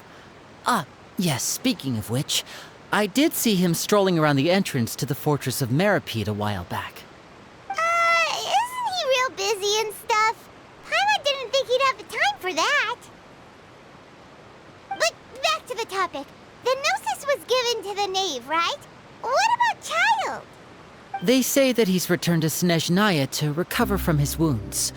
I hear that the recent disaster really did a number on his health. That's true. When you think about it, we've had loads of run-ins with the Fatui. To think we'd be allied with them this time. So shocked by such a simple switching of sides?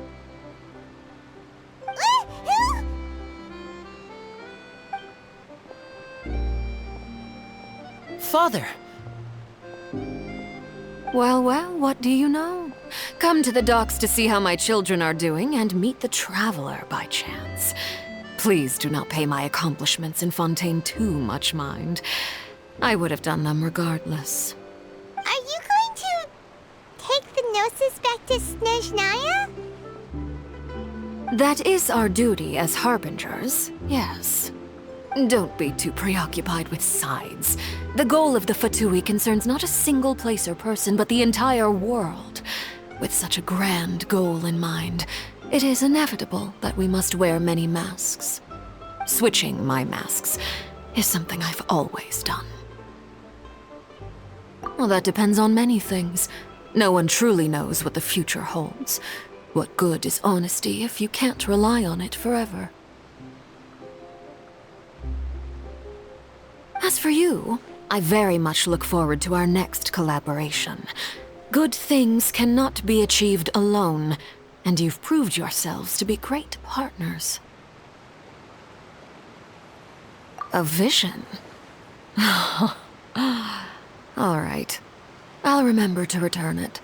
Thank you for keeping it safe for him this entire time. And that's a wrap for me. Huh? You're... Greetings, Miss Journalist. Hello. If I'm not mistaken, there are diplomatic channels I'll need to report to take a photo of you. That is correct. So forgive me, but I will not be able to serve as a subject in your article. However, feel free to write as much as you'd like about our dear magicians and our upcoming rookie talent. I will. The sea breeze is quite pleasant. I shall continue my walk while the weather remains so agreeable.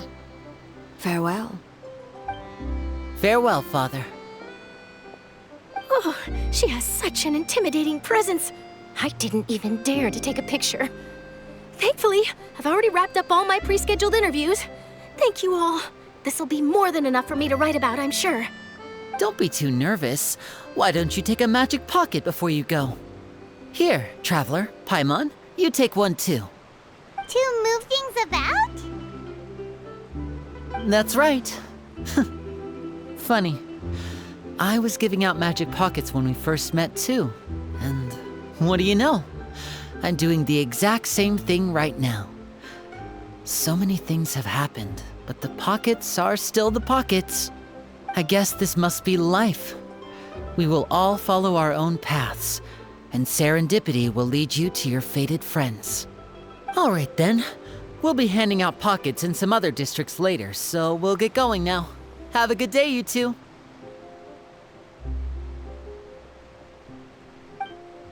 Well, guess we sent Charlotte off. Shall we go see how Neverlette's doing? As long as he's not so busy that he doesn't have time to chat anyway.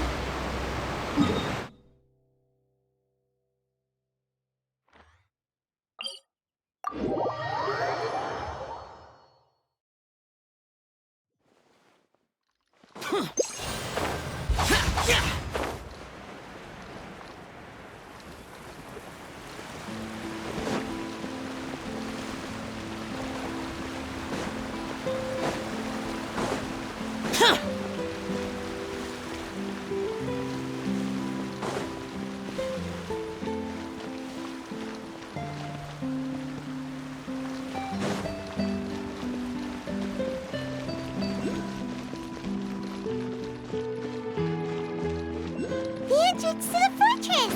Ooh, he really is there!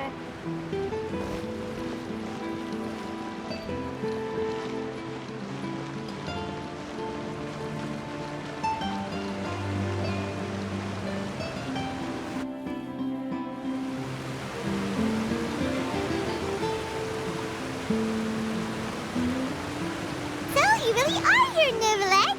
Paimon didn't think you were going to have free time this hour of the day. Really?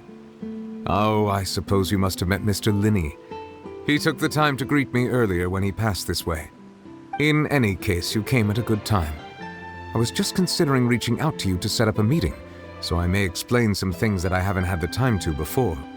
Aw, Paimon's glad that you remembered. Thank you for keeping us on your mind, what with you being busy and all. Alright, let's have it then. How was Fontaine actually saved? The whole business is still quite the mystery to us. It is strange how words can often leave a bitter taste in the mouth when it finally comes time to say them out loud.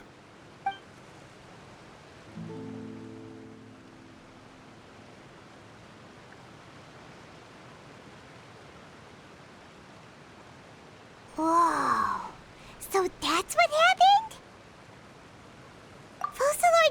destroyed the divine throne of the Hydro Archon and restored your power to you, transforming you into a fully fledged elemental dragon sovereign. But Paimon still doesn't quite get what you did to save the Fontainians from dissolving. For me, the authority of the ancient dragons refers to absolute control over the hydro element. Fontainians were incomplete humans born of Egeria's use of the power of the primordial sea, with constitutions similar to that of mimics. But so long as those primordial energies remain within them, I could use the ancient dragon's authority to grant them true blood, after the fashion in which life was first brought into being on this planet. In other words, when I gave my verdict, Fontainians became true humans, and thus would naturally no longer be dissolved by water from the primordial sea. Focalor must have counted on you to make that decision as well. Your verdict was the key to making the prophecy appear to have come true while saving everyone. Yeah, and in a manner of speaking, Focalor finally managed to fulfill the original Hydro Archon's wish to turn Oceanids into real people too! It seems from your expressions that you still have more things you wish to ask. Ask away. I will tell you the truth as I know it. I have investigated his case along many avenues, and I have learned that he once fell into an unknown chasm when he was young. There, by chance, he awakened the all-devouring narwhal. But whether it be by sentiment or reason, that should not have been enough to consider him the root cause of the disaster. At most, he would have had tangential liability. As for the judgment passed by the Oratrice during the trial, whether it was due to that liability by association or Focalor deliberately using him to buy time for us on the assumption that he would be able to hold the creature off, I cannot say. Guess Focalor had Fontainians in mind the whole time. In the end, it was thanks to her that they finally became real humans. Hang on a second. Paimon suddenly got another question. Back when Fontainians hadn't yet become real humans, were the children they had also transformed Oceanids? Life has always flowed like water. Do you recall how Fontainians would often come to the Fountain of Lucine to pray for children? Yeah! Lynette said the fountain is where all the waters in Fontaine converge. In truth, even those couples did not know that such prayers were no mere custom, but instead a form of ritual. Those Oceanids who were blessed within the spring water would later descend as new humans in the coming months. Paimon sorta gets it now. Either way, seems like this ritual won't be of any further use, but it'll probably live on as a local custom. Ask away. I will tell you the truth as I know it. Yeah, about that. Risley said Farina has already left. What's that all about? Ah, Lady Farina. The people are only aware that her death sentence has not been carried out. She abdicated the post of Hydro Archon and left affairs related to that title to me, before leaving the Opera House. I related Focalor's words to her faithfully and completely. After hearing them, she seemed neither saddened nor comforted. She simply said that she was tired and needed to rest. Having said that, she then packed her things and moved out of the Opera House, not unlike how an ordinary person might. But she's still got a place to stay, right? You need not worry. I will make arrangements to ensure that she will not want for food, clothing, board, or travel. In truth, I am somewhat happy for her. The wear and tear on her spirit will, of course, take time to heal. But now that she no longer has to play the role of Focalor the Hydro Archon, she can finally lay down her burdens and lead a normal life. What about you then? What are your plans now that you've regained your full powers as the Hydro Dragon? After Focalor passed on, the Oratrice also ceased to function. This matter will directly affect our trials. After much careful consideration, I've decided to take over its role in our courts. From now on, I shall hear cases and pass verdicts by myself. Looks like you're still considering stuff from the perspective of the Udex, huh? As an elemental dragon, there are indeed many things that I must do. But this power and this duty, in a manner of speaking, you could say that both were granted to me. As such, before I attend to my other responsibilities, I must first and foremost continue to serve Fontaine as its highest judge. The duty of the Hydro Sovereign and the duty of the Udex shall coexist within my person. Additionally, the Hydro Archon's departure has brought about another problem, which is that the Opera House shall no longer produce indemnitium. That's true. That power was derived from the people's faith in the Hydro Archon, wasn't it? Wait, but the various mechs and machines in the city are all still okay. Where are they getting their energy from? As I am now, I have full command over New Musia, and it can serve as a complete substitute. Another reason why I cannot quite leave Fontaine immediately. Wow. This ancient dragon's authority stuff is really quite useful, huh? Ask away. I will tell you the truth as I know it. Oh, that's right! They say you've given it to the knave as a diplomatic gift or something! Leaving aside their intentionality, the two Fatui Harbingers have indeed done much for us during this crisis. Their sole remaining goal in Fontaine, at least at this point, would seem to be the Gnosis. The Oratrice has ceased to function. The Hydro Archon's divine throne is now no more, and I do not need the Gnosis's power. As such, it has lost all meaning for Fontaine. If the Fatui have impure designs, then we might as well accede to their request now, and avoid unnecessary conflict. What complicated considerations! Paimon thought you were just giving it to them out of gratitude to the knave and as an apology to Child. Ask away. I will tell you the truth as I know it. You will soon be heading to Natlan, I presume. I'm afraid that I have little talent as a travel guide, so all I can do is tell you what I know about that land. As far as I'm aware, Natlan can be said to be a nation of dragons. A nation of dragons? You mean like you? No, I suspect that I would not find myself welcome there. Unlike ancient dragons such as myself, the dragons of Natlan have undergone long years of development and evolution. Large numbers of them have entered a form of coexistence with humanity. Natlan is also the nation of war. War ravages those lands like an undying flame. There is one other piece of information I got incidentally from my negotiations with the knave that I believe may be useful to you. The Harbinger known as the Captain has thrown his hat into the endless ring of war. The Captain. Sounds like a real tough customer. Seriously, everywhere you look, there's a Fatui Harbinger doing their thing. I suggest that you fully prepare yourself before going to Natlan. In the meantime, Fontaine's doors will always be open to you. Ask away. I will tell you the truth as I know it. Hang on a sec. Paimon's still got a question about the Gnosis.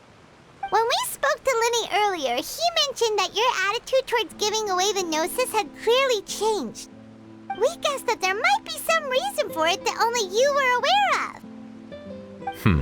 No wonder the House of the Hearth is the Fatui's intelligence division. They are certainly sharp. So regarding this specific issue, I was just getting ready to share something with you. What is it? In truth, I exchanged some further words with that lady named Skirk after sending you two back to the surface. It went something like this.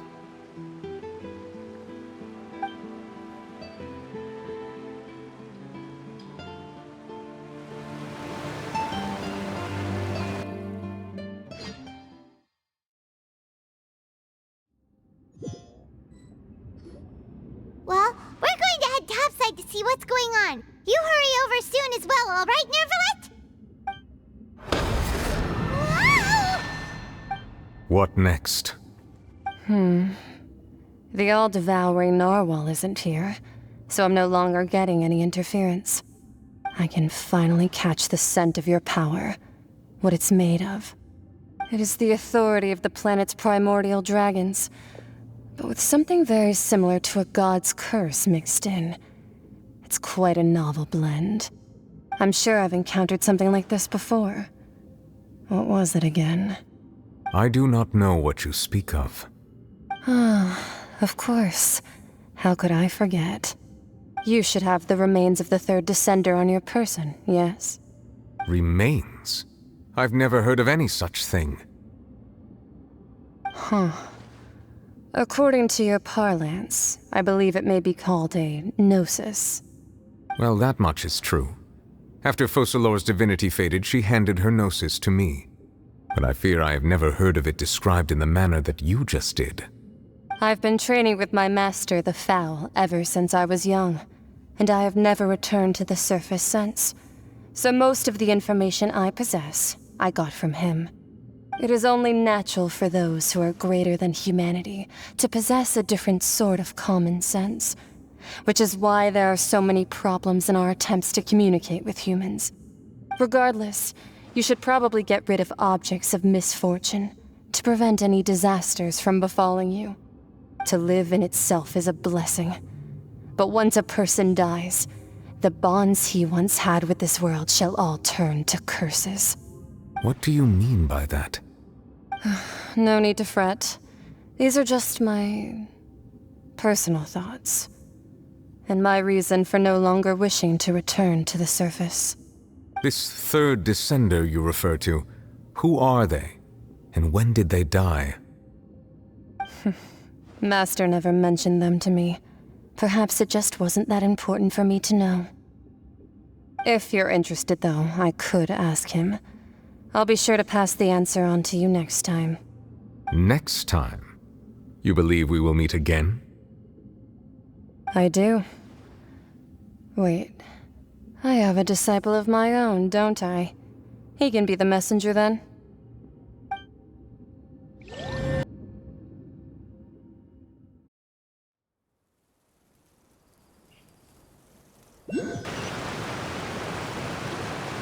That's what she told me. Whether it would prove useful or not, I wanted to pass that information on to you. The remains of the third descender? So that's what the Gnosis actually are. Paimon just thought they looked like chess pieces. How could they be a person's remains?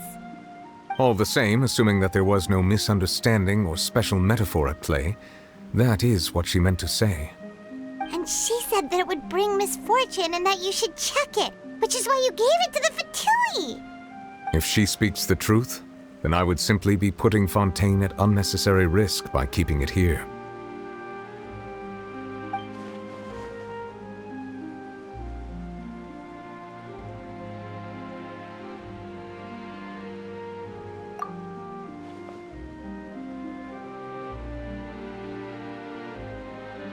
I had guessed that you might already be familiar with this concept, but I did not expect you to be one of them. That means that the Gnosis, which are exceedingly element-compatible and can even enhance elemental abilities, do indeed come from the third descender.